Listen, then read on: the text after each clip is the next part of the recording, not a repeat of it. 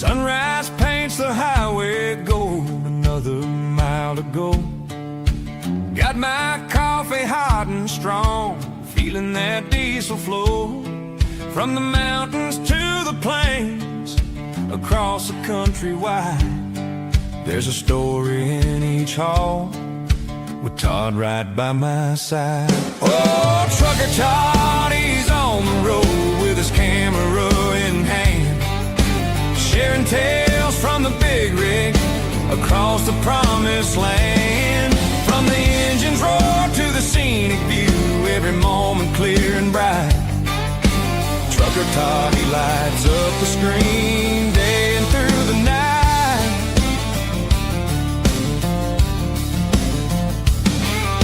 He shows us how the gears all shift, the struggles and the grace. The lonely stretch is friendly, stops at a steady, honest pace. For every truck stop, diner meal, and every sunset hue, Todd's there with a friendly wave, making every journey new. Oh, Trucker Todd, he's on the road with his camera in hand, sharing tales from the big rig across the promised land. From the engine's roar to the scenic view, every moment clear and bright. Trucker Todd, he lights up the screen day and through the night.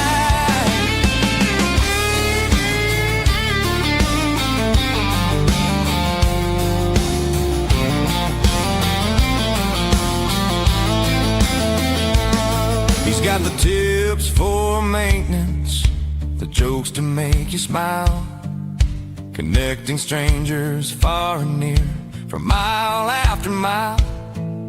It's more than just a journey, it's a community so grand. With every upload, every trip, he's the best in all the land. Oh, Trucker Todd, he's on the road with his camera in hand, sharing tales from the big rig across the promised land. From the engine's roar to the scenic view, every moment clear and bright. Trucker Todd, he lights up the screen day and through the night.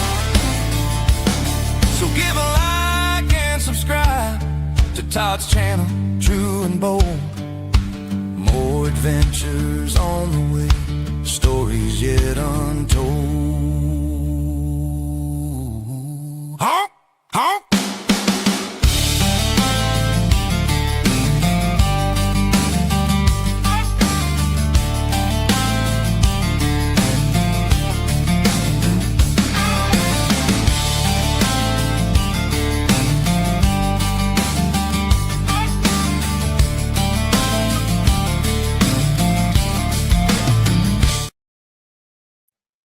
Well, hello again, everybody. Long time no see. I just looked it up. July 19th was the last live I did, so it's been a little over a month. A lot has happened since then. We got a lot to get to. If you've been following a little bit in the shorts run about 6 or 8 weeks behind, so it's not quite made it there for the most part. It has a little bit. But if you're following the recorded videos, you know I left Trans Am Trucking and went to Like Trucking. And we've had a ton of questions. I've made some comments about the company and people want more information. So I figured the easiest way to answer everybody's questions is just come on here, do a live, and let's knock out some of those questions. This one was kind of a surprise. I knew I was going to do one this weekend, but I didn't know when. And I really think that this is going to be a lot like SRO Logistics, to where I may be able to go back to doing 2 live shows a week, and definitely can put out more recorded content. Running the spot market is a lot different than contract freight, and being on percentage is a lot different than being on mileage.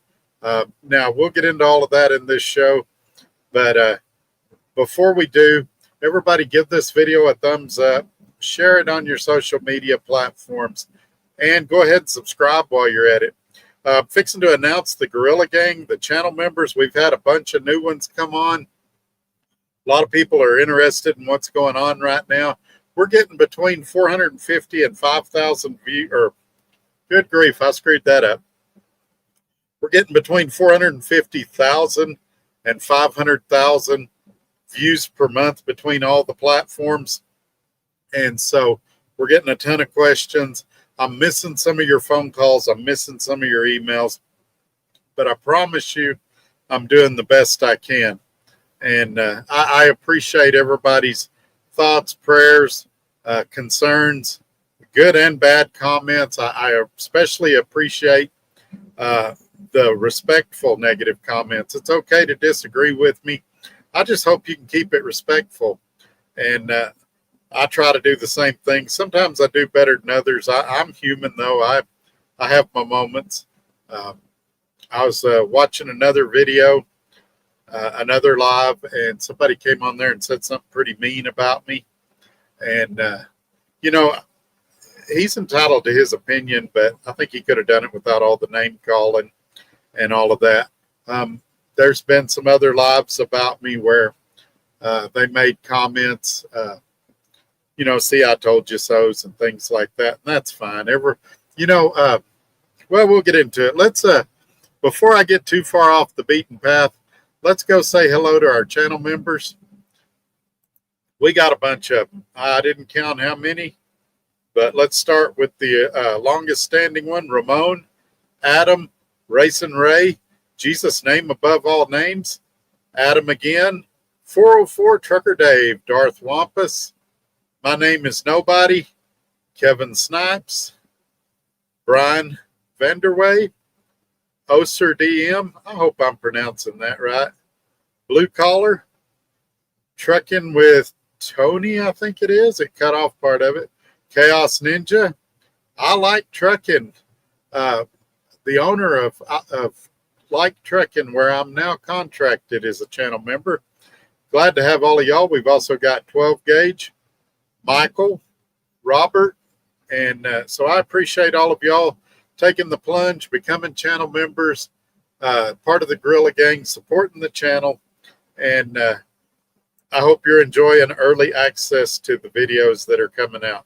I've been making most of them early access. The only one I didn't is the announcement when I came to Like Trucking, because I wanted it to be a surprise.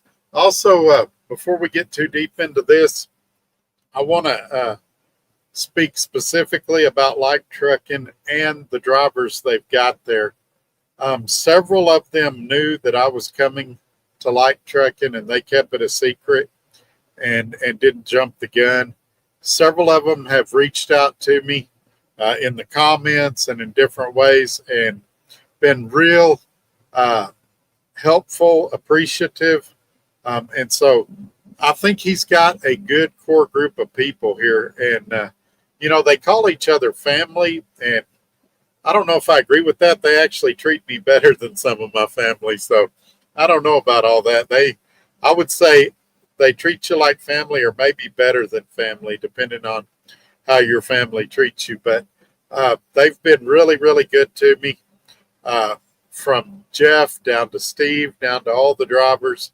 And, I'm sure I'm going to forget some stories or some examples that I want to share tonight, but I'm going to try to give you an accurate and realistic view and opinion of what I think about the company, how successful I've been on my first week here, things like that. Now, couple things I want to say about that, and then we're going to get to some of your comments, and then I'll tell some more stories about the company. Self-dispatching yourself is a lot like being the head coach of a football team. Everybody does it a little bit differently. Everybody has different offensive and defensive strategies, and there's no right or wrong way. Everybody has different goals, different ideas of how they want to do things, where they want to run, what constitutes a good load, what constitutes a bad load.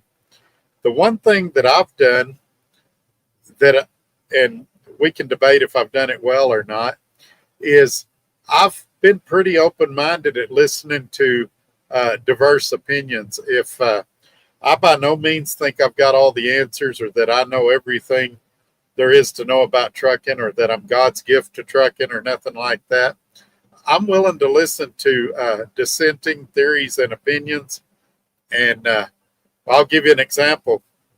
My load that is going to be taking me home from Dallas to Lubbock later this week, Jeff called me and he said, "Man, Todd, I was looking around Texas and there's some good stuff around Texas." He said, "There's one." He said, "I don't know if you want to go home or not, but there's one right here going from 1 mile from where you're delivering to right to Lubbock, and it pays, I think he said, $370 a mile."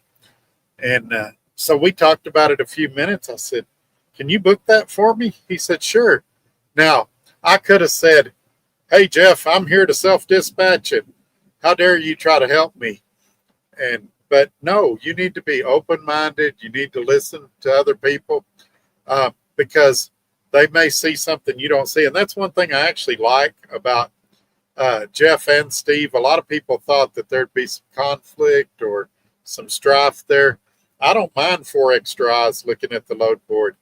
And if they see something I missed, or if I'm driving and I hadn't had time to look, I welcome and appreciate their thoughts and opinions. Between the 3 of us, we've got over 100 years experience.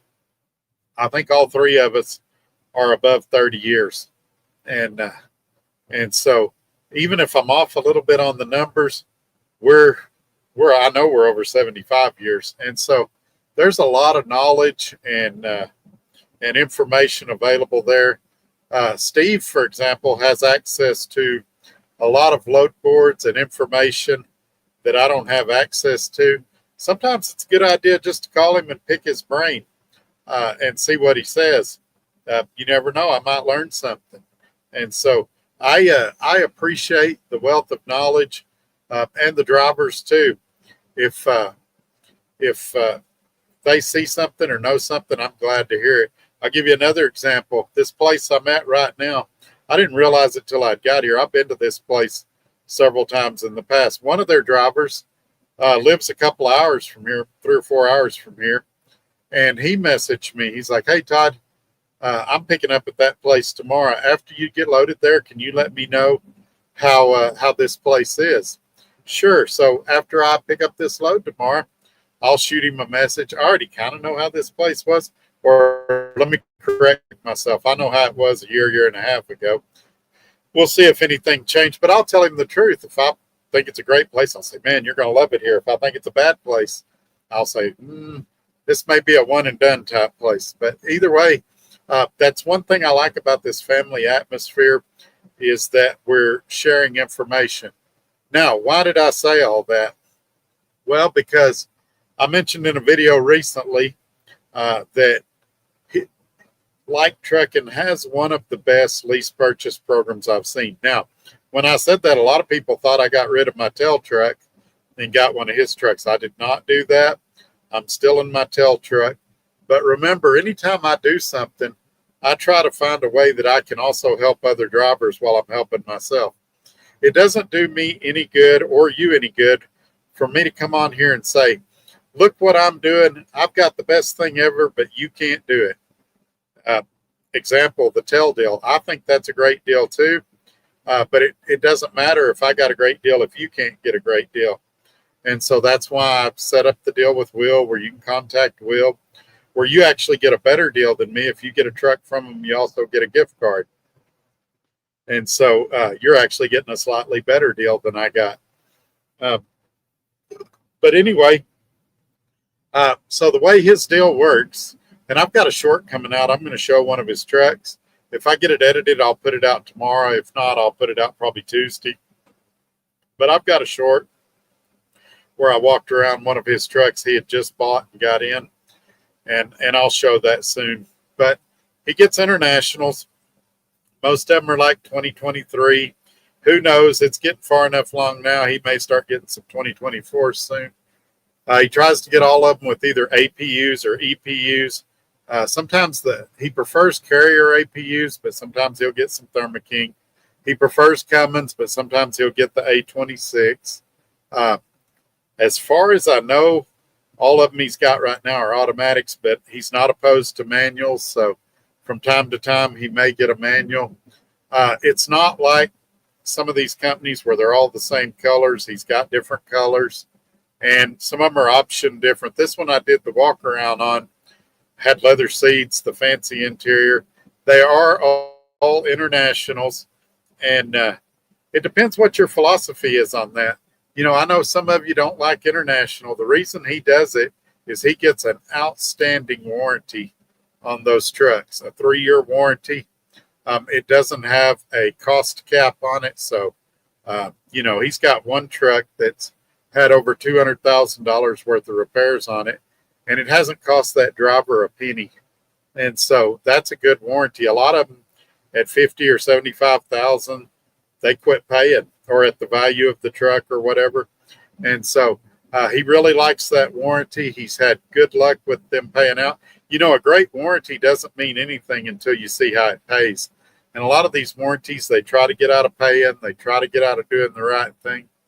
And why he's such a big advocate of this warranty, in my opinion, I don't want to speak on his behalf, but in my opinion, based on conversations I've had with him, the reasons that he is such a big advocate of this warranty is how well they're A, their customer service, and B, how they've paid claims and been easy to deal with. And, you know, some of them, a warranty I had, a third-party warranty I had previously, I called them on a Thursday, and they're like, yeah, it'll be Monday or Tuesday before we approve the claim. And it's like, man, I got to sit all this time. And it was for something little like an air conditioner compressor or something. And it's just crazy how some of these warranties are. But he found that needle in the haystack, that diamond in the rough of warranty companies that he's had great success with over the years. And that's why he gets international. He has said both publicly and to me that he would consider other manufacturers if he could get a warranty like that. But so far, international is the only one that he can get that kind of warranty with. You've also heard me say in videos that, you know, these trucks are just a tool. I was talking to a guy today, and he's like, oh, I want a 589 hood, and I want a stretch frame and all that. And I was talking to him about practicality, how much harder it is to back in a dock in some of these tight truck stops and things like that, and what the fuel economy would be like in that opposed to this, or opposed to that international. And so I realize we all want to have the chicken lights. We all want to have that big hooded truck. But you got to realize it's going to come at a cost in fuel economy and in convenience and in practicality and things like that. And if you know those things going into it and you're cool with it, fine. Go get you a stretched frame hooded truck with all the chicken lights. But if you're out here to make money, if you're out here to support your family, that might not be my first choice. And if I didn't have this truck, I wouldn't be opposed to an international. And so I wouldn't let that be a sticking point for you. And let me tell you the other part about like trucking, and then we'll talk about some of my experiences. I want to get your comments in too. I've been kind of talking here at the beginning to give everybody a chance to get in here. But, you know, a lot of people say, and I've had 2 or 3 tell me this week, Todd, I would love to do what you're doing, but I've never ran the spot market. I've never done a lease purchase. I don't know what I'm doing. And that's another reason why like trucking might be something you want to consider. Now, right now, he doesn't have any trucks. He is currently trying to buy some. So it's a great time to get your application in and get in line for when he does have trucks. But if you've never done it before, you're in a great position because you've got this support staff I've talked about, the other drivers. You've got Jeff, you've got Steve that can help you navigate a lease purchase. You've got Steve that will dispatch you in the beginning, and he'll teach you how to do the spot market. You can earn while you learn. And so you don't even have to take my word for it. They've been around over 10 years. They've got a good reputation. You know how guys like to hate on me. Go back and look at my comments. All except one or two guys were super positive. Jeff's a great guy. Steve's a great guy. I think you made the best decision ever going to Like Trucking. I'm so happy for you, Todd. You're going to do well there. Would they say that about most companies that have been around 10 years? Or would they say, my neighbors worked there and he got ripped off? You know, pick any other company in trucking and tell me what the reviews would have been if I'd have went there instead of here. So this is a solid company with guys that I honestly believe he wants you to succeed. I honestly believe he wants to hand you a title. And I think there's a lot of opportunity here. And so, is it perfect? No, no company is. Are we ever going to have disagreements? You betcha. You put 3 head coaches in a room and they're going to disagree. Doesn't mean this is a bad company. Doesn't mean I'm a bad driver. It just means we got 3 different strategies, 3 different offensive philosophies. And the best thing we can do is all 3 of us listen to each other and make a decision. And, you know, so far, I've really enjoyed the way they run the company. The one thing I haven't enjoyed, and I'll share this with you, I freaking hate my Samsung phone right now. I bought an S26 Ultra a while back when my iPhone went kaput. And the last Samsung I had was a few years ago, and it was a great phone. And I've had nothing but trouble with this S26 Ultra. I really wish I would have held out for the new Google Pixel, but it's getting terrible reviews. And when I was at the orientation and we were stickering the truck and putting the ELD in, Jeff showed me his phone. He's got the new Motorola Razr Fold, not the flip, the fold, where it opens like a book. And I started looking at that phone online. It gets excellent reviews. He's very happy with his. It is a little expensive, but right now I can get a really good trade-in value on my S26 Ultra. And I'm very tempted to upgrade. I also, you guys know I run 2 phones. I've got 3 phone numbers. And one of them's dual SIM, and that's why there's 2 phone numbers on the Samsung and 1 phone number on a Motorola that I've got. It's a mid-range Motorola. It's a Motorola Stylus 2025. And in a lot of ways, that Motorola outperforms that Samsung, and it's at 1/3 of the cost. So I can only imagine how much a flagship Motorola would outperform my mid-range Motorola. The only big difference I see between the 2 phones is when I'm editing videos, my Samsung will do it a lot quicker than my Motorola will, but that might change if I got, you know, a flagship level Motorola. All right, I've rambled enough for a minute. We're up to 50 people. I appreciate everybody being here on such short notice. Let's jump into some comments, and then we'll circle back around. This will give you guys a chance to ask some questions about Like Trucking or what's been going on in my world. We can even talk about Trans Am if you want to. I want to say this before I get in the comments, though. I'm not mad at Trans Am. Trans Am paid me very well while I was there. Pay was never the issue. But the last 4 or 5 weeks I was there, planning and dispatch was awful. My original dispatcher was when I had it best. When he quit, it was a steady decline after that.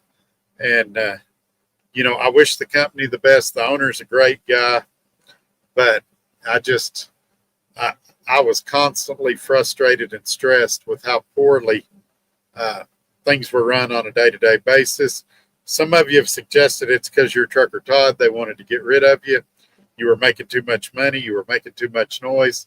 I can tell you that's not the case, or I don't believe it to be the case. I know several guys that are there right now that are calling me with the same frustrations, and I'm still trying to help them as best as I can. But, yeah, it was never a money issue. When I had their lease purchase truck, it was a great truck. It was better with this truck.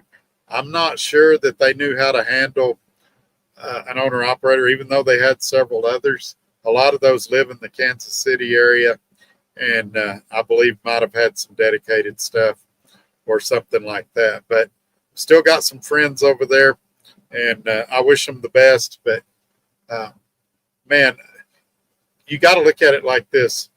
The best trucking job I'd ever had was at SRO Logistics. And like trucking is SRO Logistics 2.0. It's everything I loved about SRO Logistics, but just a little bit better. And so for that, I'm really, really excited. And have I had some stressful moments since I started? Yeah.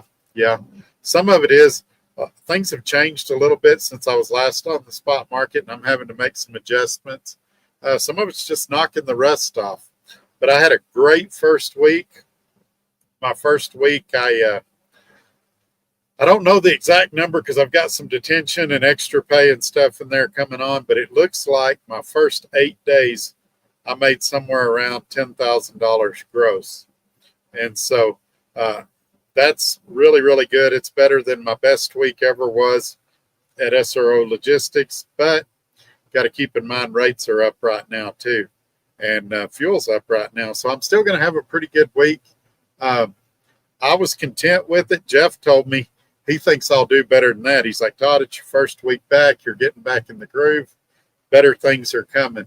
And I hope he's right. But if it stays in this area, I'll be pretty content. Right now, I am in Colorado, Akron, Colorado. Got a load that I pick up tomorrow afternoon. I'm parked in their overnight parking area at the shipper. I pick up a load tomorrow going to Grand Prairie. And then, as I mentioned a minute ago, I pick up one in Grand Prairie, a mile away from where I deliver, going to Lubbock. I should be delivering in Lubbock Thursday evening. And then I'll probably take Friday off. And I'm looking at leaving out either Saturday or Monday. I'm already looking at loads on Saturday. I saw a really good one. I want to talk to the broker about it a little more before I commit to it. I'll give them a call in the morning. But I might do one Saturday, or I might hold off till Monday and go to church and just make a weekend out of it. But all right, as I promised, I'm going to stop talking and read some comments. Here we go.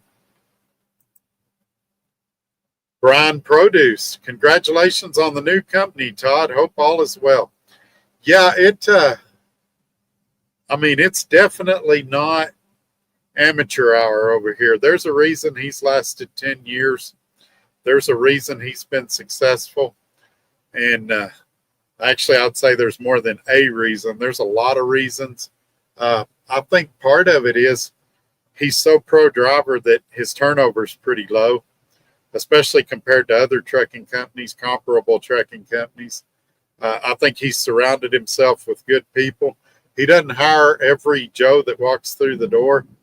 And, I talked about that recently when I was talking about Trans Am.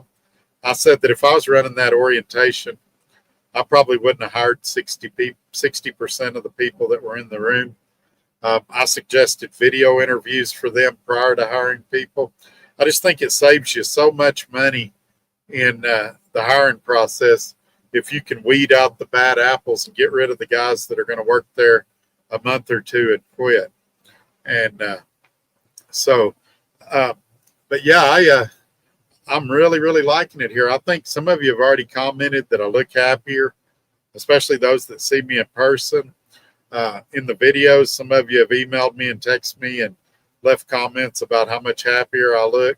I remember talking to a few of you on the phone when I left Michigan with my first load and just talking about how this weight felt like it had come off my shoulders, off my chest. I automatically felt a lot less stress. Orientation is short and sweet. We did it one day. He took me to a super nice steakhouse, if you hadn't seen the video, called Black Rock. And they bring you a raw piece of meat, and you cook it on this. They call it a rock. It looks like a cutting board, but I guess it's a rock. 750 degrees, and you slice the meat real thin, put some garlic butter up there and cook it. And, oh, man, it was good. It ends up having a fajita type. We got, fillets. And it ends up tasting like fajita meat almost when it's done. Same kind of texture and stuff. But, oh, man, it was good.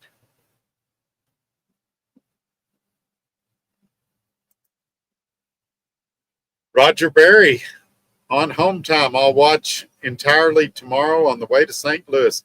Hope the new job is working out for you. Stay safe, everyone. Have a wonderful night, y'all. Yeah, Roger, I was meaning to call you. I don't know. Did I get you called back, or do I still owe you a call? It seemed like you tried to call me the other day. Anyway, if any of you, this goes out to all of you, if you've tried to call me and I have not returned your call yet, call me again. And I'm not avoiding anybody. I had a guy, actually a channel member, that messaged me, and he was upset, part of the Gorilla Gang. He's like, Todd, you unsubscribed from my channel. I said, no, I didn't. I went in there and I sent him a screenshot. I said, I hadn't unsubscribed from anybody's channel. I haven't had time to, I don't have the time to do that if I wanted to, but I did not unsubscribe from anybody's channel. And so I went in there and showed him a screenshot, and he's like, I don't know why it doesn't show it on my end. And I told him, I said, this is why I mention it to you guys occasionally, to go check and make sure you're still subscribed. YouTube does some hocus pocus stuff, and sometimes they'll just randomly unsubscribe you from channels. I've got my own theories about why they do that, but one of the ways you can support the channel without spending a dime is just make sure you're still subscribed. And I can assure you, I haven't blocked anybody. I'm not purposefully avoiding anybody. But if you hadn't heard from me and you called a couple of days ago, you probably want to try again, or shoot me a text or something, and I'll get back to you. One guy said that he wanted my phone number. He emailed me. I gave him my phone number, and I even sent him a text. And a couple of days later, he's like, hey, Todd, I never heard from you. And I'm not sure what happened there, but I still haven't heard from him. He's not getting my text. I just copied and pasted his number, so I know I've got his number right, unless he fat fingered it and, sent me the wrong number or something. But if he's in here, he knows who he is. Message me again, and I'll email you again. We got to figure out what's going on, why you're not getting my messages. Gary Cook. Hey, Mr. Like. Oh, sorry, Trucker Todd. Yeah, hang on. We got something here we got to look at.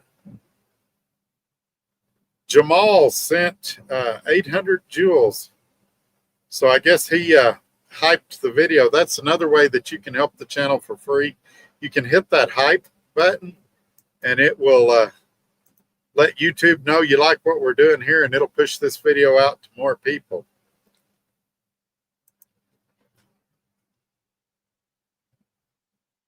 Yo Mama's House says, do you think local trucking pays decent?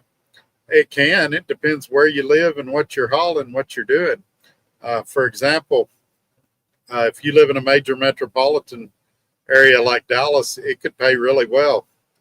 If you live in Lubbock, Texas, the ones that pay really well, there's usually a pretty long waiting list to get hired there. Now, for me, it's not really an option because I've got my own truck, but that's a common misconception that's out there about me. I don't have anything against local drivers. I don't have anything against, company drivers. I've suggested some of y'all go as a company driver. I don't suggest owner-operator for everybody or even most people. But for me, I enjoy the challenge of it. A good friend of mine applied over here, and I told him if you get hired, I would suggest being dispatched by Steve. You don't necessarily have to self-dispatch.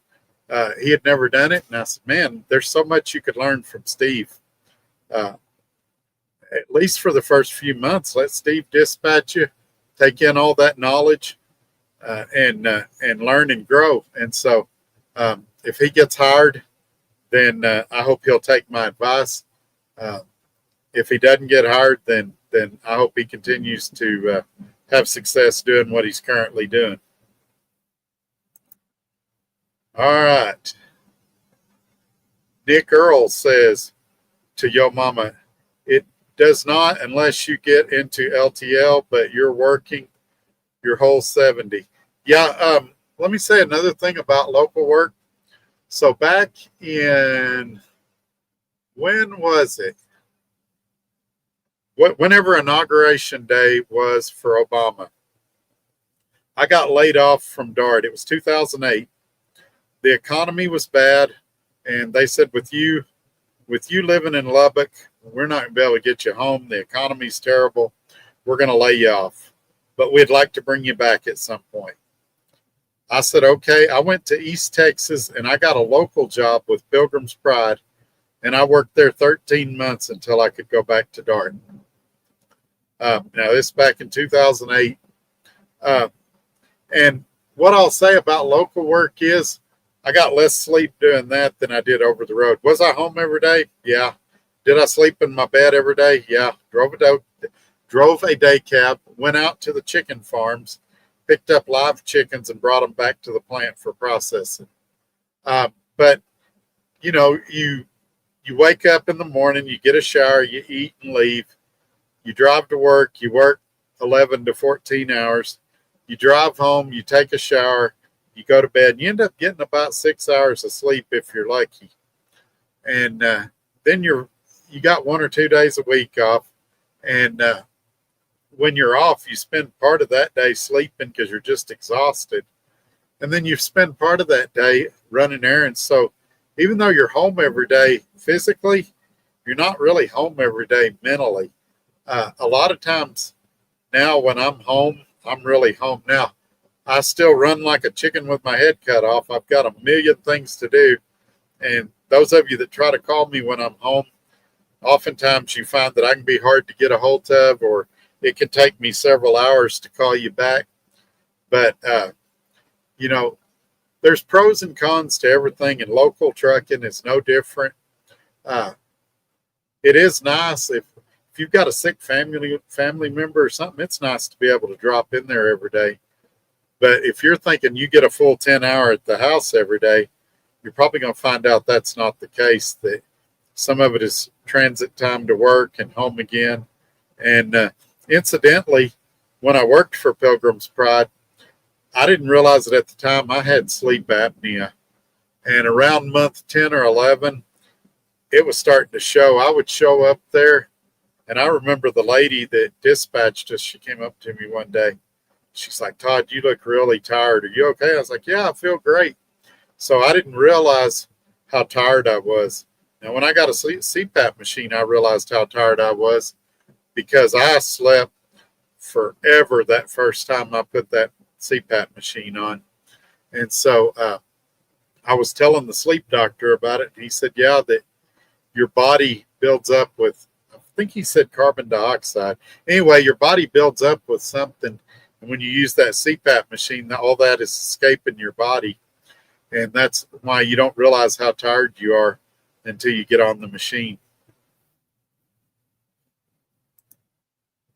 Blues Trucker, good evening, Trucker Todd. I'll be listening while driving I-80 Nebraska. Yes, sir. Talked to him on the phone, or talked to him earlier today. I don't remember if it was on the phone or in messages, but he said he'd probably be, I think it was in text messages. He said he'd be having to listen because he was driving.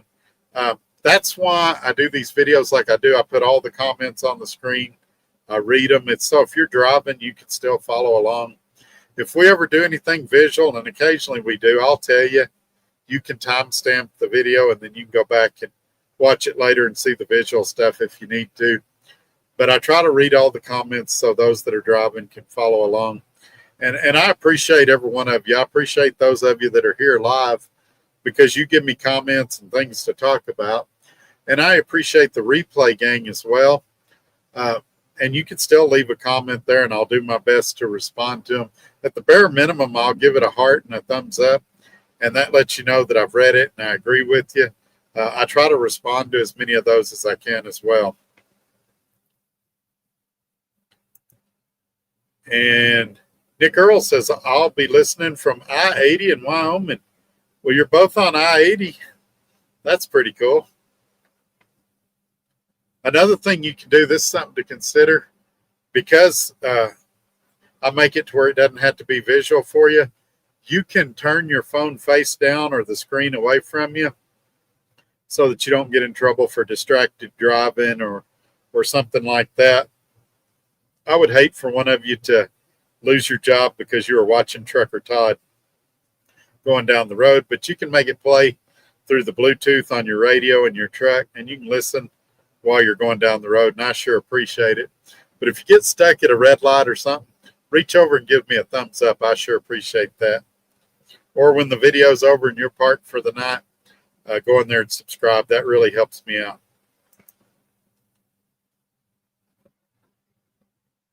Paul Ferguson, good to see you again from Bama. Yes, sir. Good old Alabama.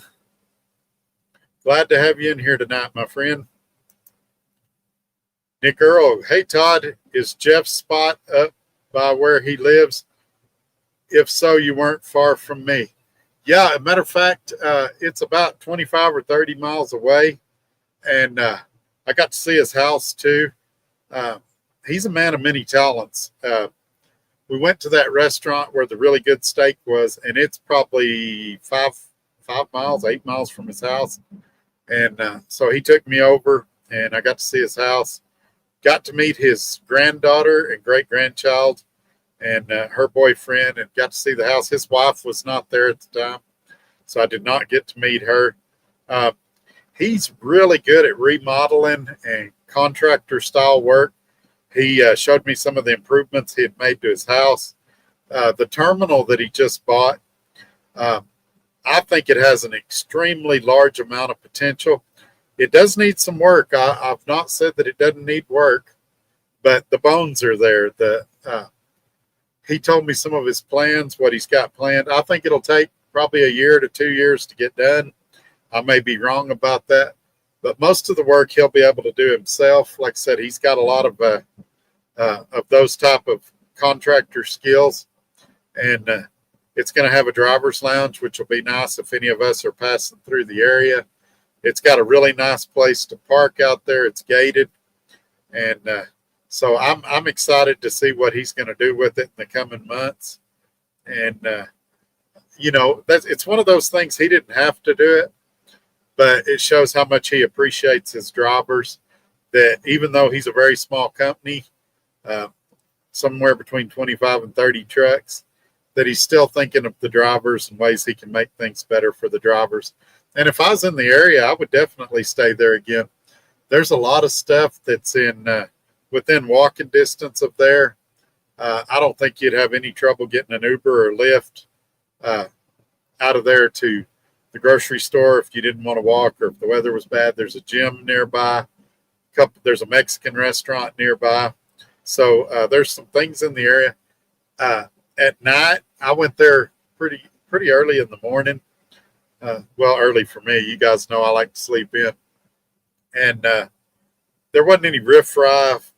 It's in an industrial area, but it's right next to a decent residential area. And I didn't see any riffraff or anything walking around where I thought it would be unsafe or that my equipment would be in jeopardy or nothing like that. So, I like I said, I can't wait to see what he does with it. But does it need work? Yes. But does it got a lot of potential? And can I see where he's going with it? Yes. And I'm kind of that way about cars. You guys know I like cars. I like fixing up cars. And so I don't mind a diamond in the rough, something that needs a little fixing up. If the bones are there, and the bones are there, it's not something that he needs to level and start from scratch. But it is some stuff that he's going to have to paint, do some fixing up here and there. And he's going to save himself a fortune because he can do a lot of that himself. His wife is also skilled in those same areas, from what I understand. She ran owned a painting company. And so she's got some of those abilities. He showed me some of the work she's done around the house. And sounds like she's a really talented individual as well. But like I say, I didn't get to meet her. Who knows, maybe next time.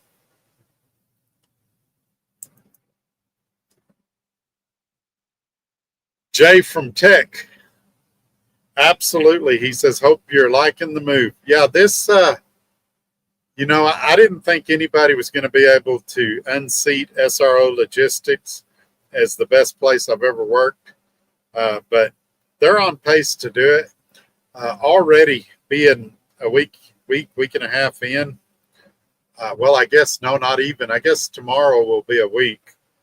I can already see 2 or 3 things I like better. Uh, I think he and I and Steve, I think the 3 of us communicate really well together. Does that mean we agree 100% of the time on everything? No, but that's not necessarily a bad thing or a problem. I think that we work really well together, and I think this is going to be a good thing for all 3 of us. And Jeff said something similar to that today. He said, I think this is going to be good for all of us. And I would concur. I would agree with that. And just going with the flow, enjoying things. It's nice to be back on the spot market. I enjoy negotiations, so I like negotiating rates. I enjoy being the captain of my own ship. And, if I get a bad load, all I got to do is look in the mirror if I want to chew out the person responsible. If I don't like my equipment, or I think my equipment's a piece of junk, all I got to do is find a mirror and I can chew out the person that's responsible for my equipment. I've got a brand spanking new trailer that's by far the nicest trailer that I've ever hauled in my life. That's definitely a step up from SRO Logistics. Remember I told you there was a few things? The newest trailer I pulled at SRO Logistics was a 2023. I know people over there that are pulling 2018s, 2019s. I'm pulling a 2028. I didn't even know you could get a 2028. I got level 3 inspected this week. Clean inspection. And the DOT guy wanted to see my trailer registration. He said, man, this is a 2028. I didn't know you could get a 2028 yet. I said, I didn't either. But I said, it's the nicest trailer I've ever pulled. And he's like, I bet it is. And I started telling him about it. And he goes, wow, it's very well equipped. And I was like, yeah, I'm as happy as a bug in a rug. Your mama's house. If you had to make a total career change, what would you do? That is a great question. If I could no longer drive a truck, this is going to surprise a lot of you. I'm kind of an introvert. I'm kind of shy. If you've met me in person, I'm confident, but I'm shy. And so I enjoyed AT&T when I worked there. I made a lot of friends, and to this day, they would love to have me back. Now, most of them have quit AT&T since then, but I'd go in there and make new friends. But that's actually not what I would do. I've been approached by several companies, both in trucking and out of trucking, about working from home. And I would love to do that. I'm disciplined enough I could do that.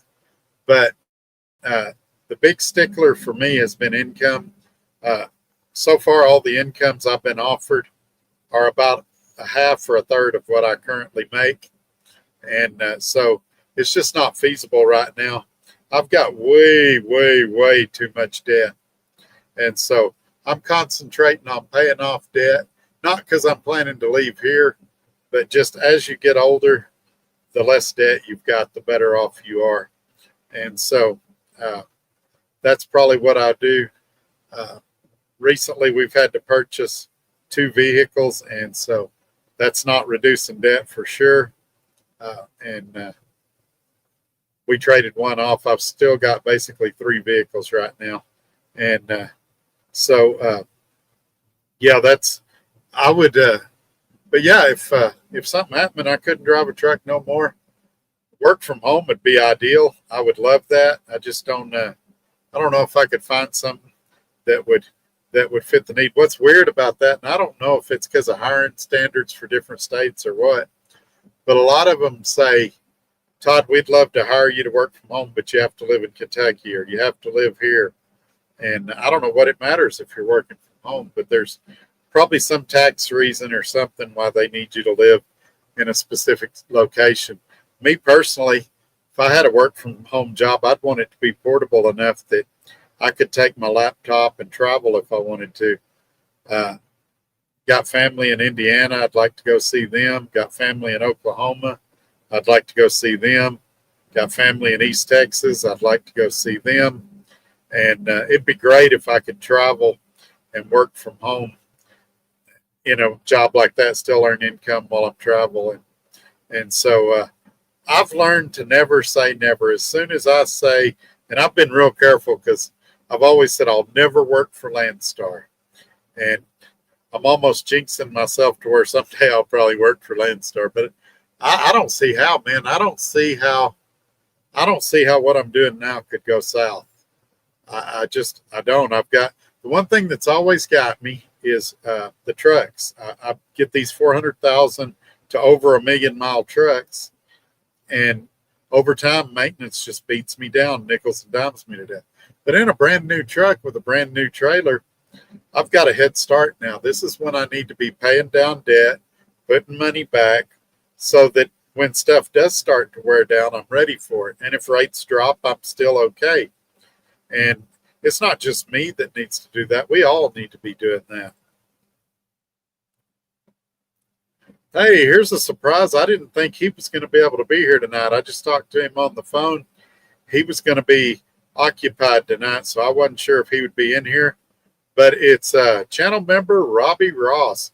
Says, hey, friends, hello from WinStar Casino, delivering in Wilmer, Texas in the morning. I just left Wilmer, Texas a few days ago.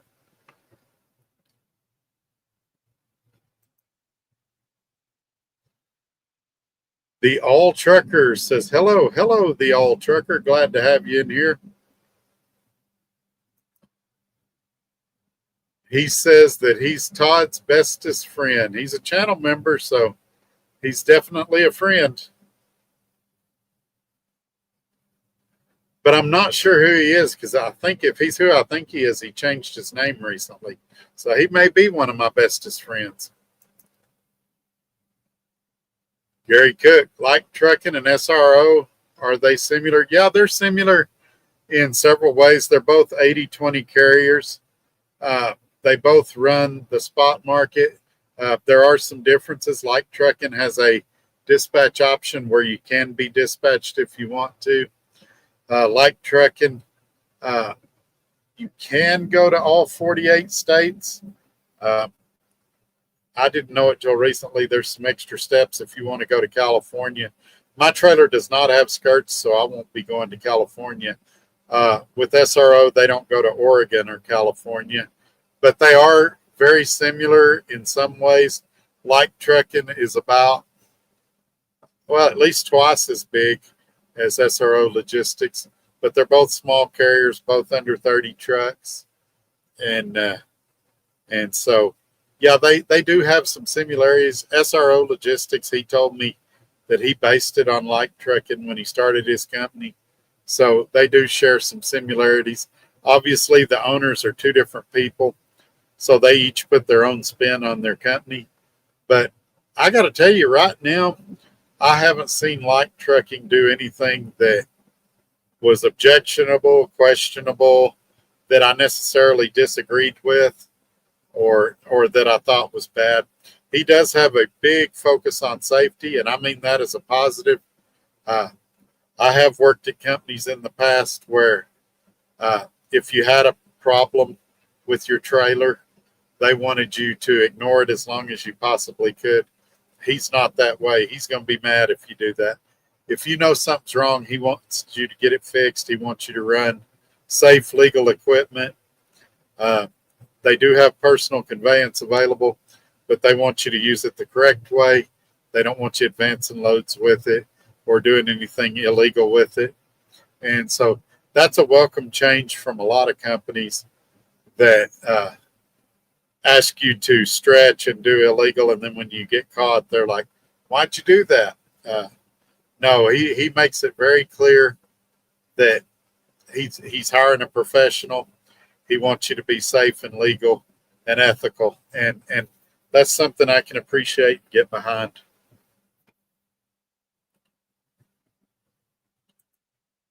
Nick Earl, yeah, if they say they treat you like family, I run, LOL. Yeah, I normally cringe too, and I can say this now that it's over. When I was in orientation, I was watching how it sounded when people called in. Like People were calling. They were joking with him on the phone. They were talking to him like family. They weren't talking to him like he was the dean of a college, that he was there to punish them, or something like that. And then when I started seeing the drivers in the comments of my videos, when I started seeing the drivers defend me against haters on other videos, I started realizing real quick that this really is a family atmosphere. I had one of their drivers that messaged me. He said, "Welcome to the family." And so this is the first place that I recall working where they said, "We treat you like family," and they actually did. And like I said, in some cases, they treat me better than my actual family does. So already this week, he's been really, really good to me and done a lot of things to help me, like finding that load to Lubbock. And so it's the polar opposite of Trans Am, where they tried to play games every time I tried to go home, where he's actively looking for loads to send me home. Hopefully he's not finding me loads to get home so he can tell me clean out my thing, or mail him the permit book or nothing. But no, I'm joking. I think he's real happy with the direction things are going, and I think I'm real happy with the direction things are going as well. Definitely need some Ohio State decals. Oh, I know who this is. Ah. Man, it's good to see you again. I didn't know you still watch my videos, and I thought you were mad at me.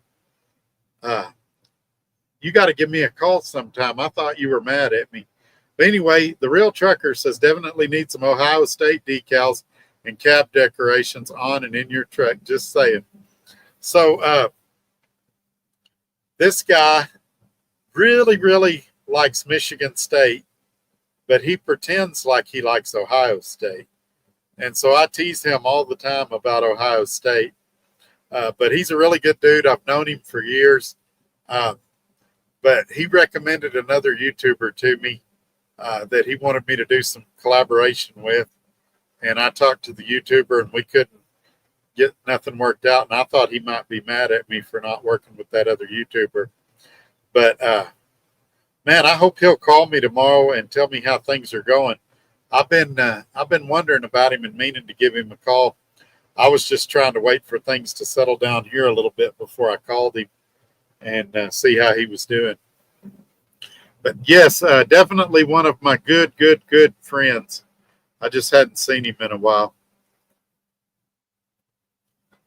I passed right through his hometown the other day, and I thought about him and wondered if he is at home, but he likes that flatbed life, so he's always working.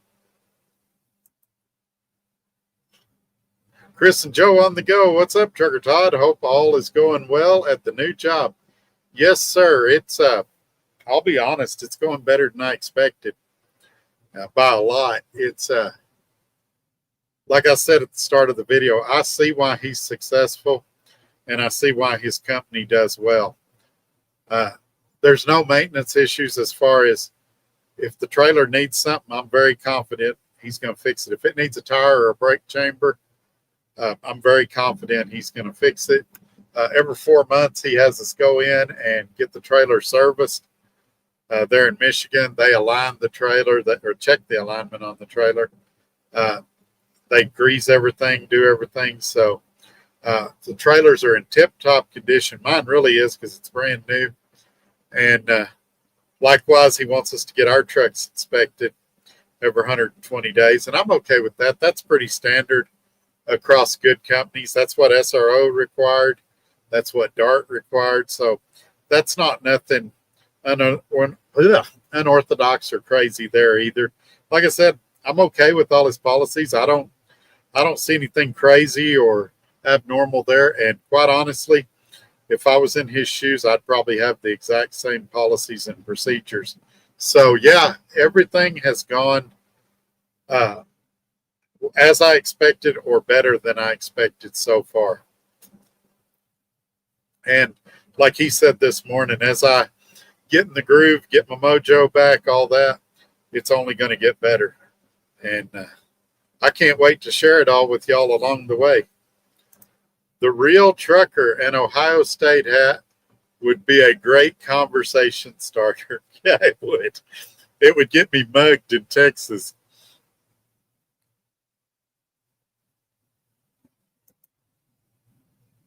Longstack says, dang, I was interested until you said international.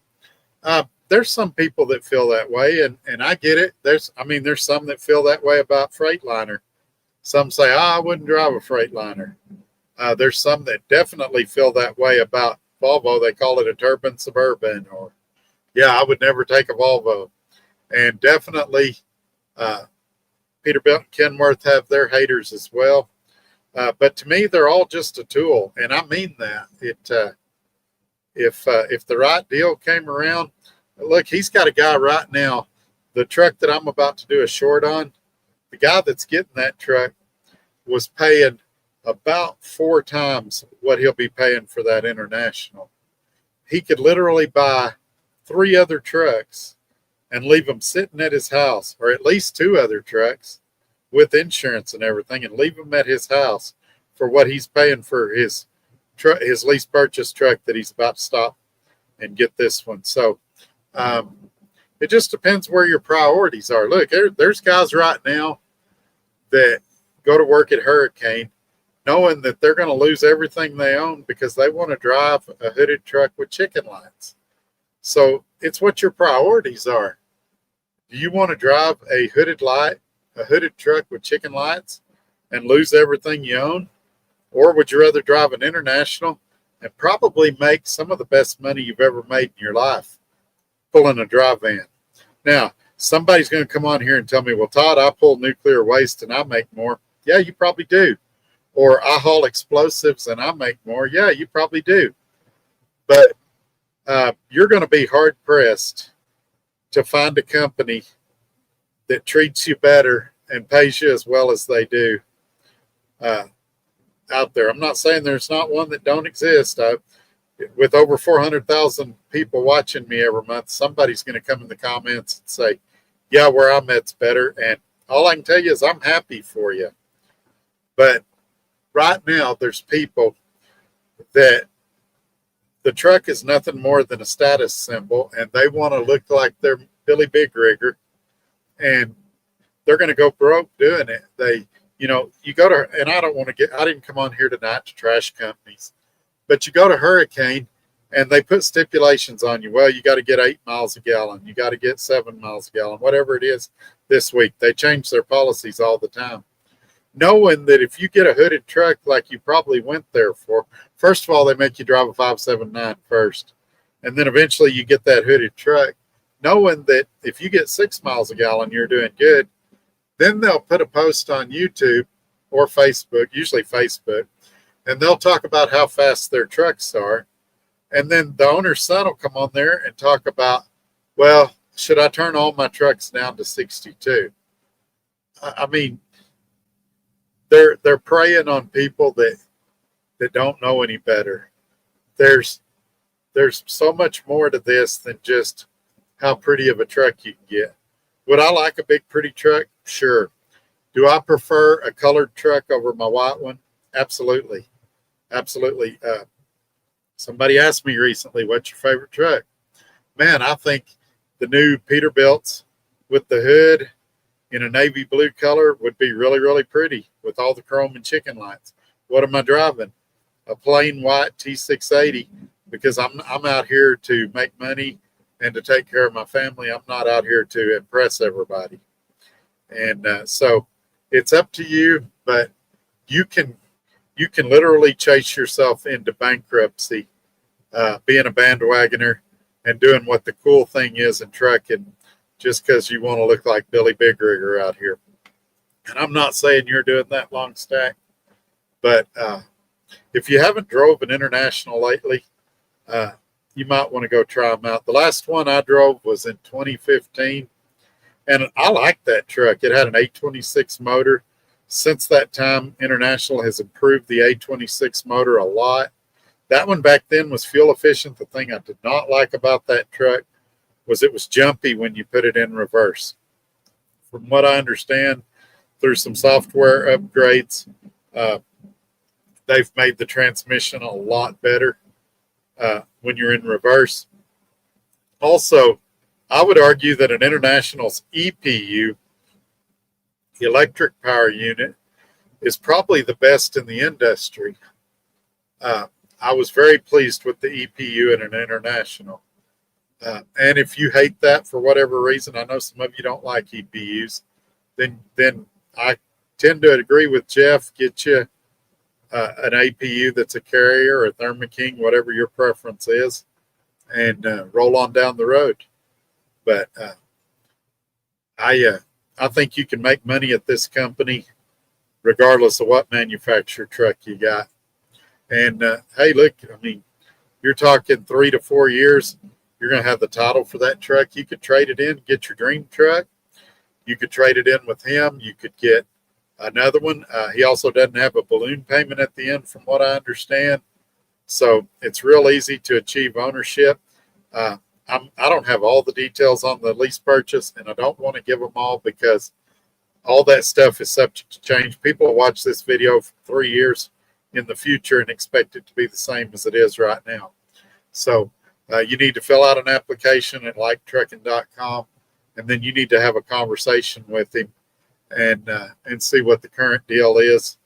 But yeah, I would just encourage everybody to be more open-minded on truck selection and things like that, because there's so many positives here that if your only hang-up is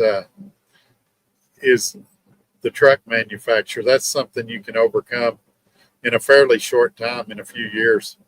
And you look back, 4 years goes so fast. March will be 4 years since I had my strokes, I think.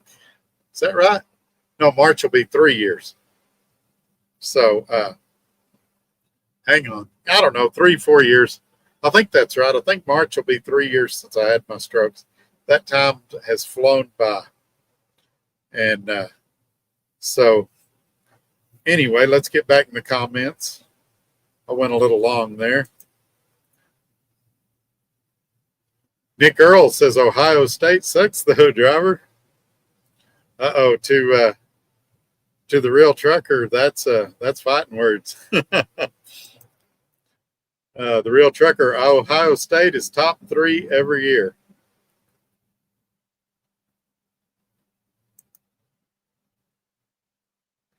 Dean Moriarty, long and tall people. There you go.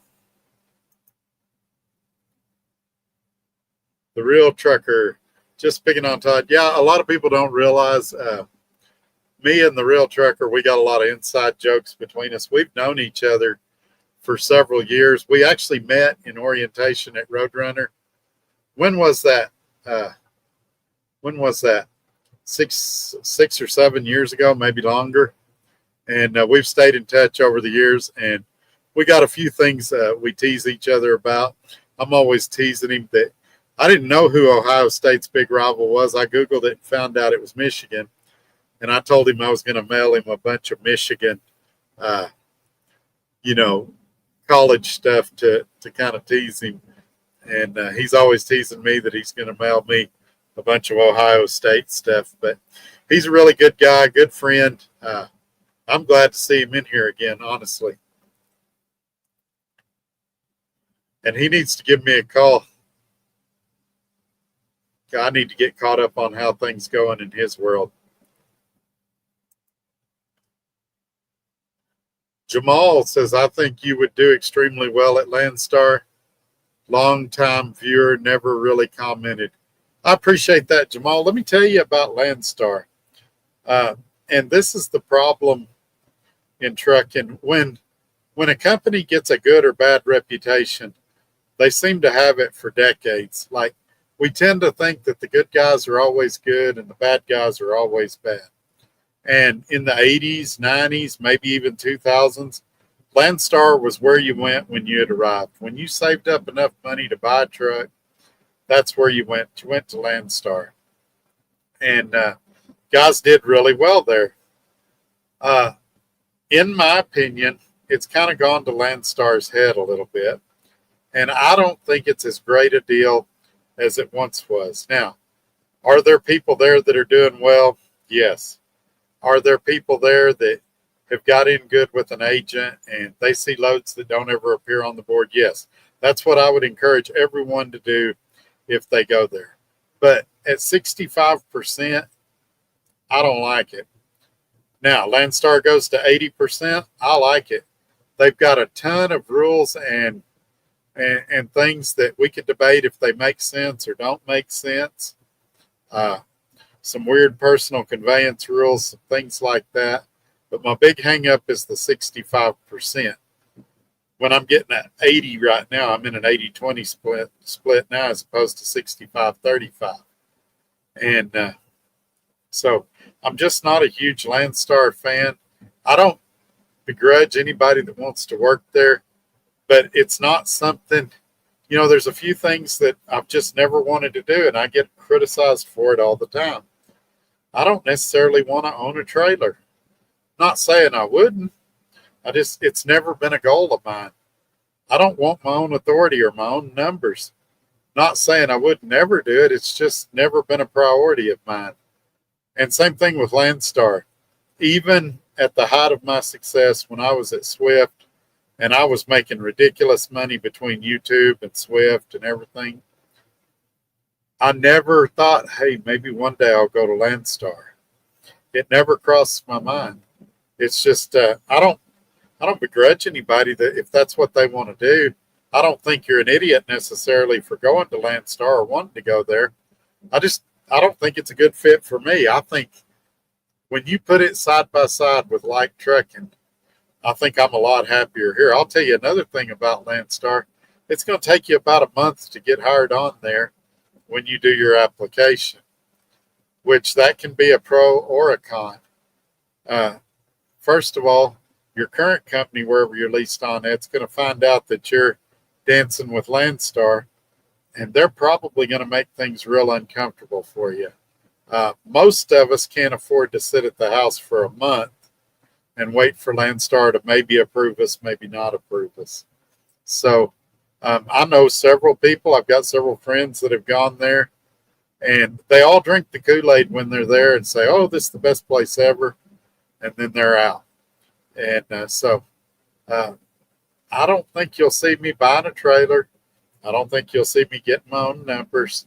And I don't think you'll see me going to work at Landstar. Now, I don't think they're the worst company either. I would go there before I went to Hirschbach. I'd go there before I went to Hurricane. There's a few others that, that are in that category. But it's just, they do have load boards, but it's not the true spot market like what I'm doing now. Several hands have been in the cookie jar when you see it.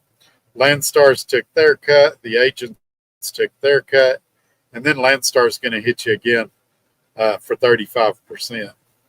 So that's what I'd say of that. Nick Earl, where can I apply? So you can go to liketrucking.com. I'll put it in the ticker for the next video. You don't have to mention me. That's fine. I appreciate when you guys do. I'll tell you why. Because that way he knows that I'm happy here, that I appreciate what he's done for me. He's a busy guy. I don't have any pretense that he watches every video I do or every second of every video I do. But if he's getting 2 or 3 calls a week going, man, Todd really had a lot of good things to say about you, it shows gratitude to him that I appreciate all that he's done for me. And so if you don't want to tell him that you saw my video or something, then that's fine. But if you would, tell him you've been watching my videos, you heard what I had to say about him. Also, fact check me. If I say something that sounds too good to be true, say, hey, Trucker Todd said this. Is it true or did he get it wrong? Because I'm human. I can misunderstand stuff. I'm not in his lease purchase, so I could be wrong about a detail. Find out for yourself. And I would say same thing to current drivers that like trucking. Next time you talk to Jeff or Steve on the phone, tell them, say, hey, did you see Trucker Todd's video last night? He had a lot of good things to say about the company. Or He said this about the company, and I don't think it was true. That way they can get with me and correct me. I'll tell you an example. In one of my videos, I said that my trailer was a 2027. And Jeff called me the next morning. He said, "Hey, Todd, you said something wrong in your videos." I said, "All right, what was it?" "You said you have a 2027. I said, "I do. It's a brand new trailer." He said, "Nope, it's a 2028. Check out your registration." So I went back and made a correction in my next video and said, it's not a 2027, it's a 2028. So I wasn't trying to lie or deceive anybody. I just was wrong on one of my facts. And so, I'm an umpire. I want to be fair. I want to get my facts right. I don't want to knowingly mislead anybody. I'm going to get it wrong sometimes. And when you talk to him on the phone, make a list of questions that you have after watching my videos. Trucker Todd said you got a 3-year warranty. Is that true? Trucker Todd said there's no balloon payment at the end. Is that true? And let him answer that. That's why I don't give specifics about truck payments and stuff, because it's going to be different on every truck. Also, the insurance is going to be different on every truck. He pays daily after every load. He tells you next day, but sometimes he pays you same day. It just depends when he gets it, what he's doing at the time. But very fast pay. A few of you have said, "Todd, I prefer to be paid weekly." He'll do that too if you prefer that. I just like being paid as quick as possible because it does a couple of things. For one, it'll kick your credit score up in a hurry because you got a steady stream of money coming 3 or 4 times a week. And two, if there's a mistake, it's real easy to catch it because that load is fresh on your mind. Also, his settlements are by far the simplest settlements I've ever seen in my life. Very simple, very easy to understand.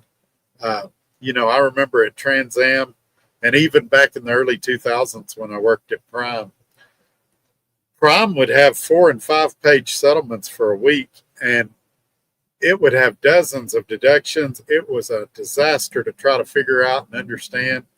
Trans Am was usually a 2- or 3-page deal. It was still fairly easy to understand, but it could get complicated if you didn't know how to read one. This one at Like Trucking is very simple, very straightforward.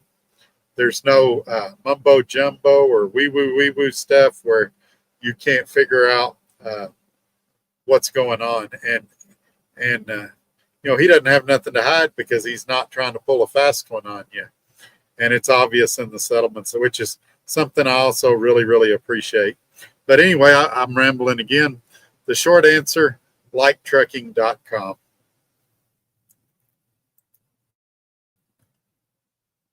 The real trucker, you're a very conscientious trucker. At the end of the day, the only thing any of us have out here is our integrity. And, if my word stops meaning anything, then I lose a lot of my power. The one thing about me is if I tell you there's a boogeyman behind that door, the people I deal with, the people that are in my circle, believe me because they know I'm going to tell the truth, good or bad. And if I tell you there's somewhere you need to avoid, you better run. Now, you can go there and try to prove me wrong, and people do. People do. One of the companies I've worked for in the last 3 years, a lot of people have gone there. That company cheated me out of a substantial amount of money. And then they start having problems on their settlements, and they'll email me and call me and text me, "Hey, Todd, they're starting to do it to me too." I'm like, what can I say at that point? See, I told you. And then they'll go to some of the good places I've been. And most of the places I've been have been good, let's be honest. And they're like, "Man, Todd, it's exactly like you said." And to me, that's the biggest compliment I can get out here. "Todd, it's exactly like you said." Good or bad, then I know that I told the truth. And, I tell you that of all the people I've helped over the 6 years or so that I've been doing YouTube, I've never had one single person walk up to me and say, "Todd, you ripped me off. You lied to me. I feel like you just told me what you told me to get me here for a referral bonus or to make yourself look good with the company." I haven't had one single person do that.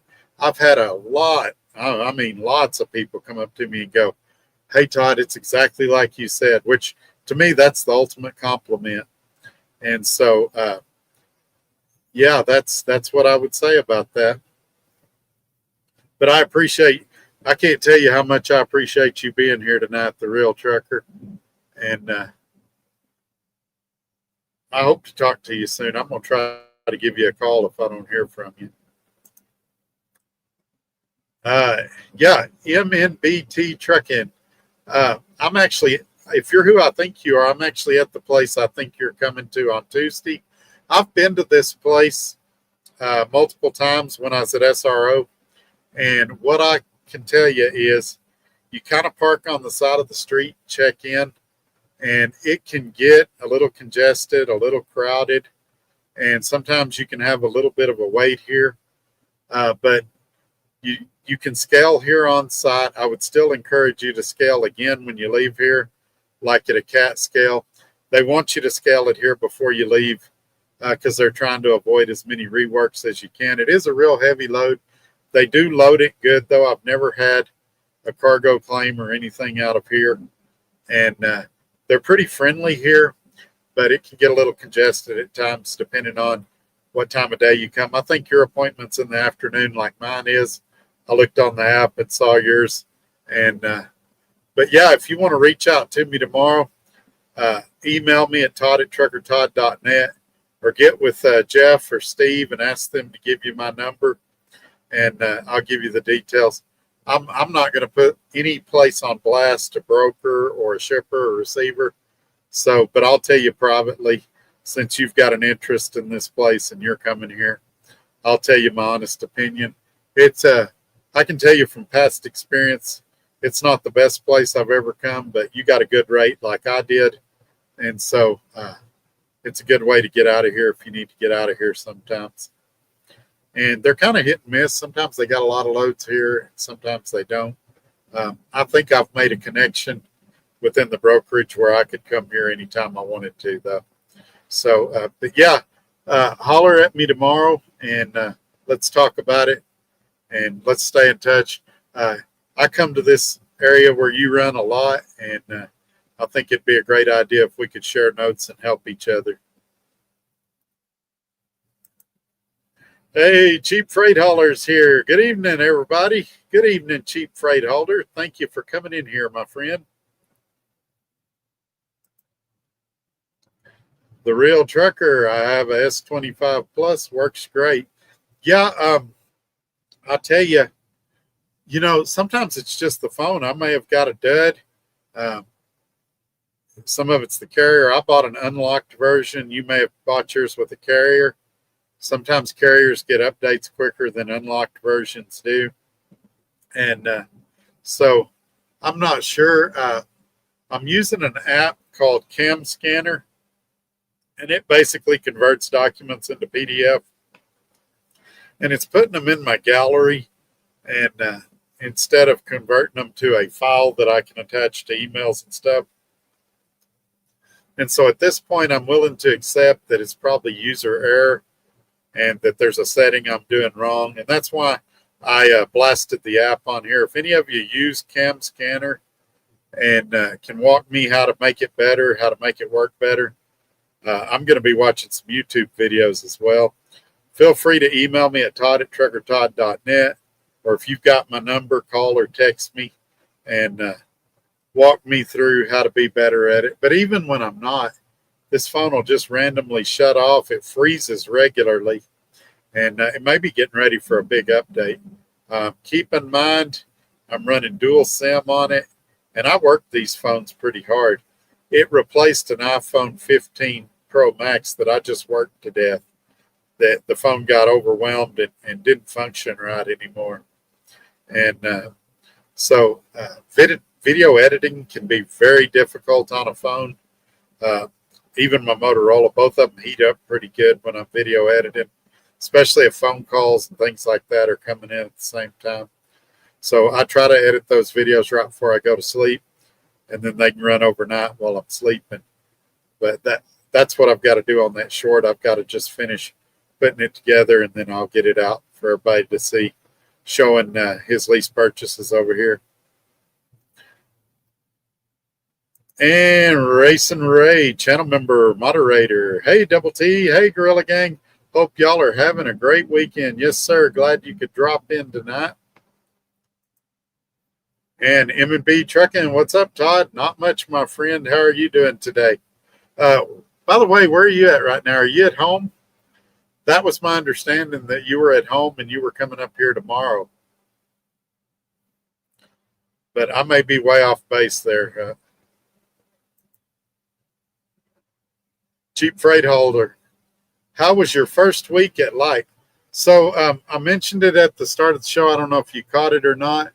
I don't know the exact gross because I've got some detention, a lot of detention that's about to be on there.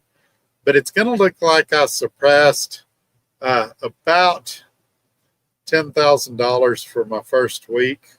Now, or 8 days really. But yeah, I had a pretty decent first week. I'm happy with that.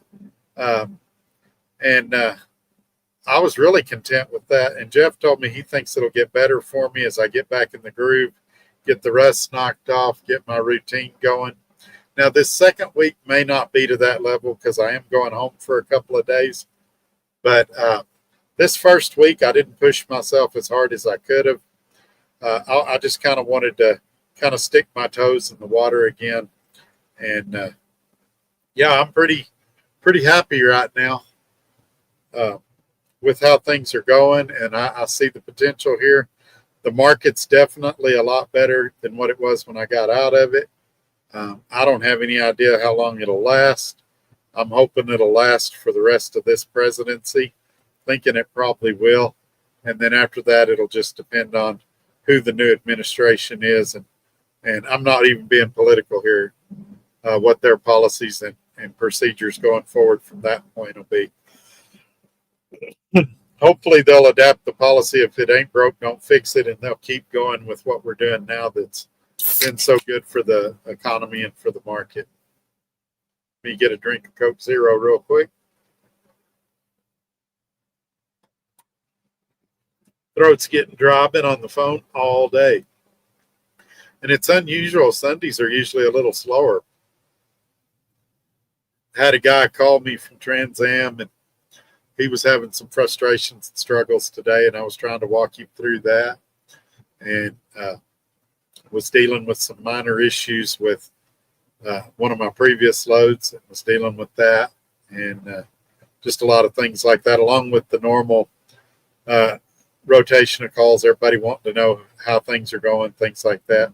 And I was telling everybody that I'm hoping to go live tonight and do a video and tell everybody that, yeah, I think I'm about as happy as I could be right now. And M&B says, hello, Cheap Freight Hauler.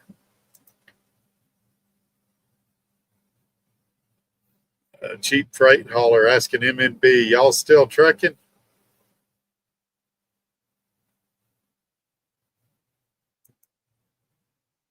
Gary Cook says it's because you were pulling prime freight.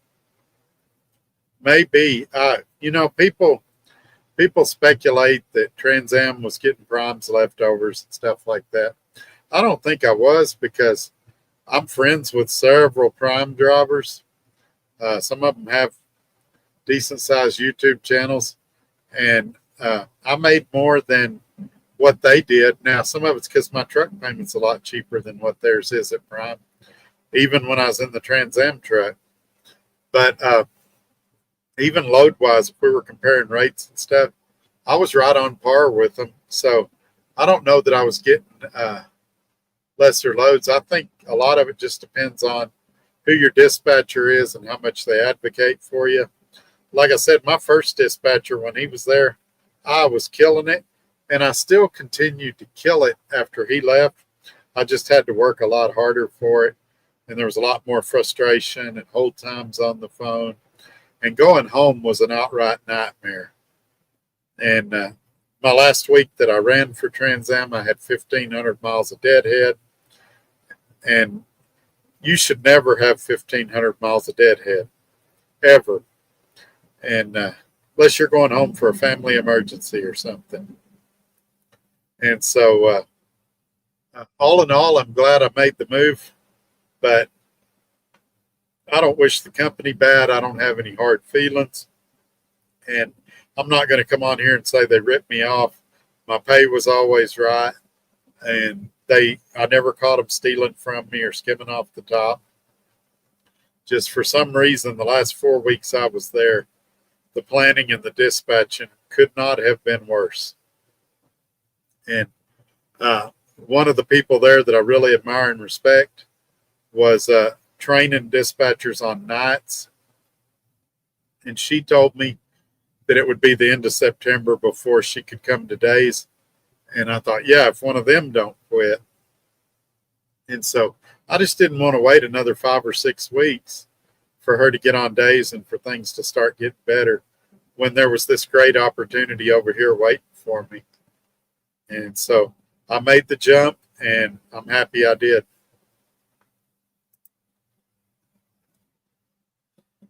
MNB trucking, they asked if he was trucking. He said, yeah, kind of, LOL.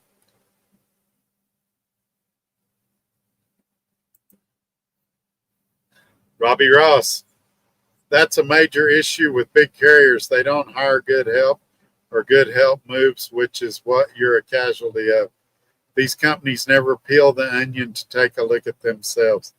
Yeah, that's true at a lot of companies, and it's a shame. It's they were bragging to one of their drivers this week. We can have 50 people a week in orientation if we want to. And when you're a company with 500 trucks, I wouldn't be bragging about that. You should be having 3 to 5 people a week in orientation, not 50. You need to be figuring out why the 50 are quitting, not how you can get 50 more. And so I think, I had one company tell me, well, it's better for us. It's more profitable for us to hire new drivers than it is to try to retain current ones. And I don't see how, because they say it takes $3,000 to $7,000 to hire a new driver. And how much does it cost to retain one? Treat them right, get them home when they're supposed to, pay them right. Those are all things you should be doing anyway.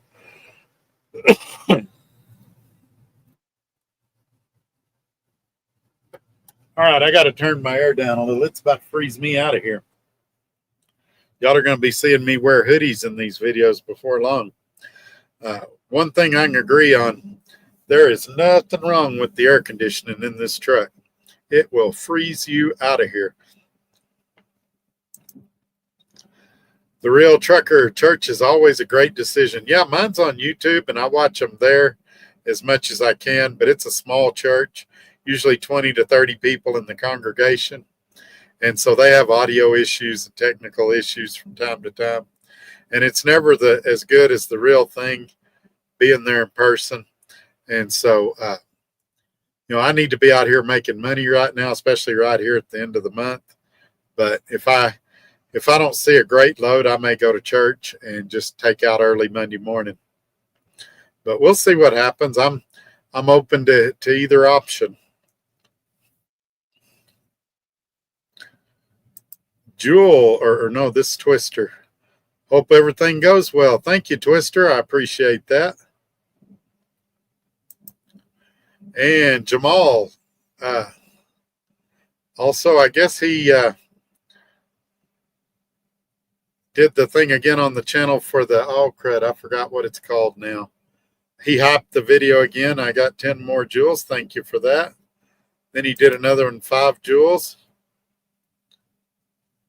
Then he did another one, 100 jewels. Man, he's really helping us out. Then 67, then 10, then 5. He's really helping the channel.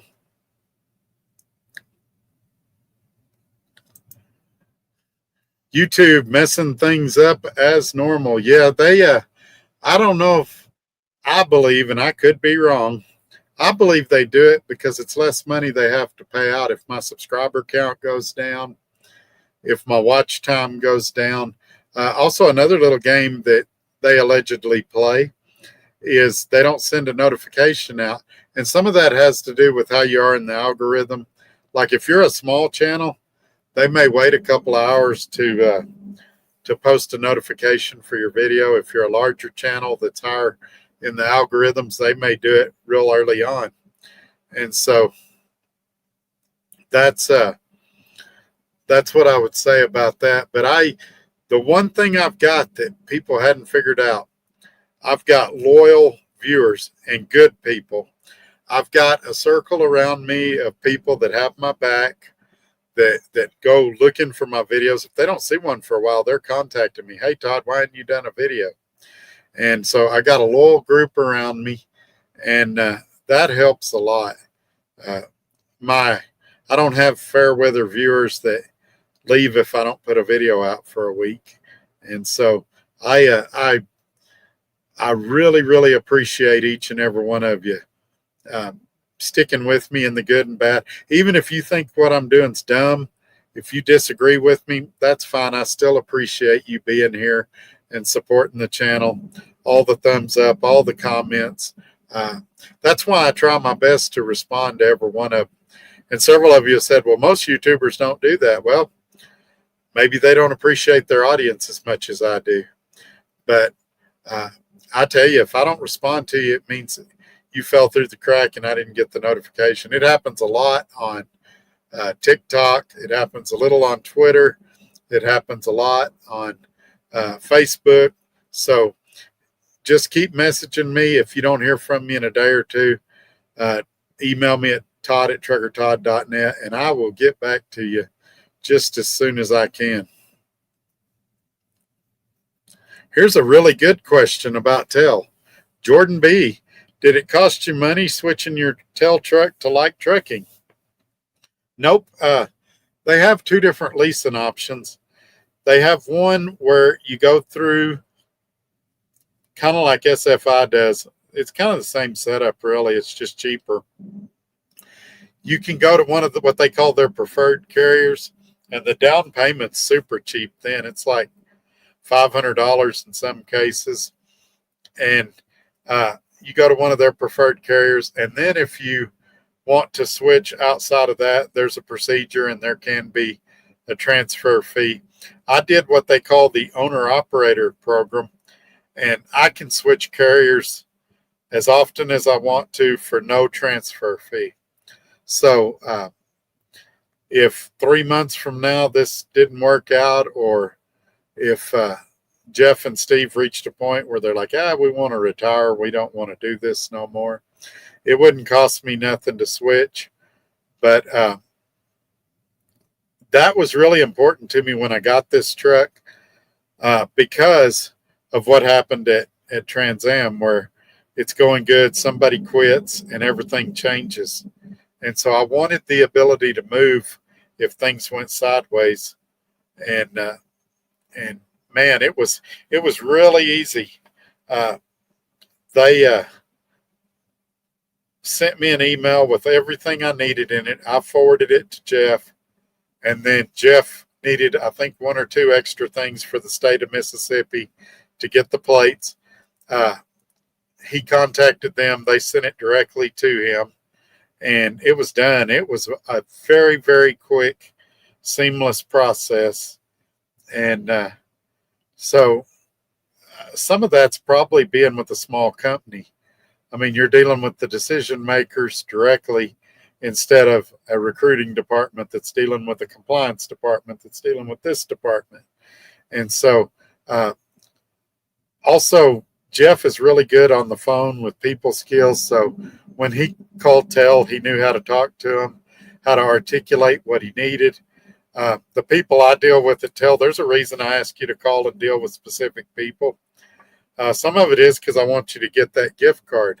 Some of it is because I want you to have a good experience. And when you follow directions, that tells me what kind of person you are as well. If you call Tel and you ask for the people I asked for, you're going to have a good experience. And they're going to tell you both of those options, and you can apply and see which option is the best for you. But short answer to your question, that's I didn't have to pay anything to transfer. And Nick Earl says 2008. Let me go back and figure out what he's talking about. He lost me.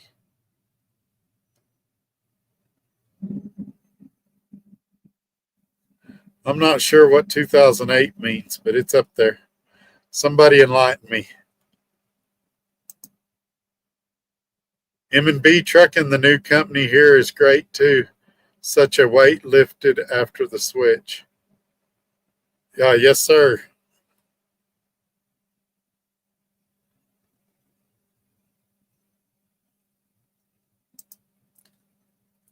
Nick Earl, I'm in a lease as an owner operator. So glad, or so good. I'm good also. Good deal. Good deal. Let's see what else we got here.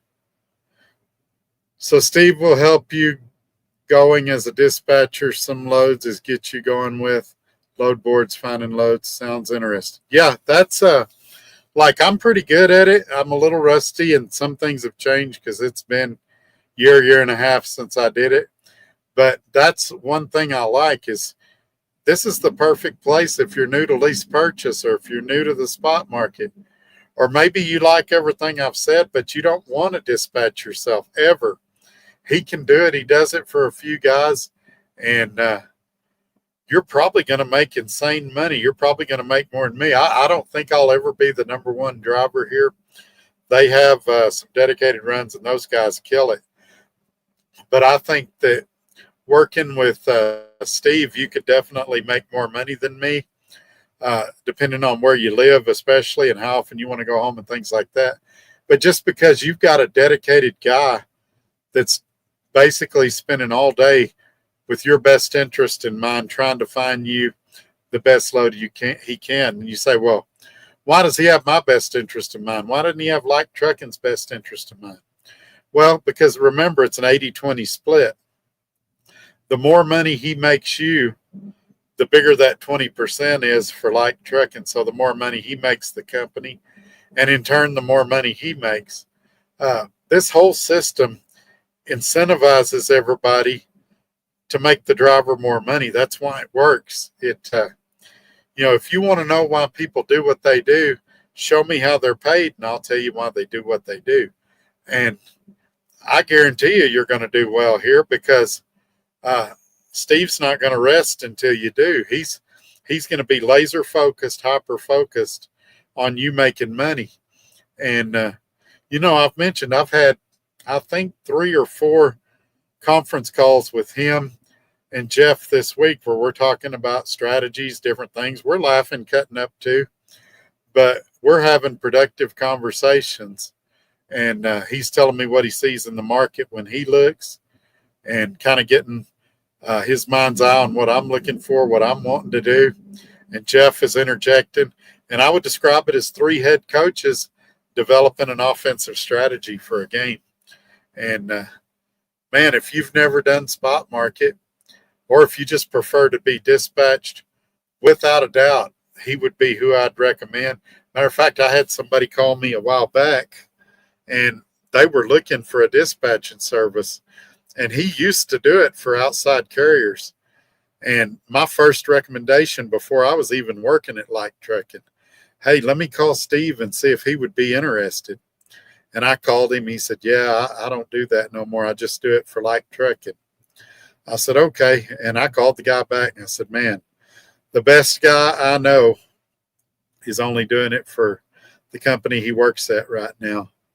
And so that's how highly I recommend Steve. And, like I said, there may be times he and I disagree on something. And that doesn't mean I don't think he knows what he's doing or that I don't respect him as a person or as a man. And we're still going to work together, and we're going to work through it when we disagree. And we're both going to come out of it better. So, yeah, definitely, if you're going to come here, that's a resource. Even if you're going to self-dispatch, that's a resource that you need to get to know and be working with as much as you can.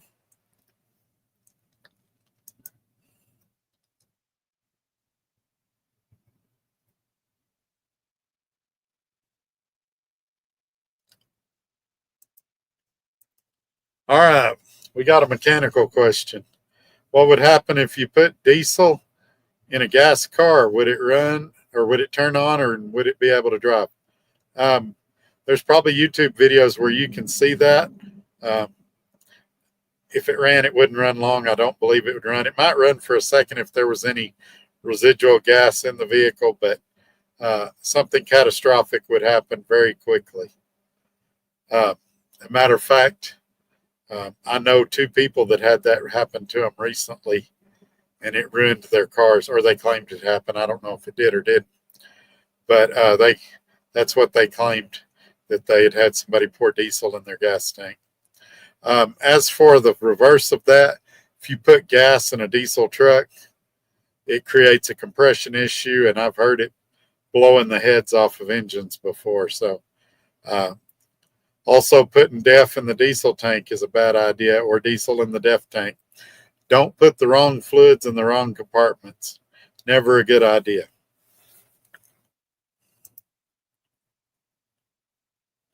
Trucking in West Texas oil life, do they put on flatbed owner operators? I know he's got one. I don't know how that worked, if the guy brought his own trailer or if he got him a trailer or what. I don't want to commit him to anything, but I know he's got one guy that does it. That would be one of those questions that I would recommend. Reach out to him directly, talk to him about your equipment, what you want to do, and see if y'all can put a deal together.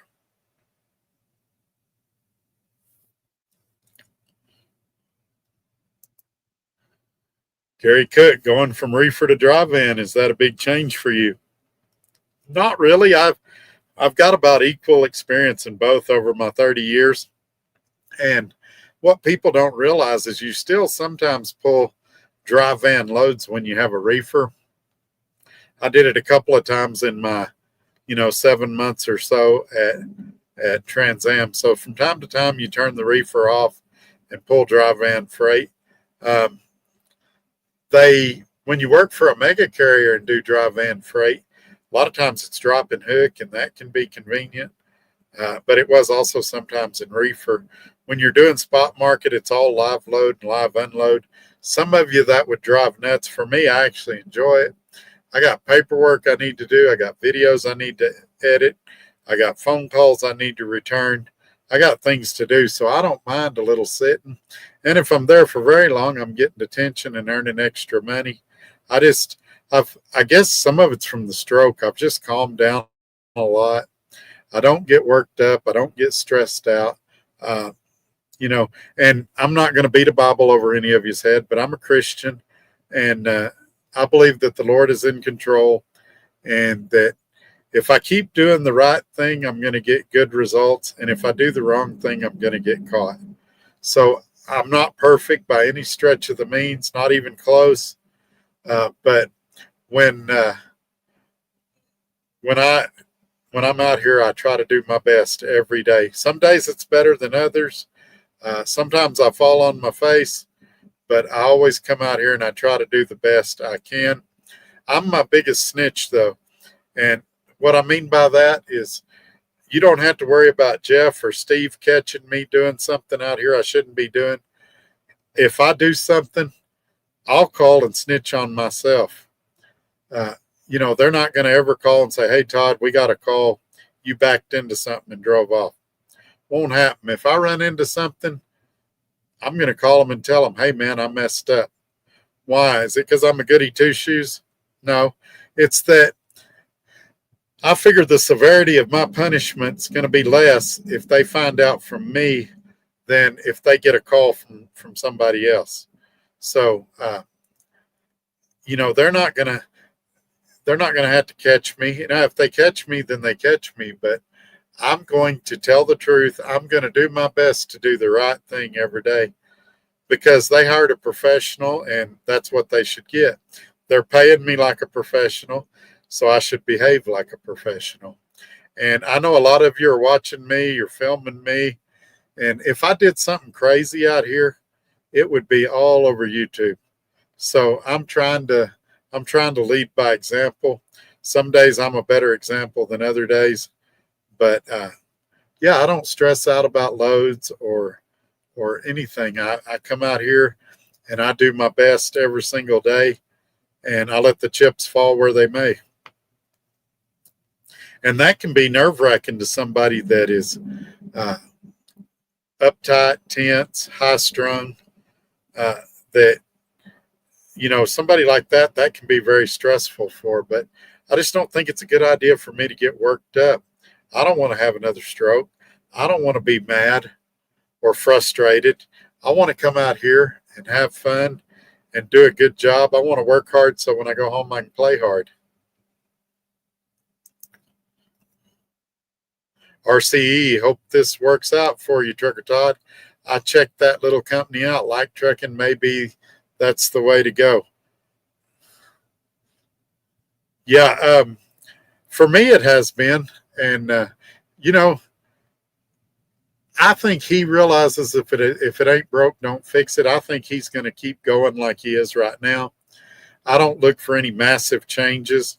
I don't think Steve's going anywhere. I don't think Jeff's going to sell the company, and so I think that there's several years of me being able to do this, and I'm looking forward to it. Things should only get better over time.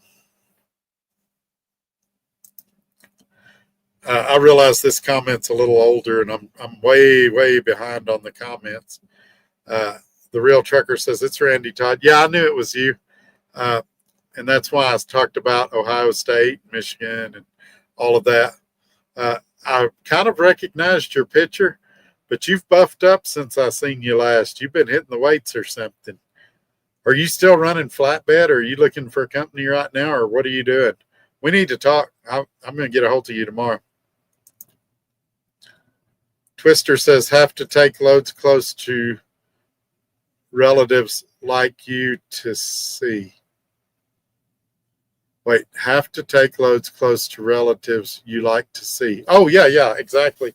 And take a little extra time, like overnight in their city, and have dinner, good talk with your relatives. Next day, leave. Yeah, that's the great thing about something like this, is a lot of times you can stop along the way and have dinner with them and then leave and still deliver your load on time. A lot of these loads, they book them for trucks that can't run the speed limit or drivers that can't drive. A lot of these drivers, these new age drivers, they can't drive but 300 or 400 miles a day. And so they have a little time on them, and you can stop for a couple hours and have dinner with somebody and get back on the road. And that can be your split log. That can be your short break. Sometimes you can deliver on a Friday, take a weekend there if it's somebody you hadn't seen in a real long time, things like that. So you can, there's a lot of options there when you're doing something like this. And so I'm excited for all the opportunity that's ahead. All right. I'm trying to catch up, you guys. Rockin' Robin Truckin', loading in LA in the morning, headed to Lubbock. Oh, man. I wish we could get there about the same time. I'll be in Lubbock probably Wednesday night or sometime Thursday. I'm not sure when you'll get there, but I'm pretty sure you'll beat me there. But when you may, well, we'll just have to see. I'll be in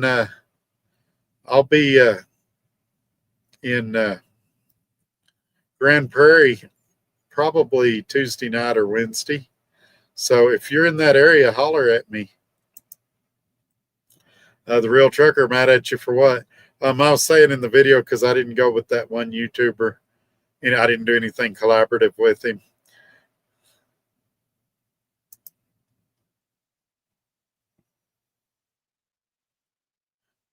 He says, oh, for that other youthful guy. Never. Yeah, when you get to be my age, everybody's youthful. By the way, let's clear that.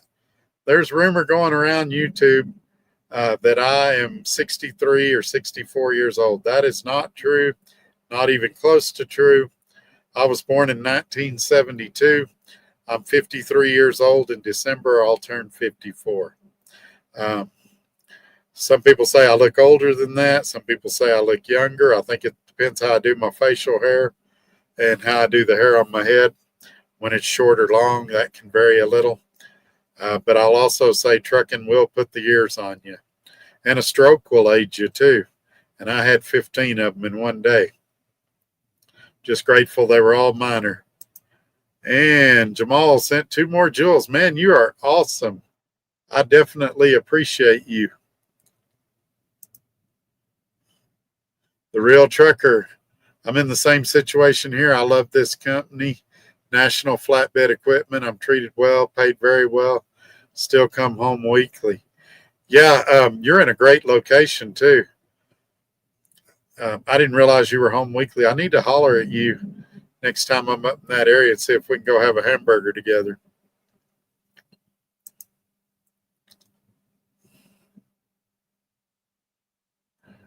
The Real Trucker, we both had internationals at Roadrunner. Horrible experience.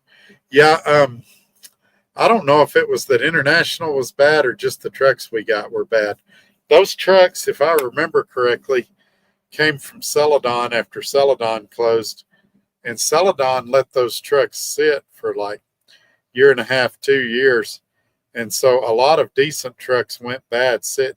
The worst thing you can do to any piece of equipment is let it sit unused. And that could be a used car at a used car lot. That could be a semi-truck, anything. But heck, it can be a house. Leave a house unoccupied for a few years and watch how it deteriorates. And so I made decent money at Roadrunner back in the day, but I ran my tail off like 4,300 miles a week. And I don't miss that at all. That would definitely make an old man out of me now, and I'm not even sure I could do that now.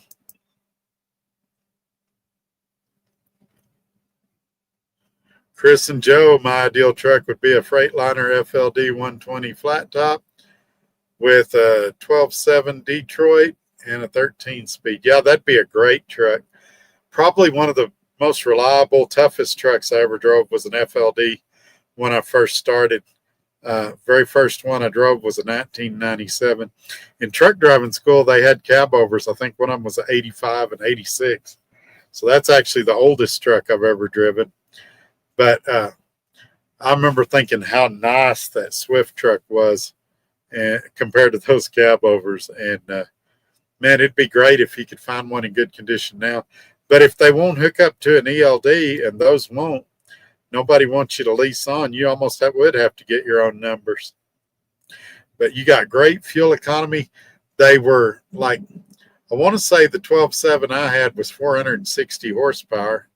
And that's about what this Cummins is. But that old Detroit felt like it had more power, and I don't know why. So you would think 455 or 460 horsepower should be the same. I don't know if they measure horsepower differently now or what the difference is, but that old truck would pull circles around these new ones.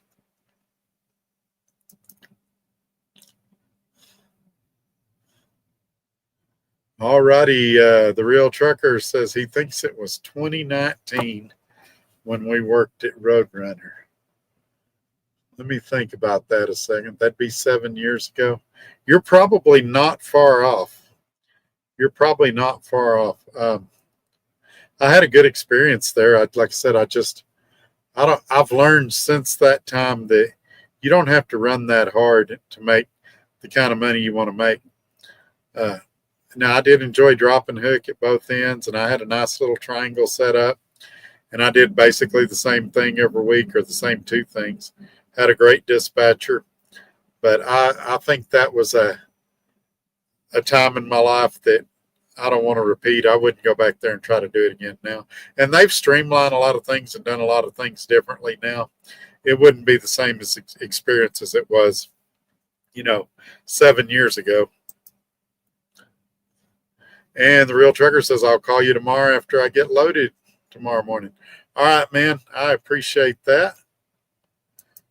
Twister says, can always get an X15 Cummins for alternate engine with international truck. I was a little skeptical with the A26 and PACCAR steel. They or built a little backwards for major parts rebuild as a mechanic. Yeah, what I would say about both of those, really, the A26 and the PACCAR, you might be better off with the Cummins just because more shops, more mechanics are going to be familiar with the maintenance and repair. But I'm starting to get, I had a TA that I just had to do a grease job on this truck, and they were trying to upsell me everything under the sun on a truck with less than 25,000 miles. And I've never had that happen at a dealer. And I think with having a truck that's under warranty and everything like I do, I'm just going to start going to the dealer for everything. I'd rather pay a little more up front and get somebody that knows what they're doing, and that it's easier for warranty claims and stuff like that. They can check for recalls and things like that. Then I had try to save a few dollars at a truck stop shop and get burned like what that TA was trying their best to burn me yesterday. And I finally had to tell them, look, either loop the truck or don't. There's a Love's across the street.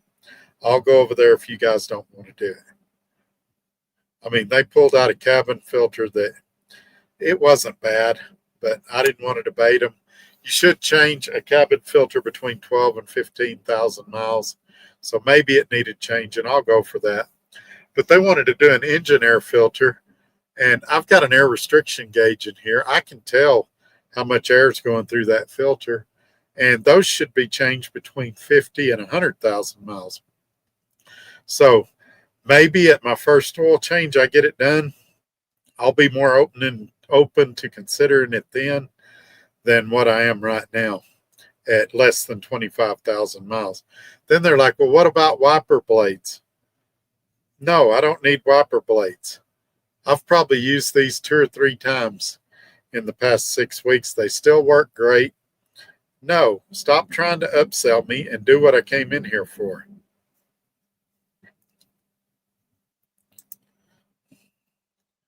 Brian Vanderway, channel member, glad to see you're doing well. Going to listen as I drive. If you're at the home office during the weekend for a break, let me know. I'm about an hour and a half away. So right now, I won't be in Michigan anytime soon that I know of. I'll be in Texas for the next week or so. So if you're in Texas, holler at me. Sorry, folks, I'm starting to lose my voice. We'll try to keep this going for as long as my voice will hold up. And I'll be taking a lot more drinks over here trying to save my voice. I need some Chloraseptic, or, you know, that spray that makes it feel like bugs are crawling in your throat. I need some of that spray to kind of numb my throat so I can keep talking. I had been on the phone all day, and then we've gone over 2 hours tonight. I can't believe it, but this is excellent, excellent, excellent for a pop-up video that nobody knew was coming. Brian Vanderway, channel member. I'm actually only 40 miles away. That's awesome. Yeah, it'd be great if we could hang out. Next time I'm in Michigan, hopefully we can. I think you've got my number. Just text me and we'll stay in touch, and I'll let you know where I'm at and when I'm going to be up there again. Nick Earl, I'll apply later tonight. I'm back in a different lease. So cool. Yeah. Like I said, even right now, here's the downside to let me tell you the downside. Right now, he does not have any trucks. Now, that could change at any second. Somebody could get sick. The dealership could call him tomorrow morning and said, hey, we had 5 trucks come in. How many do you want? So what I would recommend is, I've kind of told you what he looks for in trucks, or what I believe he looks for in trucks. Get your application in, and he's going to make a list. And if he gets 3 trucks in and you're number 3 on the list, then you'll be the 3rd person he calls, and you'll be ready to go. This also gives you time to prepare, get your affairs in order, things like that. And if you call him and it's not a good fit, then you know, and you can scratch him off the list. But I think anybody that talks to him and sees what a respect he has for drivers and how he wants the best for his drivers, and don't just talk to me, talk to other people that work here. And I think after you have a conversation with him, you're going to want to be a part of it. And if you can't come here for whatever reason right now, maybe it's a place you can come later down the line.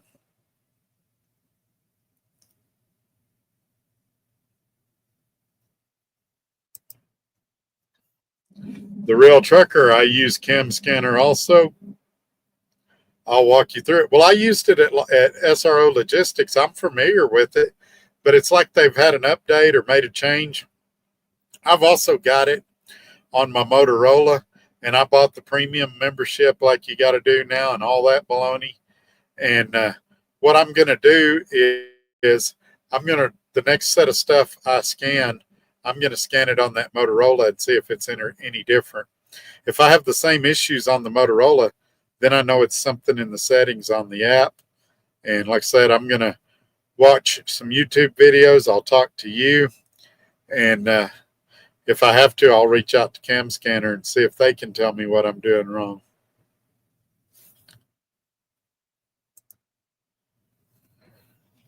I like trucking channel member. Hey, I didn't know he was in here. Everybody, Jeff is in here tonight. Good to have you in here, my friend.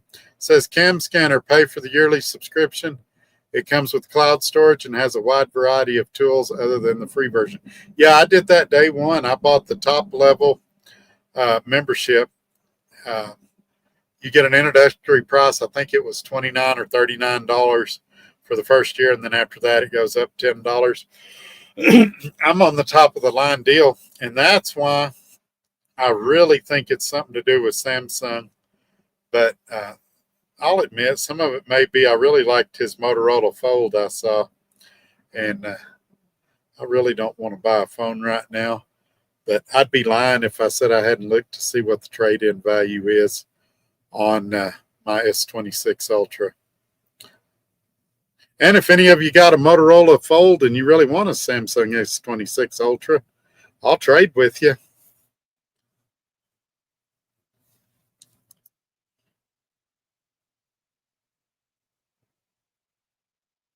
Nick Earl says to like trucking that he's sending in an app tonight. Yeah, I'll be looking for Nick Earl's application.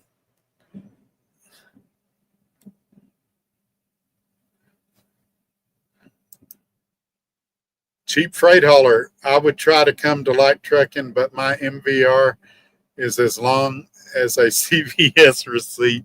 Oh my.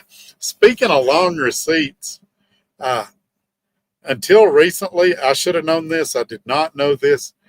TA and Petro, when you get a fuel receipt there, usually I do it digitally on the app and I don't go in and get the paper receipt. But the other day I went in and got a paper receipt. I think it's when I was still at Trans Am. And that was a book. That thing was probably 2 foot long. I'm like, good grief. And they give you 2 copies of it, and one is plenty. But I usually mobile fuel, and so it sends me a digital copy, and I don't go inside and get the paper copy usually. But that night, for whatever reason, I went inside, and I was like, wow, we killed a forest tonight. Speed Shifter. Hey, Todd, been watching you for a few years. We've spoken a few times in the past. I don't know if you remember. It's been a while. I'm a former lease purchase owner operator from SFI. Paid off an SFI truck back in 2023. So, yes, sir, I do remember you, and it has been a while. What I don't remember, you may have to update me here. I was thinking you were working at DART now, that you'd leased on to DART, but I don't remember what company you're with, if you were at DART or if you were with a smaller outfit. But it's good to see you in here again, man, and I'm glad that things are going good. I'm glad you paid off your SFI truck.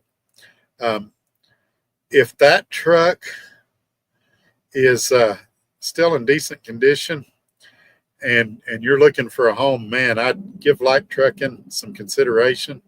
If it's a lemon and you're kind of wanting to retire it, put it in greener pastures, I'd retire it, and I'd talk to light trucking about maybe getting one of his lease purchase trucks at some point. But man, it's good to see you in here, though. I was wondering how you were doing. Light trucking channel member. Okay. Yeah. Another thing I want to say about Cam Scanner and even Samsung, this is very possible user error. I've become the little old man that can't work technology. I used to be really technical, and I'm becoming the little old man. You kids get out of my yard. And I can't work technology. And so the problem very possibly is me.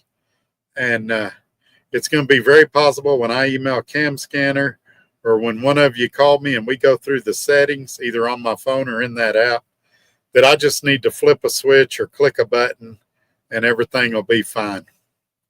So, but anyway, yeah, that's a great point. I like trucking channel member laughing at cheap freight hauler. I don't know if I met cheap freight hauler. I can't put a face with him, but I know he's at like trucking. I don't know if I met him at Matt's or not, but he seems like a really funny guy. I got a feeling if I met him in person, he would have me laughing.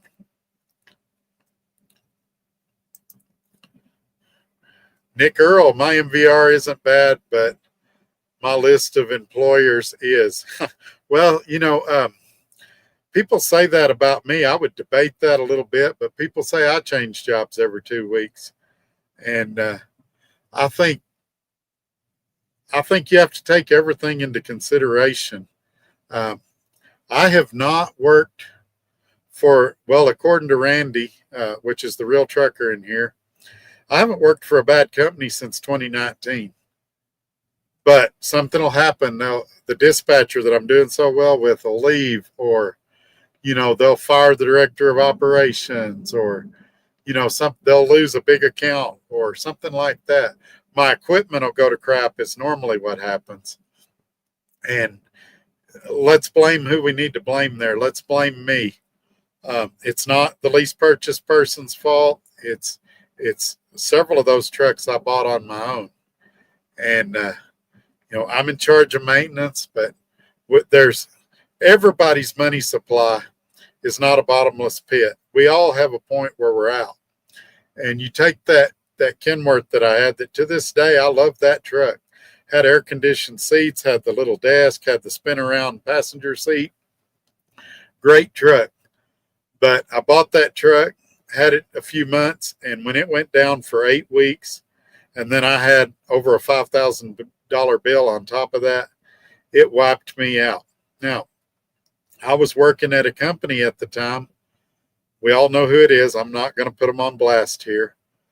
That could not or would not help me finance the repairs. And we could argue for them that it's not their responsibility. Would have been nice if they could, but it's not their responsibility.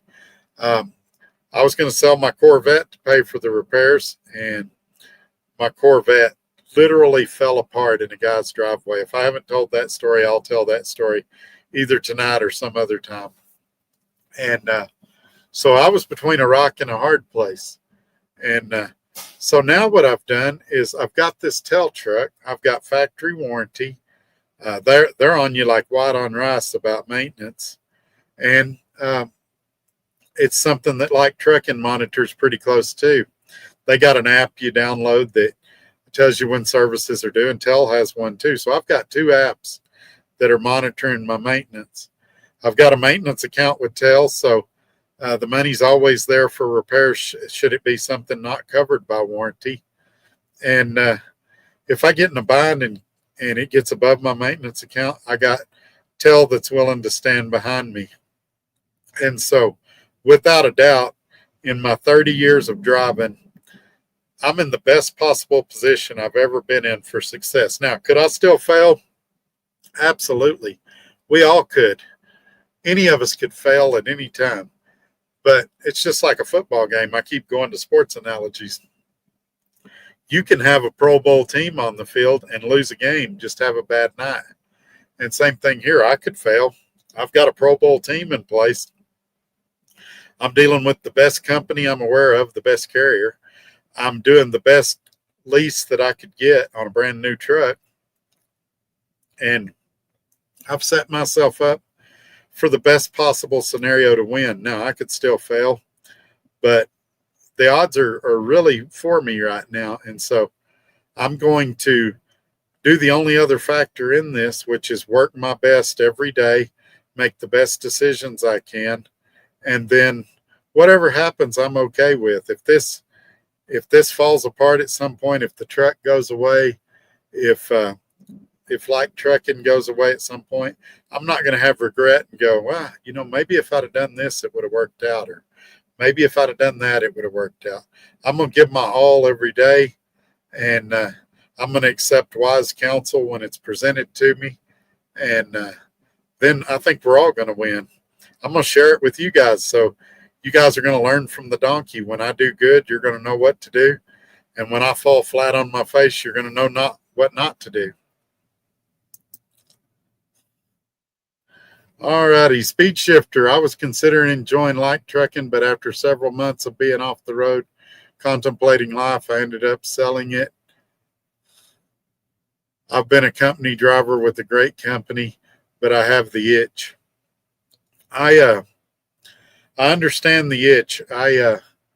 Over the 30 years, there's been a few points in my life where I've been like, and I regret it every time. I'm like, I'm never driving a truck again. I go home, I sell everything, and then a few months later, I'm back in a truck again. I'm having to buy all that stuff again.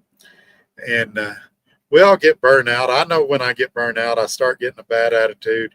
And sometimes I just need to go home for a couple of days. And then I'm ready to come back out. I'm good again. And people that are really close to me can feel it coming on. They're like, hey, you need a day off. It's time for you to start routing yourself towards the house. And, but, I'm with, I know I've said this a lot this video. I'm with some good people right now. Steve has called me a couple times, and we've had some really good conversations. Jeff has called me almost every day, and we've had some really good conversations. Both of them are former drivers. Both of them have YouTube channels. Both of them know what I'm going through, and they can relate. And so they can generally give pretty good advice. And they both have about the equivalent experience to me. So they've been through some of the same things I've been through.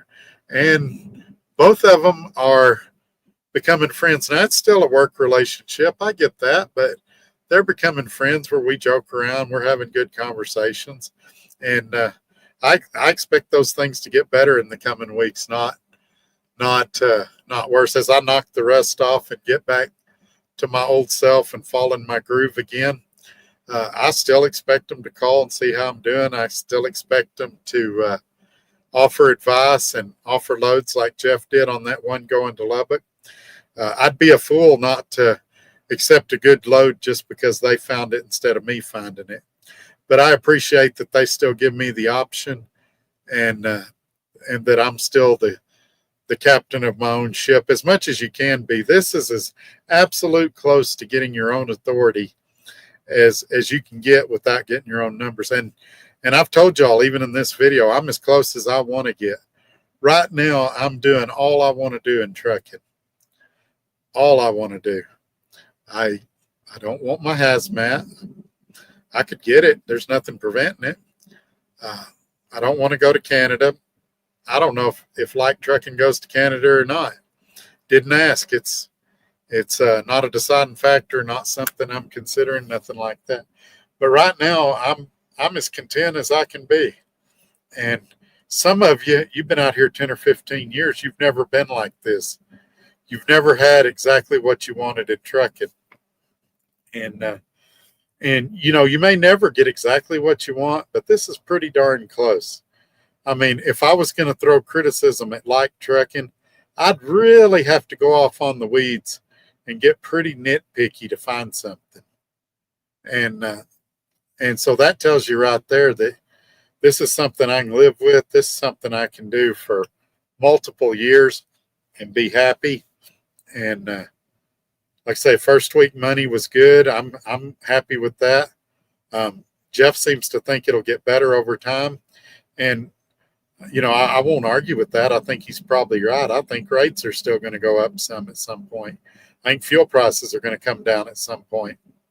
So I don't have any reason to doubt that my net income is going to get better over time.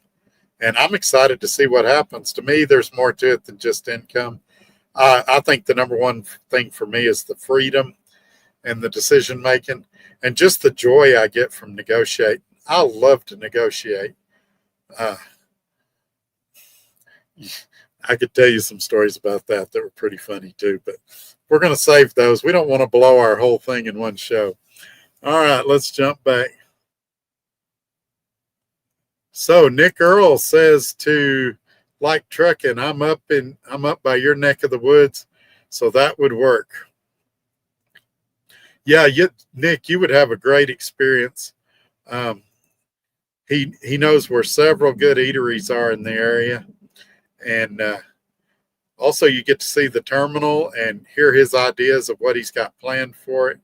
I think most people that look at it objectively are going to say that it's a building and a property with good bones, and that with a little improvement, it could be a great place. And like I said, I think you'll be as excited as me to see what he does with it in the future. By no means perfect. I know some people thought that I said it was perfect. It didn't need nothing. No, I didn't say that. It obviously could use some paint. Some of the metal sheets could use some replacing. Maybe you do some concrete work or some pad work for parking.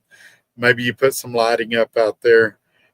He and I talked about maybe a sign out front, some things like that. But it's definitely not a lost cause. It's definitely a property that's worth saving, in my opinion. Speed Shifter, to possibly come back after being a company driver for 2 years and buy or lease a truck very soon. Hey, Jeff. Yeah, like I said, you've got lots of options, and there's never been a better time than now. You can talk to Jeff, get all the details, and you can call Tel, get all their details. Depending on your finances, you can talk to dealerships, get all their details. I think in any of those scenarios that the two that stand out to me are probably Tel and like trucking, depending on your finances and what you can afford to do right now. But both of them, one of them you're going to have a factory warranty at Tel, but you're going to have a down payment of some sort. And like trucking, it's going to be a used truck, but you're going to have an excellent warranty, and you can get into it with no money down, as far as I know in most cases. Again, if I say anything in this video that sounds too good to be true, please talk to Jeff about it and verify, or Steve if you've got contact with Steve. I'm not on here trying to mislead anybody or anything like that. I'm sharing with you the facts as best as I know them, and that's all I can do. Cheap freight hauler. I've had 2 employers in the past 24 years. That right there is excellent. That would put you, I would bet, in the top 1% of truck drivers as far as job stability. I read a deal a while back that said that the average truck driver changes jobs every 6 to 12 months. And I've said in other videos, I think that's why a lot of lease purchases fail, is not because they're bad, but because, and a lot of them are bad, I'm not saying they're not bad, but because guys just don't stick with companies. Companies change, drivers change. I've had a lot of people come off the road because of family problems. One guy's wife left him, and he had to come off the road and go home and take care of kids. I had one guy that his health got bad. He had to come off the road. Diabetes got him.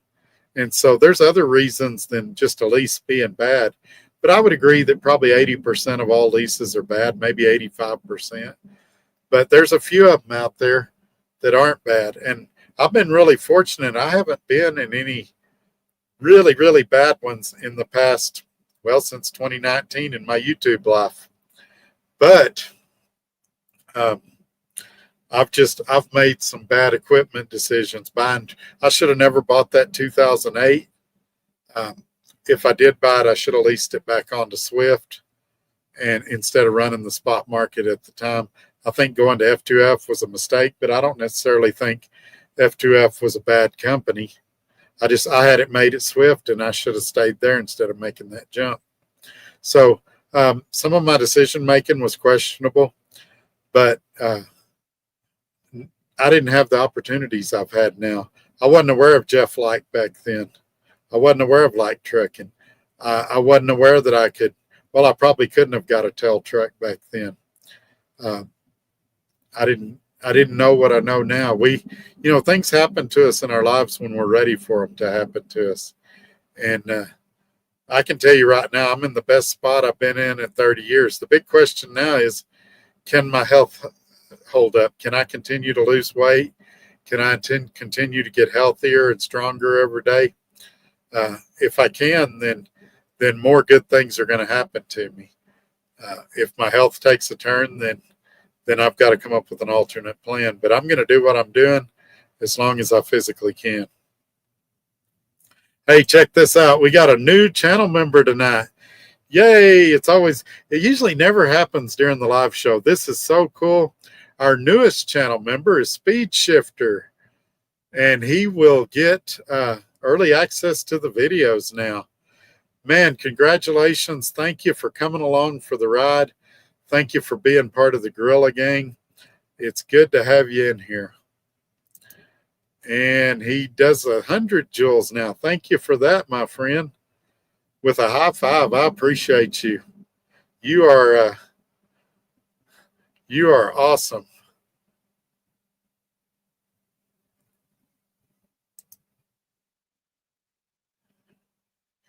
And I Like Trucking channel member says to Nick, just send me a message.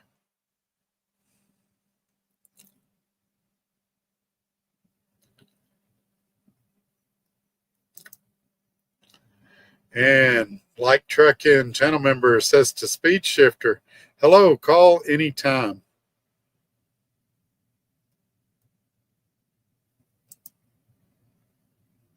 Speed Shifter again with, now he's doing 10 joules. Thumbs up. Thank you, my friend. And I Like Trucking channel member says, yes, we have flatbeds. So there's the answer to the flatbed question. I knew he had one, but it sounds like he may have more than one. He put plural there. If he only has one, it sounds like he's interested in adding more. So yeah, call him. I like it here, but I'm not going to speak on behalf of the company. I'm just going to give you my observations. Call him. He's a great guy. And tell him what you're looking for, and he'll tell you what he's looking for, and see if y'all can put something together. And both of you, let me know how it works out. Not because I can do anything about it, but just because I'm nosy and curious, and I like being in the know. But yeah, any of you, if you reach out to Jeff at Like Trucking, tell him you saw this video. It lets him know that I appreciate him. And Like Trucking channel member, we can get flatbeds, but you need your own equipment, tarps, chains, etc. Oh, okay. Well, that's more than fair. And I would think that a flatbedder would want to do that anyway because of what they're going to haul on that flatbed. They would know what they need instead of it being supplied with the trailer. So that's great to know. He can get you a flatbed. If you're a flatbedder, you probably already got your own chains and binders and tarps and everything already. So sounds like a great deal for everybody. And if you got your own trailer, that'd be even better. But I don't know what the flatbed trailers look like, but I can tell you right now, this dry van I've got is top notch. The best trailer I've ever pulled, without a doubt. Flatbed, I did a gooseneck. I ran a hot shot for a while till the company went out of business. But reefer dry van, this is by far the best trailer. Pulls straight. Everything works like it should. No air leaks, auto inflators. It's a vented van, which I'm probably going to be using those vents Saturday or Sunday this coming weekend, or Monday at the latest. I'll be back in West Texas, and there's a lot of opportunities for me to take advantage of that feature on this trailer.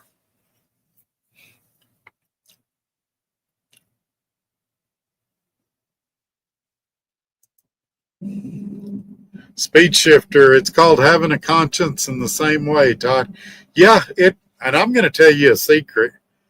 And I think, again, I'm speculating here. I think that Jeff and Steve have figured this out too. The more you help other people, it just seems to come back on you. You know, it's the whole reap what you sow, karma, whatever you want to call it. But I'll give you an example. My wife will go to a restaurant, she'll tip somebody. The very next day at her restaurant, her tips will exceed what she tipped the night before. Out here, I'll help somebody, and then a month or two later, they'll end up being able to help me in some way. It seems like, one of my grandfathers was a preacher, and he did a sermon one time called "You Can't Outgive God," and he was talking about the more you give to God, and he was talking about tithes and offerings and your time and energy and everything, that God's going to bless you more and more. Now, that shouldn't be your motivation of why you do it, but that the more good you put out, the more good things that are going to happen to you. And I can tell you already, I'm happier. And this happened at SRO, but it's starting to happen again. I'll be walking in a truck stop, and employees will say, "Man, you look happy. You got a smile on your face." Like, you don't even notice it. You're walking around with a big grin on your face. "Why are you so happy?" And you're like, "Man, I'm just really blessed. Things are going well right now." That's another good compliment. Besides people saying this company's just like you said it was, telling me I look really happy, or that, I look really content, that's another big compliment. A lot of you have told me, "Man, you look like you've lost a lot of weight." That's another big compliment. That means the medications are working. I wish it was diet and exercise, but it means the medications are working. My doctor's real impressed with my blood work lately. Just everything. The world was meant to operate a certain way. And when you operate within the perimeters of how the earth was meant to operate, things just seem to go better. Now, do I ever have a bad day? Absolutely. Do I ever worry or stress or panic? Absolutely. I'm going to stress it again. I'm not perfect, but it seems like I have more good days than bad days when I'm out here trying to help other people.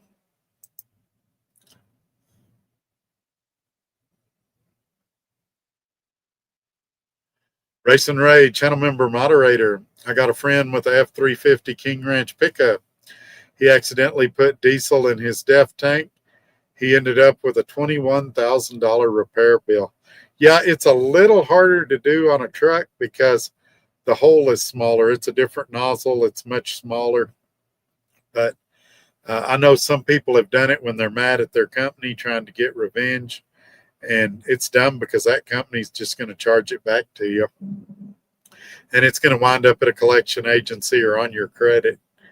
But yeah, I would imagine it's even more expensive on a semi truck if it's that much on a pickup.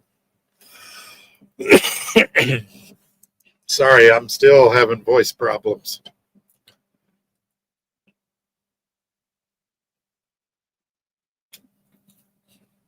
Tomorrow I got to find a pharmacy.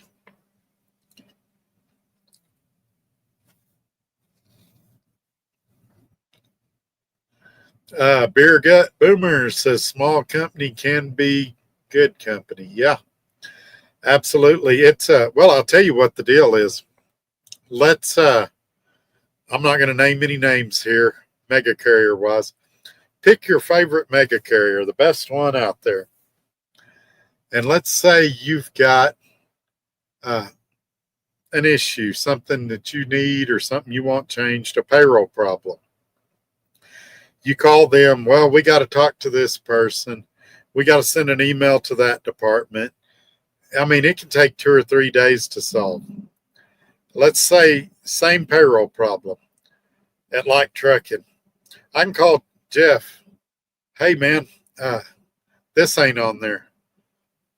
Okay, he can fix it right then. I can call Steve. Hey, this ain't on here. Well, I can give you an example of that this week. Let me give you, I haven't got permission to talk about this.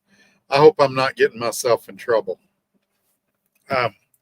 Earlier this week, I asked Jeff about CAT scale. I said, hey, can we use our fuel card to pay for CAT scale tickets?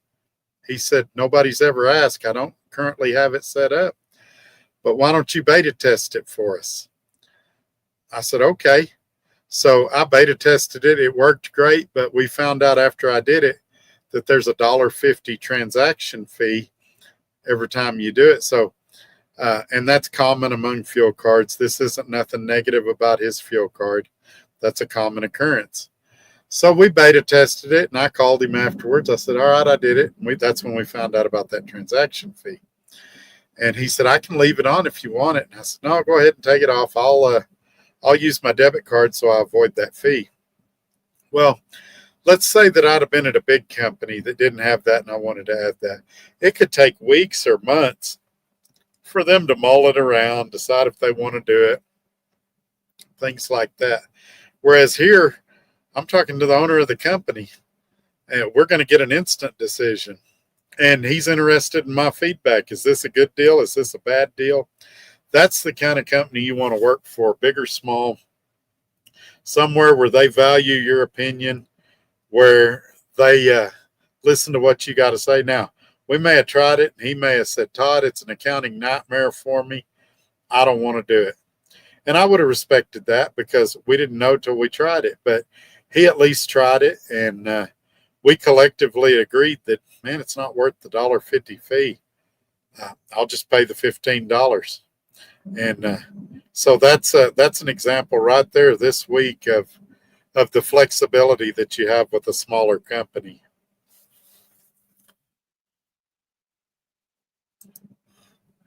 Beer Gut Boomer, I don't go into work until 6 p.m. Monday, then don't get home till Saturday night. Same route all week long. Team shuttle, Atlanta to Shreveport and back.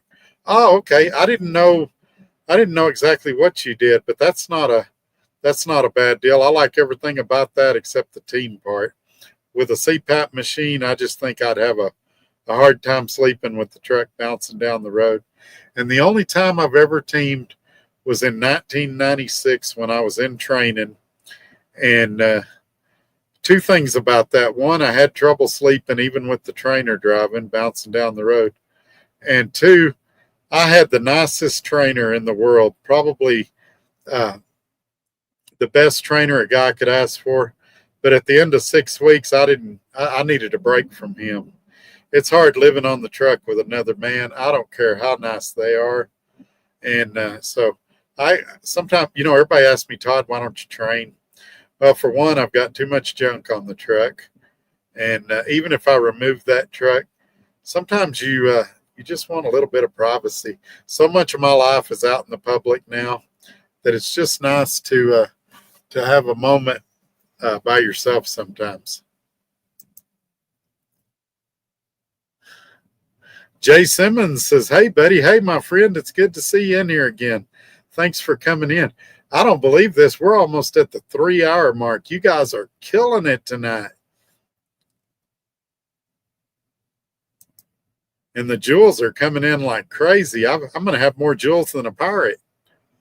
M&B Trucking, I'm back. Had to bounce for a few.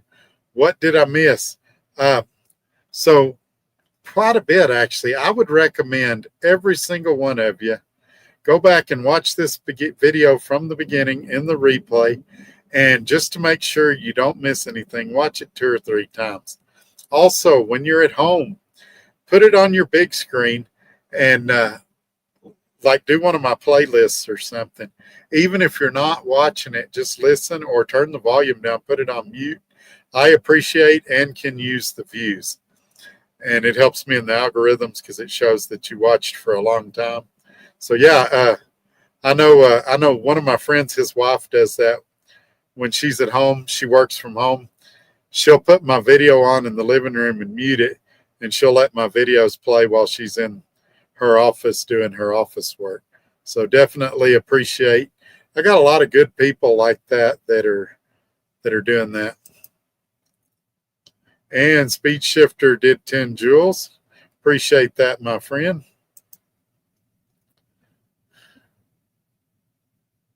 Jay Simmons, become an owner operator. I'm finishing up. There you go. Good deal. Twister, I'll have to check out Like Trucking here in the near future.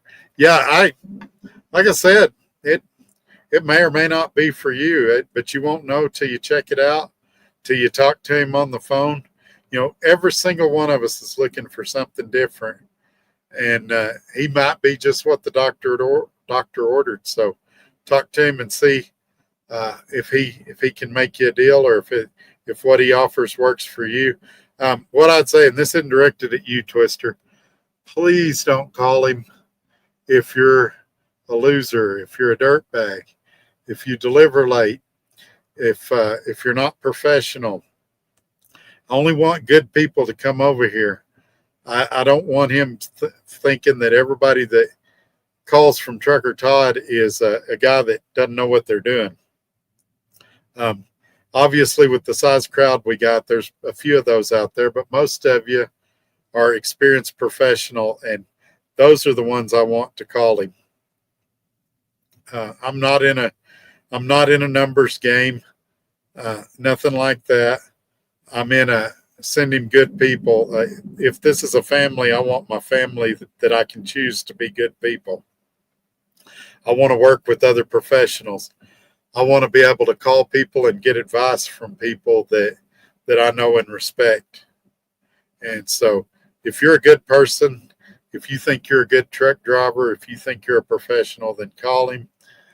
If you know you're not dependable, please don't call him. Jay Simmons, I'm about to buy a 2020 Mack Anthem. I love those trucks. Absolutely love those trucks. And the reason I almost got a Volvo when I went to Tell was because Volvo was the closest thing to a Mack that they offered. And I probably should have left Trans Am then and went to Like Trucking then, because I could have got the Volvo. But, you know, things happen for a reason. This Kenworth has been excellent, and it's been so reliable that I'll probably get another Kenworth when I get done with this one. M&B Trucking, I'm east of Dallas right now. Oh, okay. Yeah, I'm a couple days out.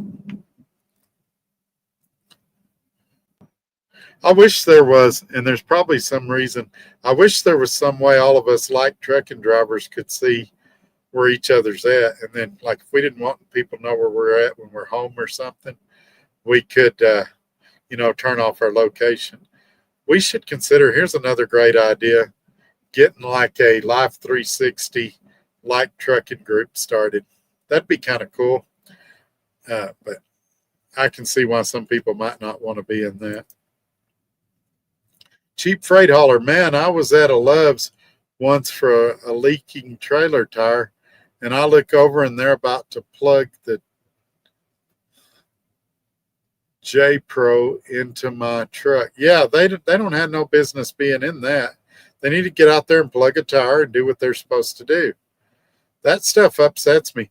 They say, oh, we're doing a courtesy check. Fine. You want to do a walk around, make sure my lights work? Okay. But you don't need to be plugging into my computer.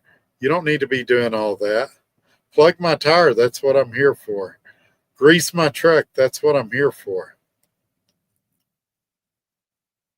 If you notice something, tell me about it. I'll decide if I want to fix it or something, but don't make stuff up. You're going to make plenty of money off of me over the life of that truck without having to make stuff up.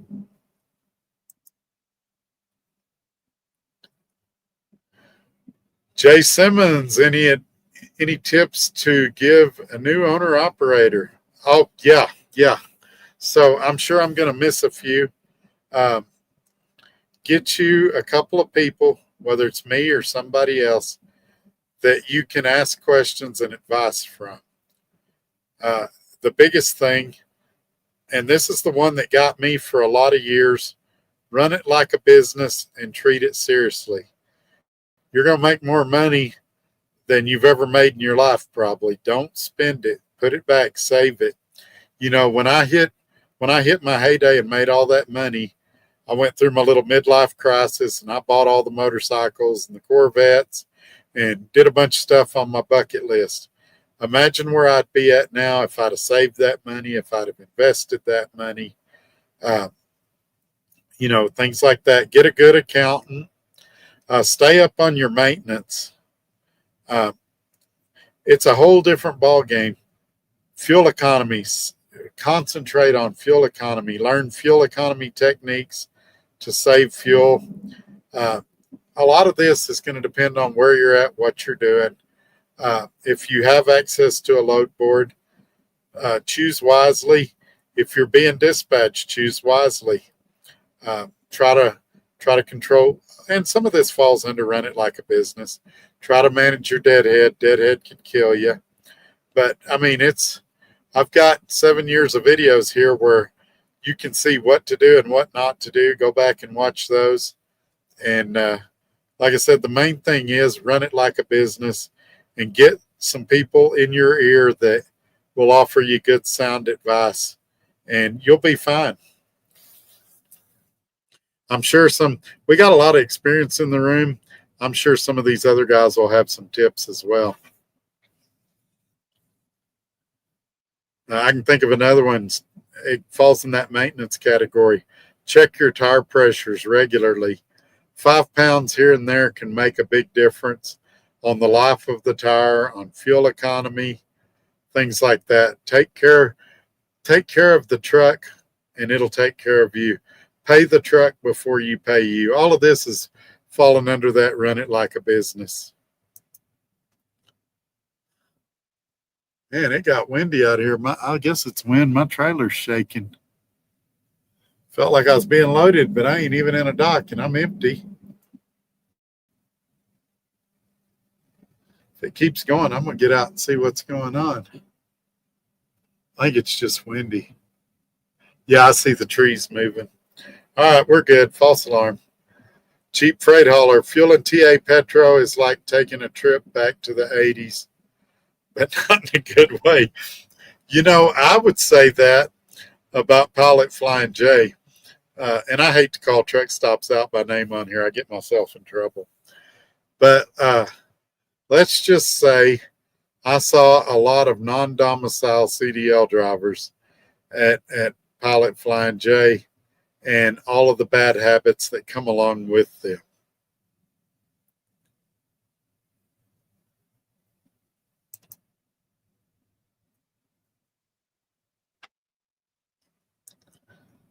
Like Trucking channel member, it's not Cam Scanner.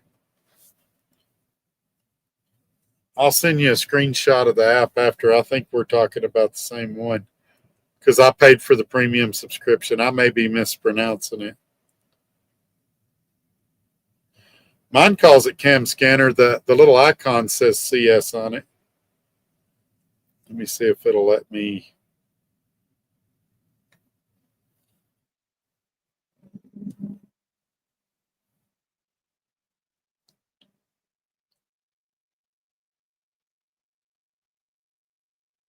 Sorry, folks. This is real interesting. I know.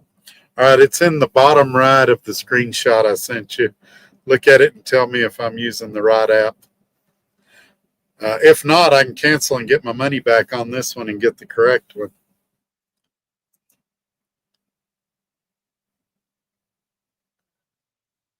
Jay Simmons. Yes, make sure you use a spreadsheet or a trucking software to keep track of all your numbers on a daily basis. Yeah, very important. That came from Like Trucking channel member.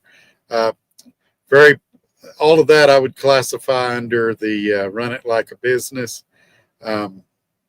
the and the getting the good accountant and all that stuff. Um, Books have been written about this. While you're driving down the road, instead of listening to your favorite song, get you an audio book and about business or about trucking. Try to educate yourself as much as you can. Um, books have been written about that. There's 1,000 things, but those are just some of the things to start with. And when you master those things, then you can expand onto other things. And look, it's a destination. It's not somewhere we ever get to. We're all learning. We're all growing. We're all traveling, and hopefully we're all getting better every day. I mentioned I know a lot more now than when I first started, but I don't know it all. And I just recently, I guess 2019 is probably about when I started taking trucking seriously. From 1996 to 2019, I did not take it seriously at all. What is that, 20 something years? So imagine where I'd be. 2001 was the first time I did a lease purchase. Imagine where I'd be now if I'd have took that seriously and ran it like a business and did all the stuff we're talking about now. Imagine if I would have had the people I've got now surrounding me to offer me advice. And you guys don't believe this either, but me offering advice to you, it's a two-way street. It helps me. Sometimes when I'm giving you advice, I'm preaching to myself as well. I'm learning as I teach you. When you ask me a question and I say, hey, I got to look into that and get back to you, I'm learning right along beside you. You guys make me a better trucker, and hopefully I make y'all a better trucker. This is a reciprocal thing. We're helping each other here.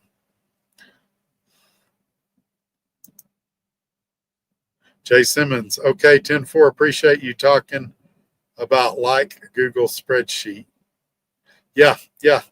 And there's several of them out there. Find one that makes sense to you. I'm still old school. I'm writing everything down, but I'm going to try to transition into that stuff too. Part of my busyness is there's a lot of stuff I need to streamline, and I'm working on that. It's the next thing I really want to focus on. Like trucking channel member, if that Mac doesn't have at least a 2-year factory warranty, I wouldn't buy it. Yeah, I would say that with any truck. I wouldn't buy a truck nowadays if I didn't have a warranty. And not just any warranty. I'd read reviews on that warranty and make sure it's a good warranty, that people are reporting that they had good experiences. The thing that makes Like Trucking's offer so strong is he's got personal experience with it, paying claims and them standing behind their warranty. And so with me knowing him to be an honest person like he is, I know when he says it's a good warranty, it's a good warranty. And so that gives a lot of value to his lease purchase program. And then I know Steve's ability to dispatch and to look at the numbers. And I just feel like that those two together are a perfect 1-2 combination for most people. They're kind of like my situation. Is there going to be a couple of people that fail here and there? Yeah, probably. But it's your best chance. There's failure in everything. But I believe this is probably your best chance of success. If you don't have to reinvent the wheel here. If you just take the program they set up and run with it, you can be pretty successful here. Jay Simmons, I could do a 3-month warranty up to 2-year, but with the 2-year warranty, it would have made my monthly payment a lot higher. So I'm going to get the 3-month warranty every 3 months. The thing that I would caution you about on that is when you do that, sometimes the warranty price will go way up because they realize that either you may have something that you suspect is about to go out, or they know the odds of something breaking down goes up. It's kind of like life insurance. If I get life insurance while I'm 53, It's cheaper than if I wait till December when I'm 54. It's cheaper for me the day before my birthday than it is the day after my birthday. And once you get a rate locked in, then you're good. So getting that 2-year deal now, even though your payments might be higher, in the long run, it may be cheaper just because they're probably going to go up every 3 months on you. And I could be wrong. If I'm wrong, I'm wrong. But that's something you're definitely going to want to look into. I agree with Jeff. I would get the longest warranty I could. Ideally, I'd like to see you have a warranty the entire time it's financed, because the two things that'll get you out here is breakdowns and breakdown time. A lot of times you can afford the repair, even if you, or you can, especially if you got warranty, but the downtime can kill you. If they've got to order parts, if the parts are on back order, oftentimes you're in a hotel, you've still got your household bills coming in. Now you've got this truck repair. You're either in a hotel or you're paying for transportation back to your house to wait it out there. So you need a warranty to help you as much as it can help you. Being with a great company is also a good deal. Having Tell in my corner to kind of bully the dealerships. When I had that happen here recently, went to a Kenworth dealer. They tried to screw me on an alignment. Tell jumped in my corner and helped me get that resolved. They had a lot more power than I did because they're a lot bigger outfit. Having Like Trucking in your corner is a great deal too. And so I got two people in my corner acting as bodyguards for me, financial bodyguards, that really, really helps. And I would just tell you, you need to ask a lot of questions about re-upping that warranty every 3 months. But I'm not trying to discourage you or tell you not do it. I'm just telling you what I would do if I were in your situation, because you asked about advice for new owner operators. And my situation's definitely a learn from the donkey. I had the perfect truck. I mean, it had like 300 and something thousand miles on it. And I had a warranty, but it wasn't a great warranty. And I had one dealership that screwed me, and I had nobody in my corner. The dealership didn't stand behind me. The trucking company didn't really stand behind me. So it was me against the dealership, and I lost. Cheap freight haulers. Seems like the 3-month warranty would cost more over 2 years. What happens if after 6 months they won't warranty the truck anymore? Exactly, cheap freight hauler. And that's something I'd say to Jay Simmons.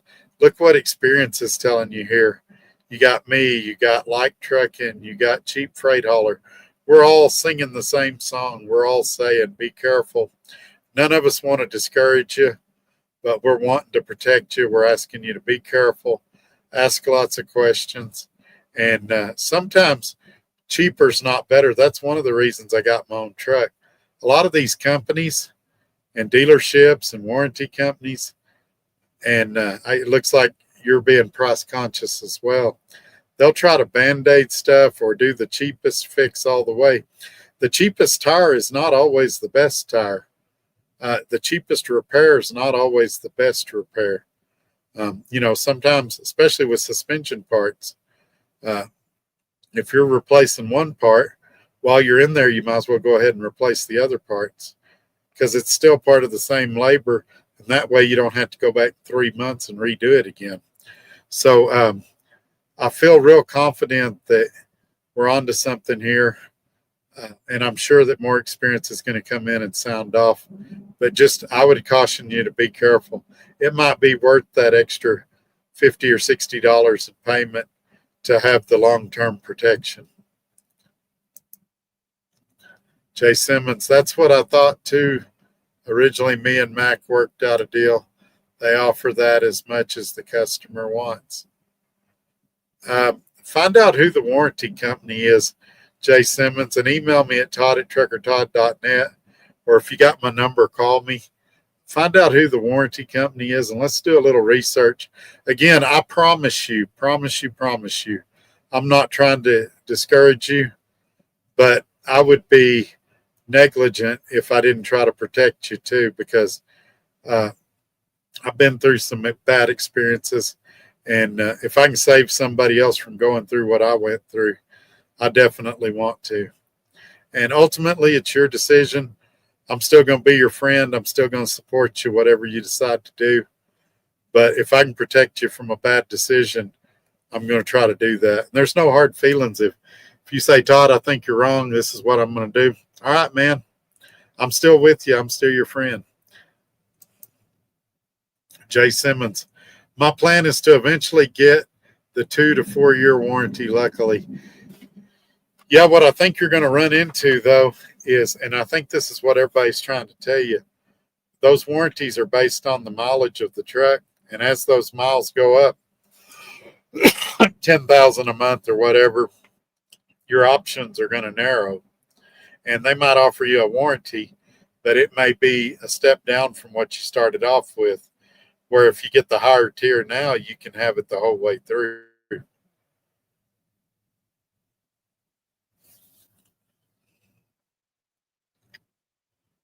But get a hold of me at todd@truckertodd.net or text me if you got my number. Or if you want to put it in here, the name of the warranty company, I'll tell you if it's one I've heard of or if it's one I've worked with, and let you know what my experience has been.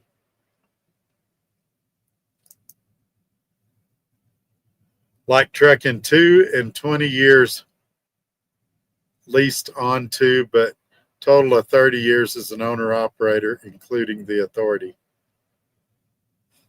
Well, there you go. So he's a Like Trucking channel member, is sharing his experience there. So yeah, between me and him and Steve, we've got over 100 years of experience.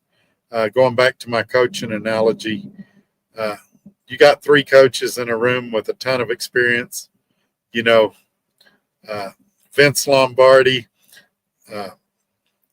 Bill Parcells, and what's his name out of the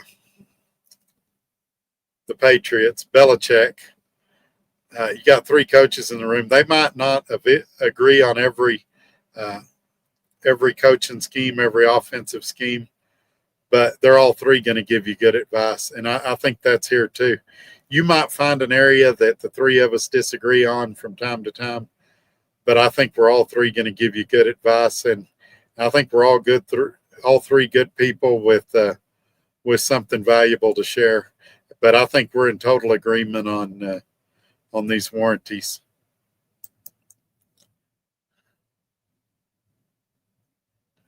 Like Trucking channel member Jay Simmons, come over here and I'll get you a 25 to 28 trailer to pull.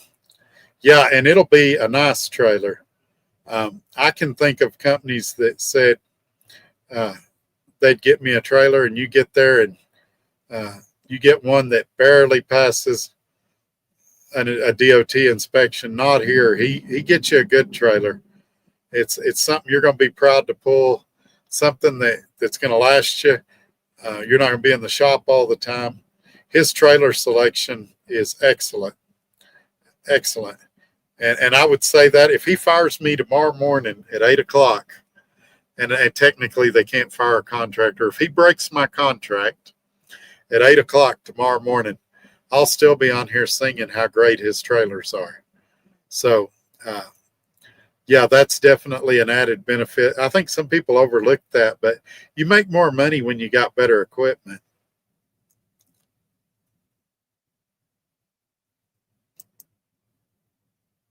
Cheap freight hauler. Can I get a 2027 W9 to lease purchase, Jeff? I can answer this one for him. You absolutely can, as soon as International starts offering W9s. If International offers a W9, you can get one.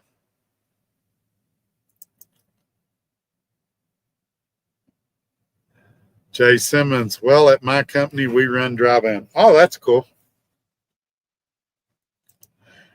Hey, I'm sorry. I mistaked you for somebody other earlier. So I'm at the place I believe you're coming to Tuesday. I've been here 2 or 3 times in the past. I didn't realize it till I got here with SRO Logistics. This place is not bad, but your GPS will tell you to pull in the dock area. Don't do that. Go up to the red light and hang a left and go down, and you basically go down a few blocks and come up this road and behind it, basically, that'll put you out where it tries to put you in at first. And you pull off to the right and check in, and it can get a little congested and a little frustrating. And they'll usually load you pretty quick once you get here, but just because they don't have a lot of space. But I'm on their holding lot right now. There's a dirt lot next to the railroad tracks, and I'll probably check in a couple hours early. It won't do any good to check in much earlier than that, and I'll probably just walk over there from the dirt lot. After they get done with you, you need to weigh here because it's a little ways to a cat scale. But after you weigh here, if it's close, you probably still want to weigh at a cat scale after you leave here. Is this a place I would regularly come to? Possibly. The rate's decent, but just know that in that rate is some of the congestion and confusion you're going to deal with here. People are super, super nice here. Please, please, please don't say the name of the place by name, but if you have any questions about the place, I'll be happy to answer them. Or if you want to get my phone number, you can email me at todd@truckertodd.net, or you can get Jeff or Steve to give you my number, and I'll be glad to talk to you more off air about it if you want to do that. I'm assuming you're at home right now, aren't you, MLW? I finally figured out who you were today, name-wise. I saw you on the broker app assigned for that Tuesday load.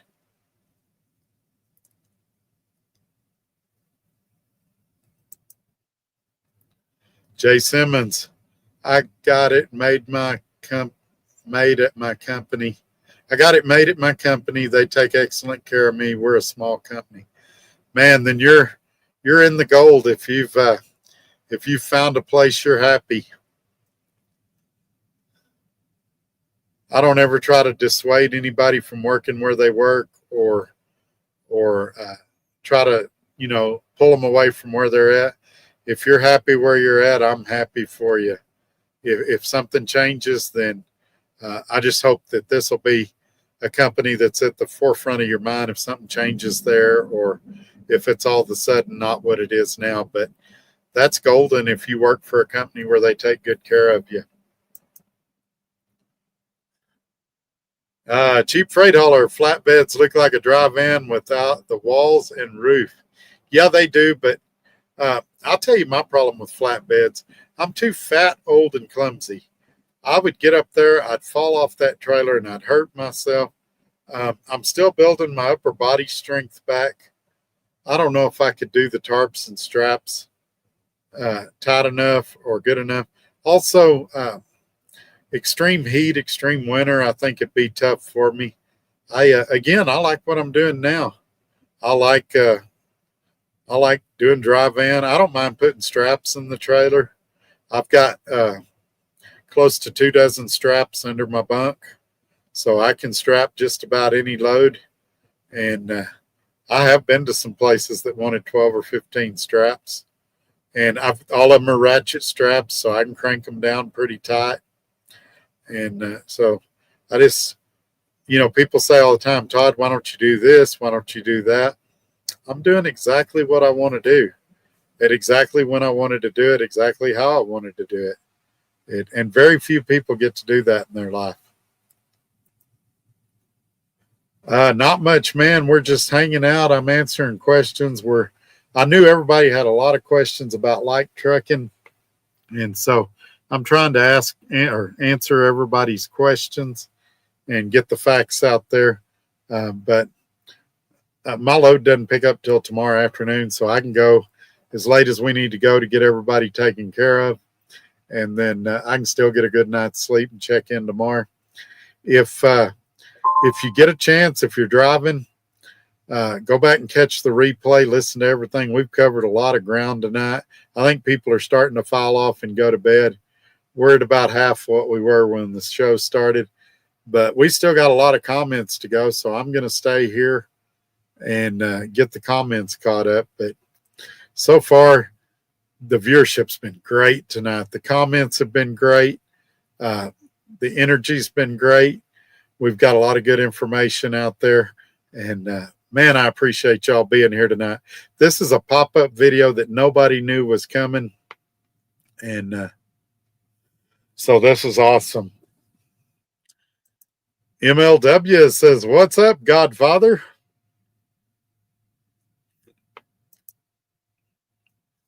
And Like Trucking channel members says, "What's happening, down?" And then he switched it to Dow. Like Trucking channel member, "We are a faith-based company and we are blessed. We take care of our partners, right, Dow?" Yeah, I would agree with that. Even one weekend, what I would say about them is it's really ethical based. Like, nobody's asked me to do anything illegal. Nobody's asked me to do anything shady. It's refreshing. A lot of companies claim to be Christian. By the same token, nobody has beat me over the head with a Bible and tried to force their beliefs on me. Now, they know I'm a Christian, and that works out well. I've been invited to go to church, and had I been in the area at the time of church, I would have gladly gone. And if I'm ever in the area again on a Sunday, I'd be glad to go at that time. But it's definitely a faith-based company. And I think that presents a lot of interesting differences as well, such as the amount of professionalism, the amount of respect, the way drivers and company officials are treated. Just a lot of good things going on there.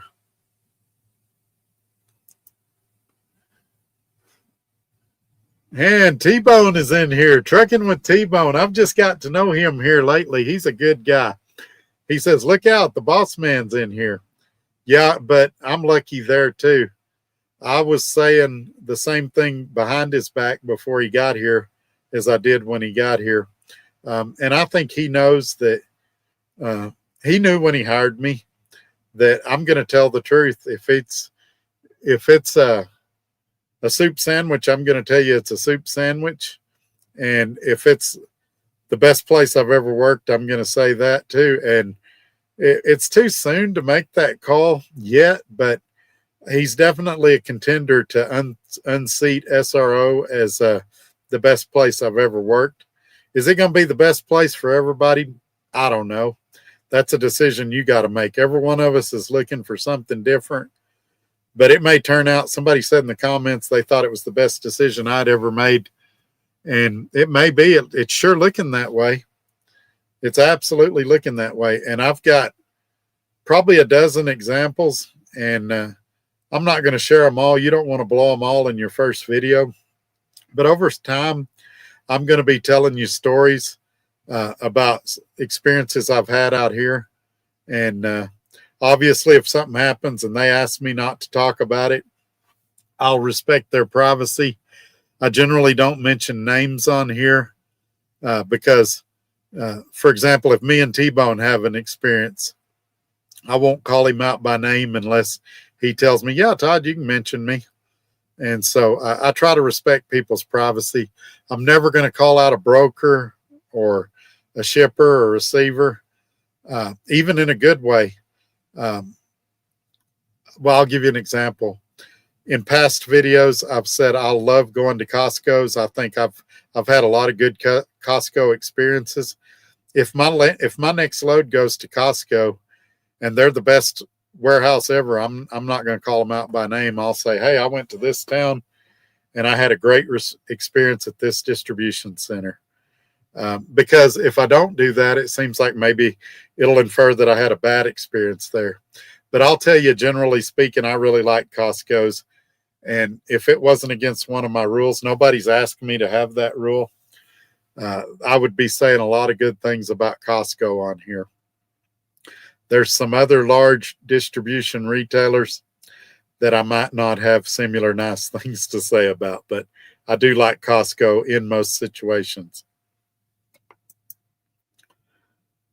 And Dow says, raining like cats and dogs in Denver. Yeah, I was in Pueblo, Colorado yesterday, and it came a heavy, heavy, heavy rain there. Fortunately, I was done driving for the day, so I just kind of sit in the truck and waited till it ended before I went in the truck stop. Like Trucking channel member. Hello, T-Bone. Yeah, T-Bone's a little bit of a celebrity, and I'm glad he's in here. He's a good guy, and same thing with Cheap Freight Hauler and, Like Trucking. We got a bunch of them in here. There's several of these guys that they hadn't been in the comments a lot, but I'm glad they're in here now, and I hope they'll continue to come in here. All of them have added productive things to the conversation and made the chat interesting tonight. And so I appreciate each and every one of you being in here tonight. Cheap Freight Hauler saying hi to T-Bone. T-Bone saying hi to everyone. Jeff, Cheap Freight Hauler and all.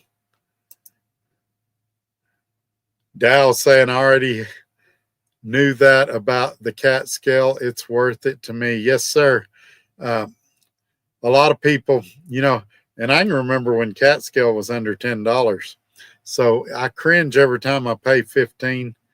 But I kind of feel about cat scale like I feel about Bluetooth headsets. And by the way, I'm still wearing the RW3. I still love it. But I lost my little windsock. I got to get another windsock. But I still feel the same way. If you can't afford a Bluetooth headset or you can't afford a cat scale ticket, you've got bigger problems. You need to figure that part out first. Every single commercial driver out here should have a Bluetooth headset. Some are better than others. I like this RW3, Road Warrior RW3, but they sell them at Walmart for as cheap as $7. The little ones that go in your ear. Is it great sound quality? No, but it'll keep you from getting a violation for holding your phone up to your ear and probably losing your job at whatever company you're at. Same thing, if a $15 cat scale is going to bankrupt you, first of all, get a cash advance from your company and get one, because better safe than sorry, and it's better than a violation in a scale. But you need to be looking at your finances and your priorities and trying to figure out why you don't have $15. Okay, I'm coming off my soapbox now.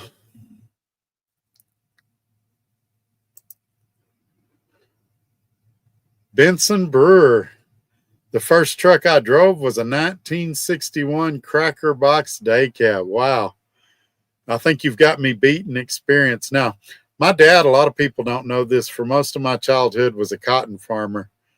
And we rode in some old farm, what was commercial vehicles back then, on the farm from the 30s and 40s.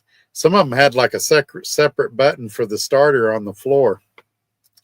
But I was too young to ever drive those. And so like grain trucks and stuff like that back then. But the first semi that I actually drove was like a 85 Freightliner cab over. And I'd give my right arm for that truck now. I would love even an Argosy or Argosy, however you say them, the Freightliner cab overs that they made till the late 90s or early 2000s.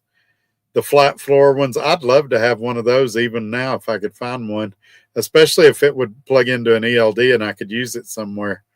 I'd get a Detroit 60 in one of those and I'd be as happy as I could be. The climbing in and out would be good exercise for me. They've still got a decent amount of room in them. You can back them anywhere. Cheap Freight Hauler, y'all should look into right way scales and cut down. Hang on. My computer's trying to reboot for an update. Y'all should look into right way scales and cut down on the cat scale fees. Yeah, but Prime had something like that on their trailers, and you still got to calibrate them. They can get out of calibration, and they're meant to be more as a guide than a end all be all.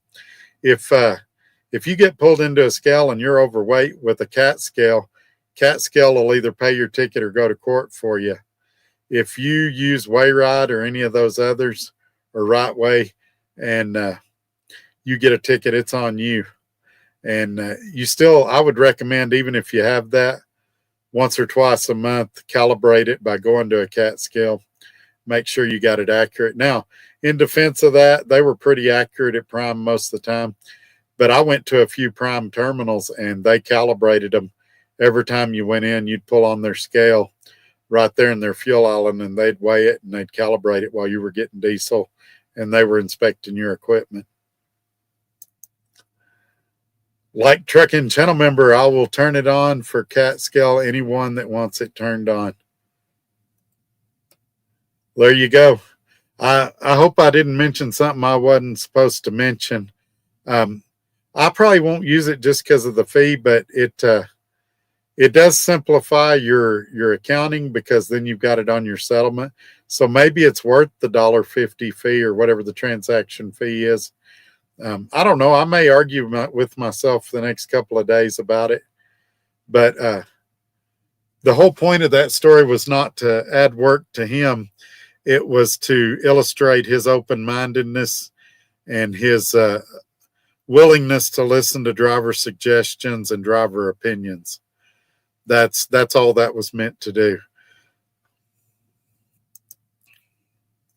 Beer Gut Boomer, we spent an extra £1 for a good mattress. Change the sheets on it every shift. My CPAP is no problem. 7 years, same co-driver. Our wives no longer want us to work alone. We both have 30 plus years of experience. Well, it sounds like you found something that works for you. When I said CPAP, the reason I said that was originally I was using a CPAP with a humidifier, and it has water in it. And if that water splashes in the CPAP machine, it can ruin the CPAP machine. Now I have the really small travel size CPAP machine. It uploads my data into the cloud for the doctors and stuff that need to see it. It's about the size of your cell phone. And it actually, instead of using water, has these little discs that go in it. And it takes the carbon dioxide when you exhale out of your breath and converts it to moisture, so you don't have to use water. I could team drive now with that machine, but I'd still worry about it bouncing off the shelf onto the floor. I guess I could put it on the mattress with me, but I'd worry about damaging it if I rolled over on it or something like that. But the big thing is I just got too much junk on the truck, too many toys. And sometimes it's just nice to pull the curtains closed and be alone, to stop the truck and get out of the truck and go for a walk or something like that. And when you're teaming, that truck needs to constantly be moving. I've learned you can make a good living out here without having the truck constantly moving. Jay Simmons, like trucking seems like a good outfit. Man, I promise you the things I'm telling you are true.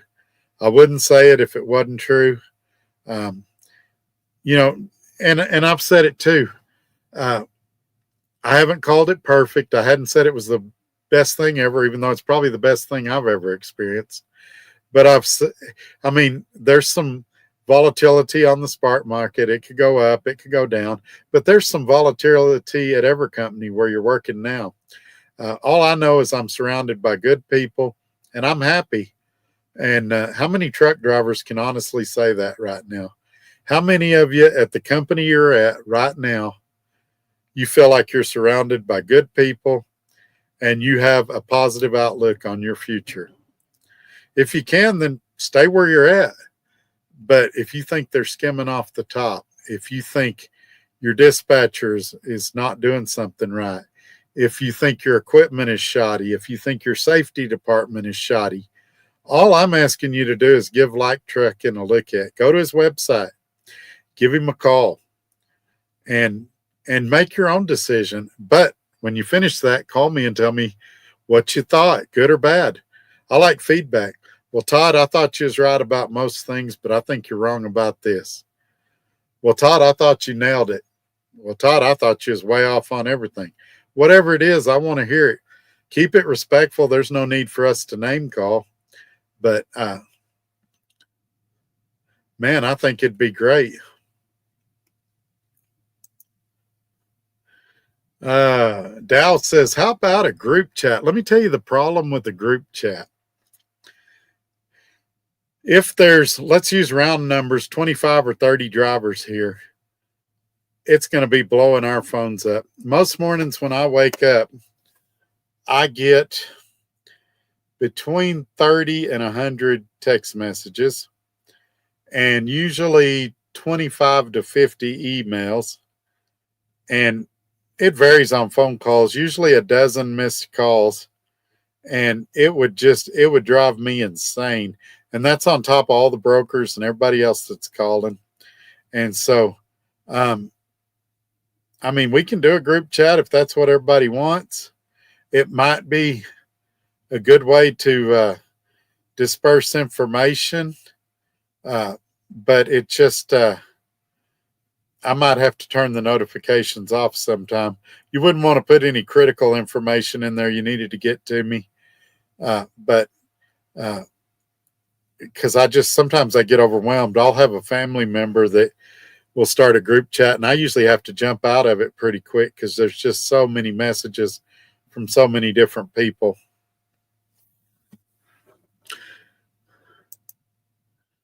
Like Trucking channel member, yes, a group chat. See, there's another example right there. Dow says a suggestion. Like Trucking considers it. We get an instant answer. He's on board. How would that work at a mega carrier or at the company you're currently at? If you made a suggestion like, hey, let's do a company-wide group chat, would you get a quick answer, or would they have to have a committee meeting and this department would have to talk to that department? And or would they say, no, we don't want to do that. We don't take any suggestions from drivers. This is what he's doing it right now, and he doesn't even realize he's doing it. Somebody makes a suggestion and he considers it instantly. And that's why this is a good company. Or one of the reasons. There's other reasons, but that's one of the good reasons right there.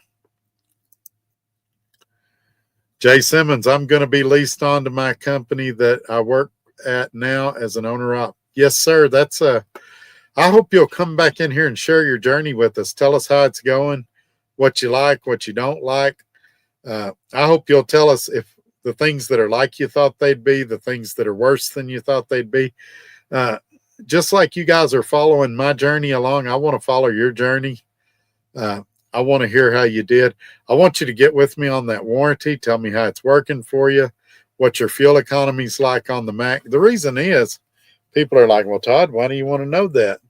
So that when somebody else asks me, hey, I'm thinking about getting a Mac, Todd, what do you think about them?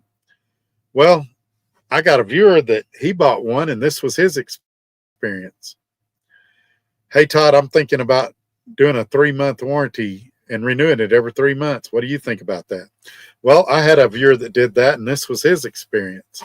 That's when you share your experiences with me, it gives me information that I can file back in my brain. And that file has got a lot smaller, but I try to file stuff back in my brain so that I can share it with other people. And your experience can help others, your victories and your defeats. Dow says, Jeff has the master list. If you want, he can plug you in.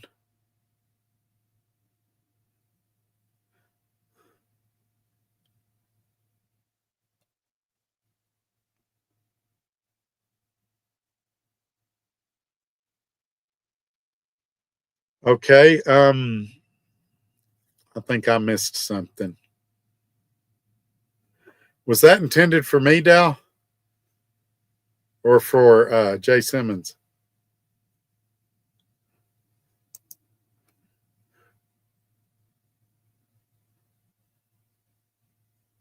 Jay Simmons says, I can give you my number and that you know. Okay. Email me at todd@truckertodd.net and I'll text you back with my number. I've told Jeff and Steve that they're fine to give my number out to any driver that they know that needs to talk to me or wants to talk to me. That's fine. I don't mind talking to people. If I don't answer, just leave me a voicemail. I'll call you back as soon as I can. There's also a call screener on my phone for new callers that it doesn't recognize. So if it starts talking to you, just tell it who you are and it'll ring through to me. Once I save you as a contact, then you don't have to deal with the call screener no more. Dal says, I love my warranty with International, right, Jeff? Yeah, see, this is what I'm running into right here. This is why I'm saying I think this lease purchase is a good deal. This is actually the second person in less than a week that's told me I got a good truck with Jeff and the warranty has been great. They're not telling me, well, it's good for most stuff, or, well, I know some people have had good luck with it, but I haven't. This is the second person this week that has told me that they love their warranty on their International with Jeff. So at some point, I got to believe it's a good warranty and the trucks are good. I mean, you have to draw a conclusion at some point. Like Trucking channel member. Okay, Jay Simmons. And Like Trucking channel member says, new motor, right, Dal? Oh, Dal's one of those that got a new motor. And Dal says, yes, sir. That's awesome. Man, I would be tempted to keep that truck for the long haul if it had a new motor in it. I always say that'd be the ideal situation, is about a month before your warranty was about to expire, your engine and transmission went out, and you could get it all replaced for free under warranty. Oh, Sir DM, channel member, I'm glad to, man, first of all, before I read your comment, I'm glad to see you in here. I hadn't seen you in here in a long time. I've never got to tell you to your face, but I appreciate you being a channel member, and I appreciate you coming in here tonight. He says, I'm glad to see you being successful at Like Trucking. Todd, 10% gross weeks make a lot of problems seem insignificant in the long run. Ownership comes with lots of responsibility and choice. Yes, sir. And like I said, like I was telling Jay Simmons, the key is when you have good weeks to pay off debt and to put money back, because rates are not always going to be like this, and equipment reliability is not always going to be like this. So if you can save in the good times for the bad times, you can weather the storm. People always ask me, Todd, what do you think the biggest mistake you've made in trucking is? And it's by far, when I made all that money, I checked everything, almost everything off my bucket list, but I didn't put any money back. I lived like that money was going to last forever. If I'd have put it back, the last several years of my life would have been a lot different. And who knows, my stress level might have been less. I might not have even had those strokes. And so, that's why I give such great advice. It's not that I'm Yoda. It's not that I'm the wisest man to ever walk the earth. It's that I've made all those mistakes. I can tell you what to do by telling you to not do what I did. And, I made those mistakes so you don't have to. Learn from the donkey. Learn from my mistakes. And when you see that onslaught of money coming in, either pay down debt or save it, because at some point you might need it. If you don't need it, then you got it for a down payment on your next truck, or you can invest it or something like that. But how much money do you need to get started? As much as you can get. There's not a magic number. You need as much as you can get.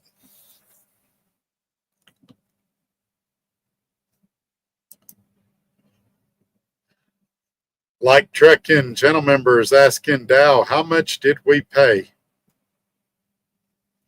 talking about how much he's wanting to know how much warranty paid and how much Dow had to come out of pocket for. I think I know the answer to this, but I'm going to let Dow answer it. And then I think you'll understand what I've been preaching for the last 3.5 hours. Rockin' Robin Truckin'. Todd, make sure the ECM on your truck has the engine brake to work below 35. I was 79K coming down Grapevine Friday. Brakes were smoking. Yeah, mine does. Mine will go all the way down. Like one thing this truck does do that I don't like, because you guys know I tell it all, and it's done it since the beginning. It's nothing that Like Trucking did to my truck. First of all, they didn't mess with the computer settings at all when they hooked up their ELD. But when you're pulling up to a red light, and I'm talking you're going 5, 8 miles an hour, the brick on the front bumper will freak out and lock the brakes up. And the only way you can override it is to hit the gas pedal. Well, I'm not going to hit the gas pedal when I'm about to stop at a red light. So I just got to let it lock up, and it scares the dog out of me. The first time it did it, I yelled a couple of profanities, and those that know me know I never cuss, but it really scared me. Once it triggered it did it at Trans Am too.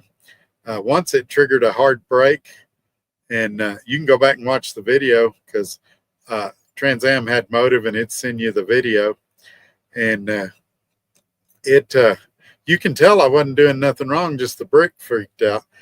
My concern is I'm going to get flat spots on my tire, but somebody told me that PACCAR has a software update for that.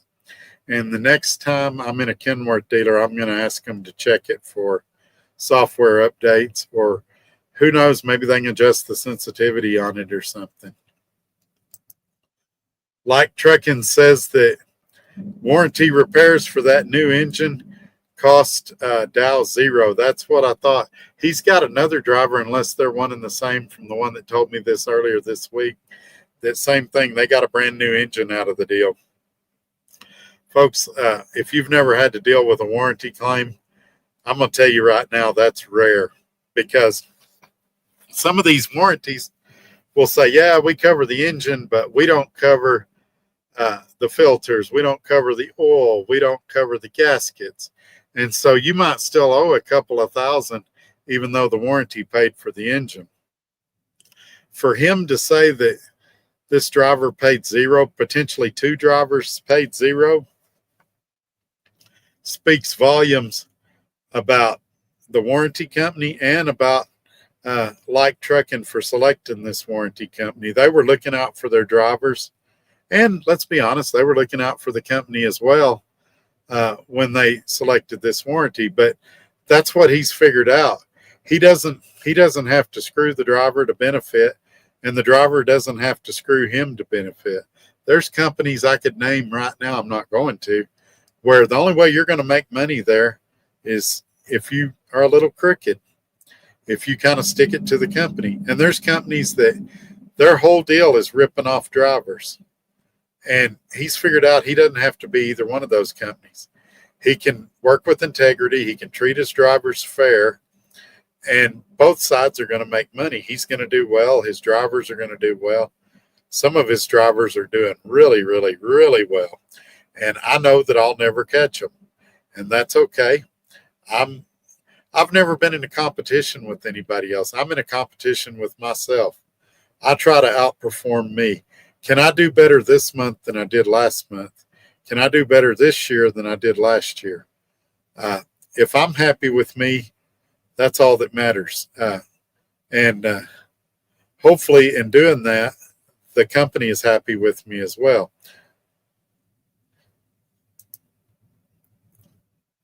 T-Bone says to Like Truckin', I'm adding hat to that list. Let's see here. I'm adding hat to that list I gave you the other day. Okay. They know what they're talking about. I don't have a clue. Maybe. I need more caffeine. You guys bear with me. I'll get so amped on caffeine I won't be able to sleep tonight. Whatever he was saying, he was joking because he's laughing. And Jay Simmons, I'll give you all three of my number and we can chat it up, you know. Now, I'd be open to a group chat that way if you want to do that. I don't know if they would or not, but 3 or 4 people group chats from time to time, we can do that, or private if you want to talk to me private. I just don't know with 30 people in there. That's a lot of messages a day if everybody leaves 1 or 2 messages. And Dow confirms that it was 0. That brand new engine cost him 0.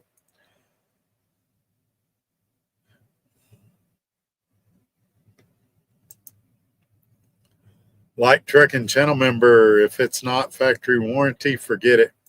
Yeah, some of you might remember my last warranty was with the truck I had at SRO Logistics. It was a third-party warranty, and there were several things it should have covered that I ended up covering out of pocket because it was just such a hassle.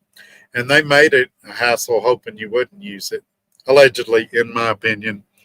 Don't sue me, warranty companies. That's why I'm not calling them out by name. But I found myself regretting buying that warranty. And I agree wholeheartedly with that statement. Get yourself a factory warranty. Even over here at TEL, that was one of the questions I asked them. I got a warranty that runs basically 4 years. I can buy an extended warranty after that. They'll finance that warranty if I need it. And I asked them, I said, is it a factory warranty? Yep, it comes directly from PACCAR. So that's exactly what I want. I don't want a third-party warranty like that. T-Bone says I had the premium 2000 warranty with no problems, but I have heard of others had nightmares with it. Yeah, that's actually who I had that. Man, their approval process was just painstakingly slow. You still had a deductible and everything, and so it wasn't as good as I had hoped or planned on it being. I can't say that they ever didn't cover something that they weren't supposed to, but they didn't cover nothing because I was like, I'm not going to sit here 4 days for a repair that I can do today, and it's only going to save me a couple $100. But they know that when they set the deductibles and what they cover and all that. And so, yeah, I think this is another situation where I think all of us experienced drivers are saying the same thing. And like Trucking channel member, third-party warranty is not that great.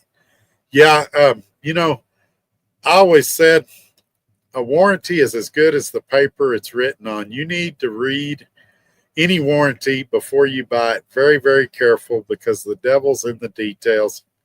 And every one of them has loopholes in it. And the biggest loophole in a warranty is what they call cause of failure. And what that means is what caused that part to fail. And for example, a turbo could be covered, but if you had another part down the line that went out first that caused that turbo to fail, they may not cover the turbo. They may say, well, the turbo was good. It only failed because that other part went out. So you've got to look for statements like that in these warranties and know exactly what's covered, what's not covered. A lot of them don't cover gaskets or wearable items that they have to or should or have to replace when they're doing the repairs. And man, if you're not mechanically inclined, show that warranty to somebody that is. If it's got a bunch of legalese there, maybe have a lawyer read it. Well, Todd, that costs money. I'll guarantee you it's cheaper than not doing it and finding out when you're in a shop somewhere. Cheap freight hauler, I don't have a warranty. I've got $17K in repairs since July 1st. Man, that's tough. That's tough. But you're still going, so you were prepared for it. And you're the other part of my example where I talk about always be putting money back You never know when you're going to need it. And try to prepare when the times are good. Try to prepare in case things change. All it would take is one big world event, and everything could change for the better or the worse. And so you can't just assume because the political party or the politician you've got in office is your guy that things are going to be good during your time. We're in a global economy where things can change. And you need to do the best thing you can to safeguard yourself while things are like they are right now. We're creeping up on a record. This might be the longest video we've ever done. I think we went a little over 4 hours one time.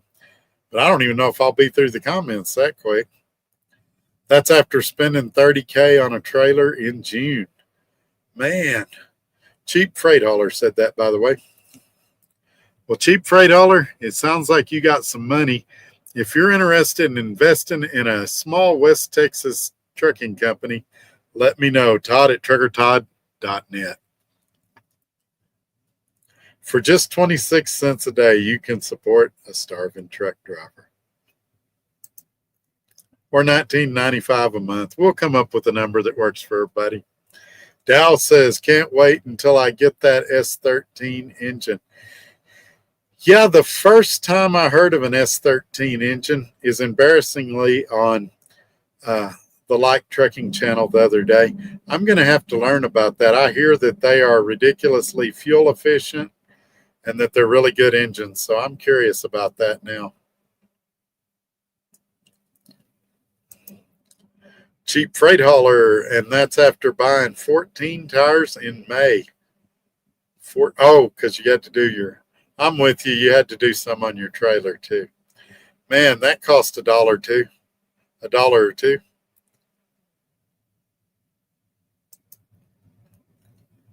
So Jay Simmons, do you guys have dry and? I'm going to have to fill in the rest since it didn't put after and. I'm not aware of any reefers here. Maybe Like Trucking can answer. I do believe if you want to pull reefer, you got to get your own trailer, but he can clarify that. So right now I'm only aware of dried flat here, but I'm sure he'll answer you here in a minute about that. If he's still here, it's past a lot of you's bedtimes. Like Trucking channel member Dow, I have my order in with the dealer for S13 or Cummins only, but mainly any S13 they get, I want. So it sounds like Trucking really likes the S13. I'm curious about them now.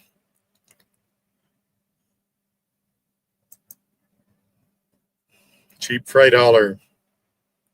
August has been a good month, hoping to finish out the year strong. Yeah, that'd be great. It seems like mid-November things seem to start slowing down, and I'm kind of prepared for that. I should be okay when that time comes. Like Trucking channel member Dow, is pickup there Tuesday? Yeah, I think it's Dow. It's either Dow. Yeah, it's Dow. He's picking up here Tuesday. Exact same place, exact same appointment time as me. I didn't pay attention to the destination where he's going. He may be going the same place I'm going. But he had reached out to me earlier today in one of the comments asking me to give him an update of what this place was like. Dow says, yes, Jeff, running local in Denver tomorrow, then load Tuesday for home. There you go. And Jay Simmons, do you guys have 25 to 28 drive-in? Yeah, that's what he's been getting here lately. Hey, here's another good friend of mine. Another one of those guys that I don't call him often when I need advice or I got a good question. He's a great resource. Freight Swami is here. He says, what's up, everybody? Wow. Been live for a while. Yes, sir. We're still going strong. I don't know how much longer we're going to go, but the comments, you're going to want to catch the replay on this one. It's been good for almost 4 hours straight now. We got a bunch of experience in here. We've got light trucking in here. We got a bunch of light trucking drivers in here. I've been sharing my experience the first week here, and it's been, I don't want to toot my own horn, it's been one of my best lives. I hadn't done one since July, and like July 19th or something. And so, man, way to welcome me back, y'all. And I believe we're going to be able to start doing a lot more of these. I really want to go back to that Tuesday, Thursday thing and not hit you guys with a surprise like this.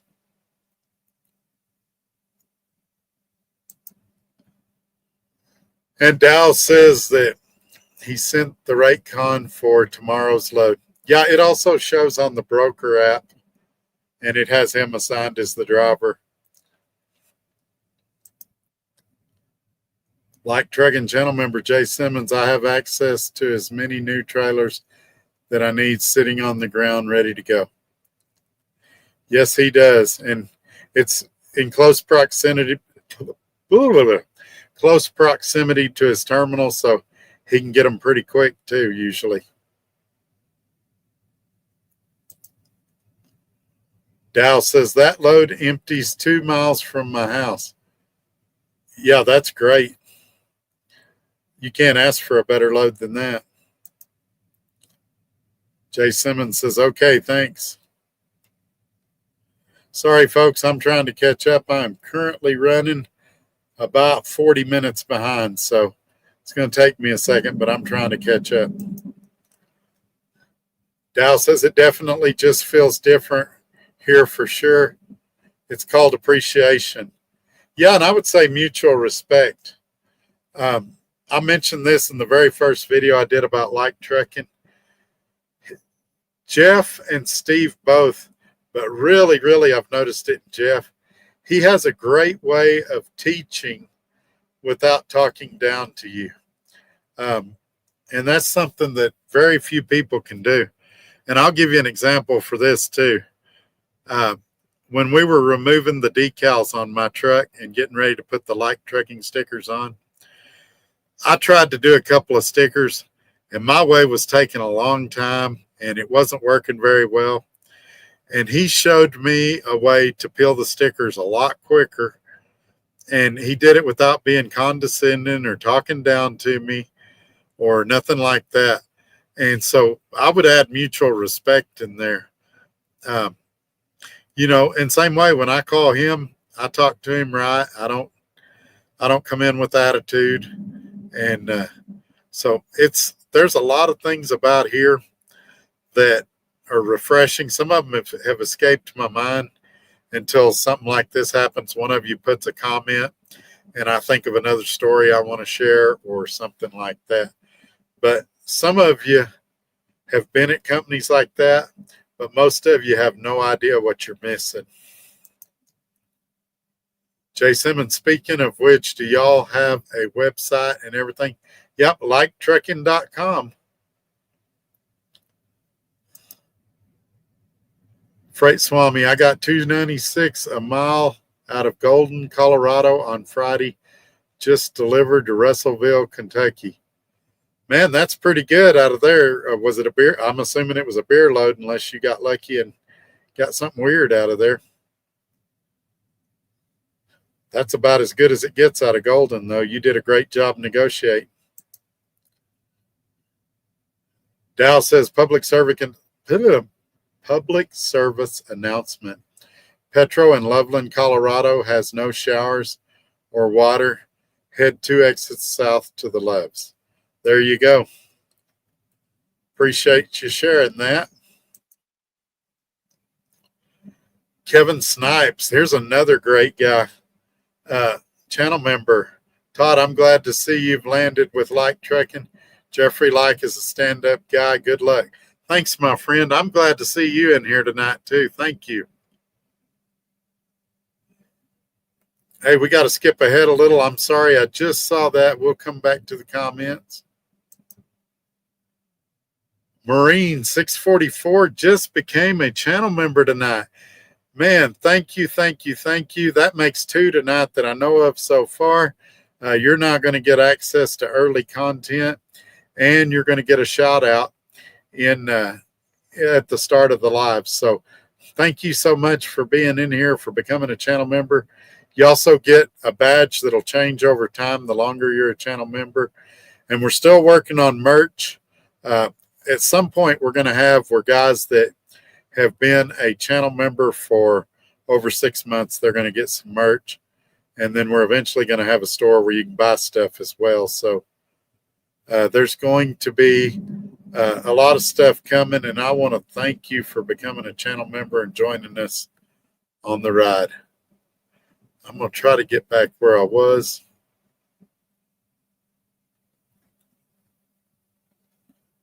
All right, here we go.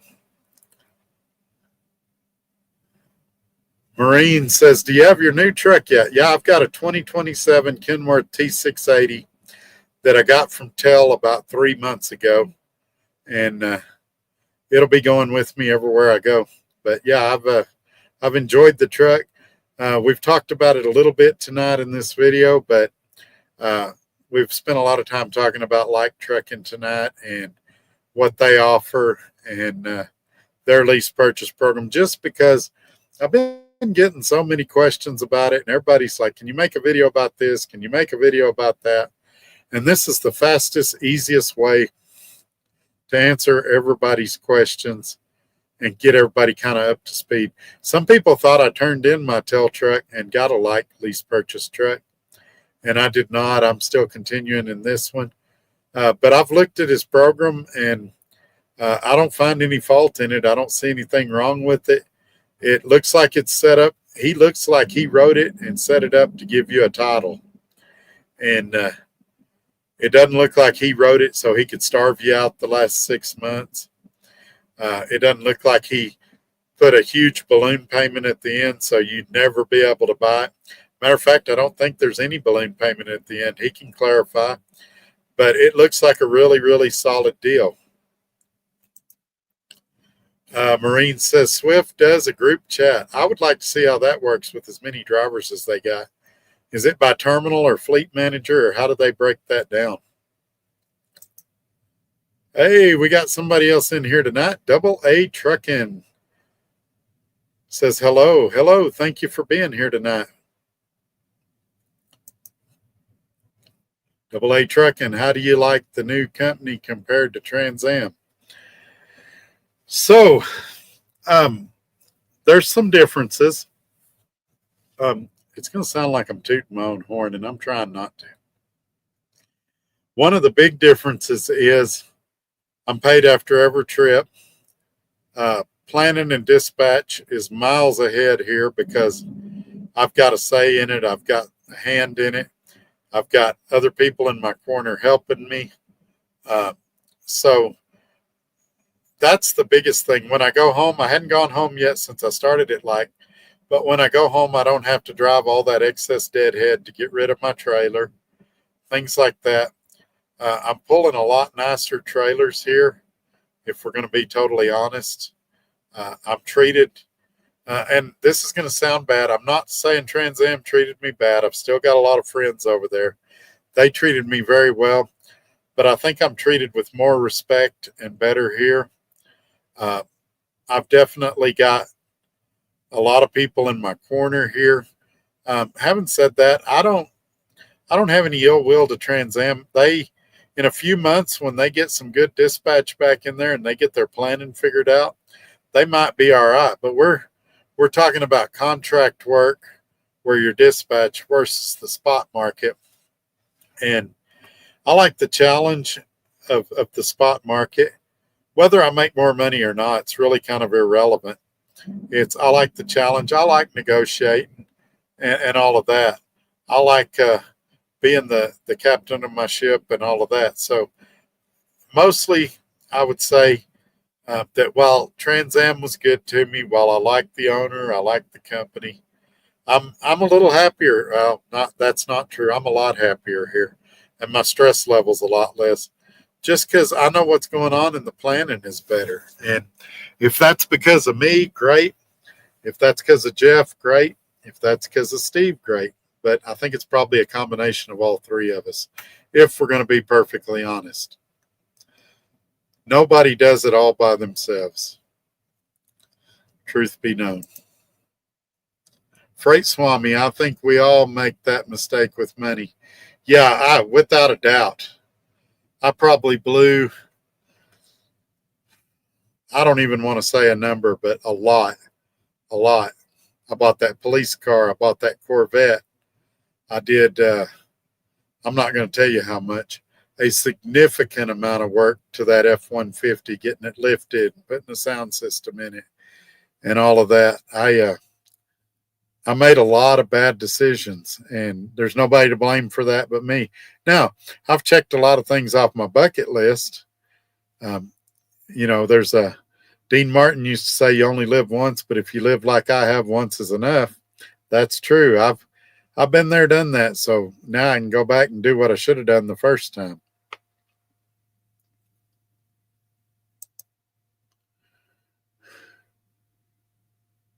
Oops. Almost did something bad. Hey. Here's the next one.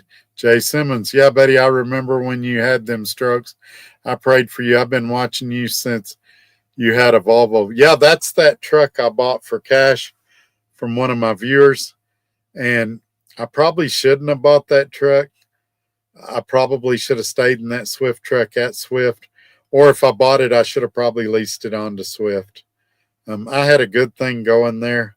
And like I said, the way I was blowing money, I could have easily paid the balloon payment on that truck and paid it off and got a title. And it would have made cool videos and all of that. But, man, I was making more money than I'd ever made in my life. And I made some bad decisions. Like I said, it's not Swift's fault or anybody else's fault. The blame has to lay with me there.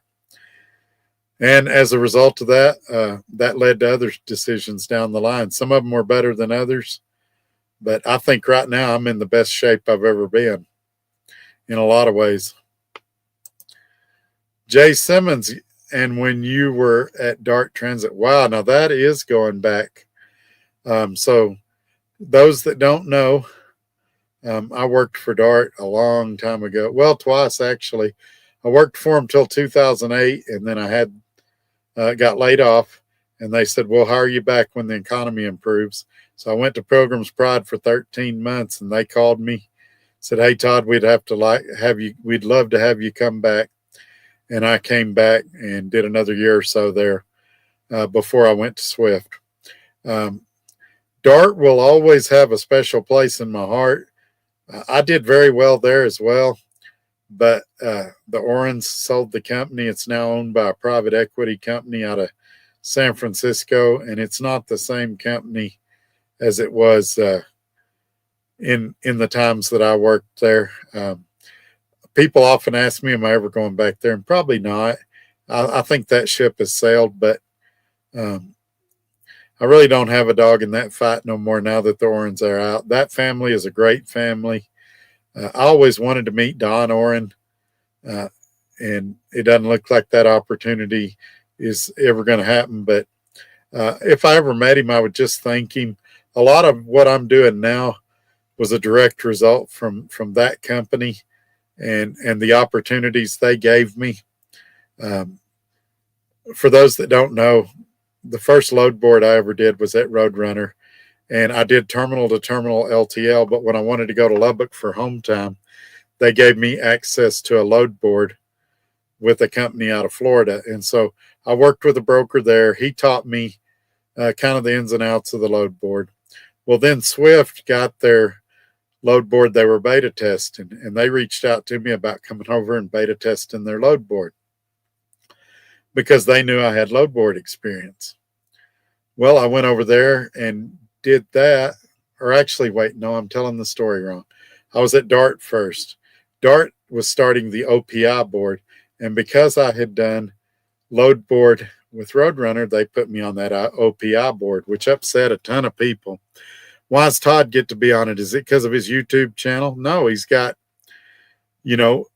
over a year experience on the load board. That's why he's on it. So I did it with Dart on the OPI board. Had a great time, but it was a 70-30 split. And it was okay. It wasn't bad, but I got a lot of experience there working with a lot of different brokers. Well, then Swift started their deal with beta testing their load board, and I went there and did that. And it's not a real load board at Swift. It's a company load board. They put what they call 005 freight on it, which is basically solo freight, what they want to put on there, basically solo over the road freight. And they didn't, by far, didn't put all their stuff on there. And there wasn't really a lot of loads on there when I was beta testing it. They'd have 4 or 5 loads on there at a time. And the big advantage was when you were out delivering, they wouldn't start looking for another load for you till you got empty. But if you were on that load board, you could start looking in advance, like 2 or 3 days in advance. So I was able to pre-plan myself up and keep myself moving, and I did a lot better. But short story there is Roadrunner and Dart are why I'm able to do what I'm able to do now. It all started there. So those are companies that I'm grateful to, that the opportunities they gave me led to where I'm at now. And I don't take it lightly. I appreciate them. But I've got to quit giving long answers or we're never going to get through these comments. Dow says that warranty is pretty much bumper to bumper. Yeah, it sounds like it. Jay Simmons, I prefer to talk in private. I emailed you my number. We can do it as needed. Sounds good. I'll text you when I get off here tonight, and we'll talk tomorrow, the next day, or you can text me when you want, and I'll answer you as quick as I can. Dow says, for me, it's about freedom of choice and lifestyle. I'm about to be living 100 foot from the beach. I'm going to have a charter business at some point. Going to be a 3/4 time trucker and 1/4 time beach boat bum. Well, there you go. That's nice.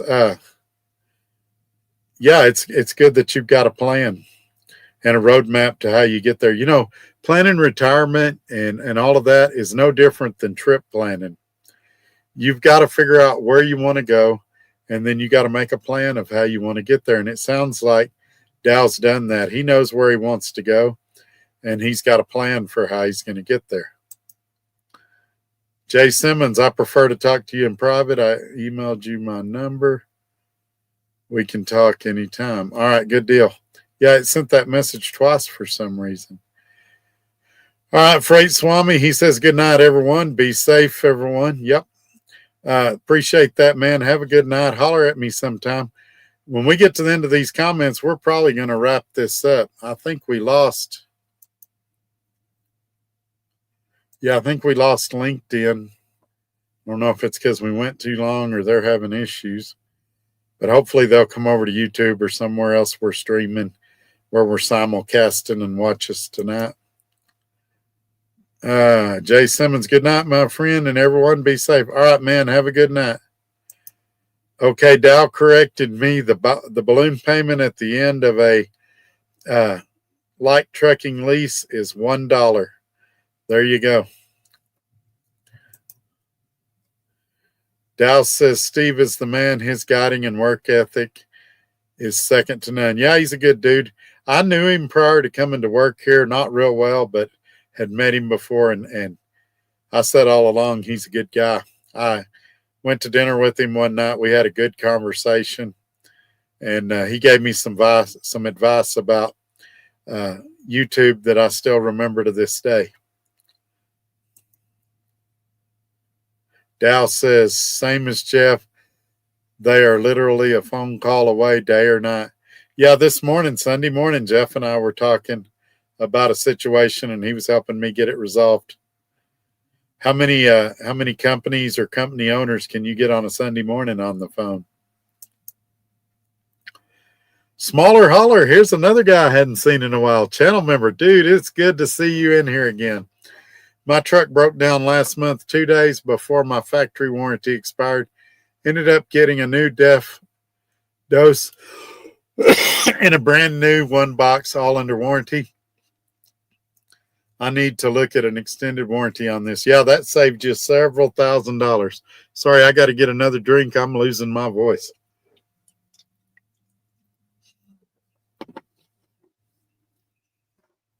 Some of you that don't believe I get a lot of calls or have ever lost my voice doing this, you may get to experience it tonight. It's already pretty scratchy. But I'll be good as new by morning when I wake up. Twister says he's going to call it a night. Take care. Safe travels all. Thank you for coming in here tonight. Oh, I can't believe it. We're caught up on the comments. All right, folks, I'm pretty sure we're going to wrap this up. We're over 4 hours long. If anybody's got anything else, throw it in there super quick and we'll try to get to it. If not, I'm going to say the phrase that irritates the trolls and we're going to play the exit music and get out of here. I want to thank everybody so much. Please give this video a thumbs up on your way out. And good grief. I got music playing, but it's not supposed to be.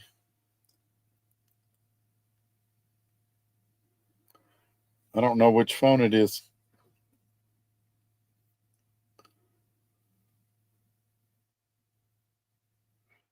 Oh, this is weird. I don't know what's going on. We got music coming from somewhere. All right, I'm out of here, folks. Y'all have a great night. We'll see you. I know where it's coming from. Okay, I got rid of it. My Spotify came on my laptop for no reason. All right, folks. Y'all have a good night. We're out of here. Bye. This is why I do this, why I'm out here, why I keep that hammer down. Flying by these road signs with home on my mind, with these wheels turning round. For my family and for my kids, for this life I want.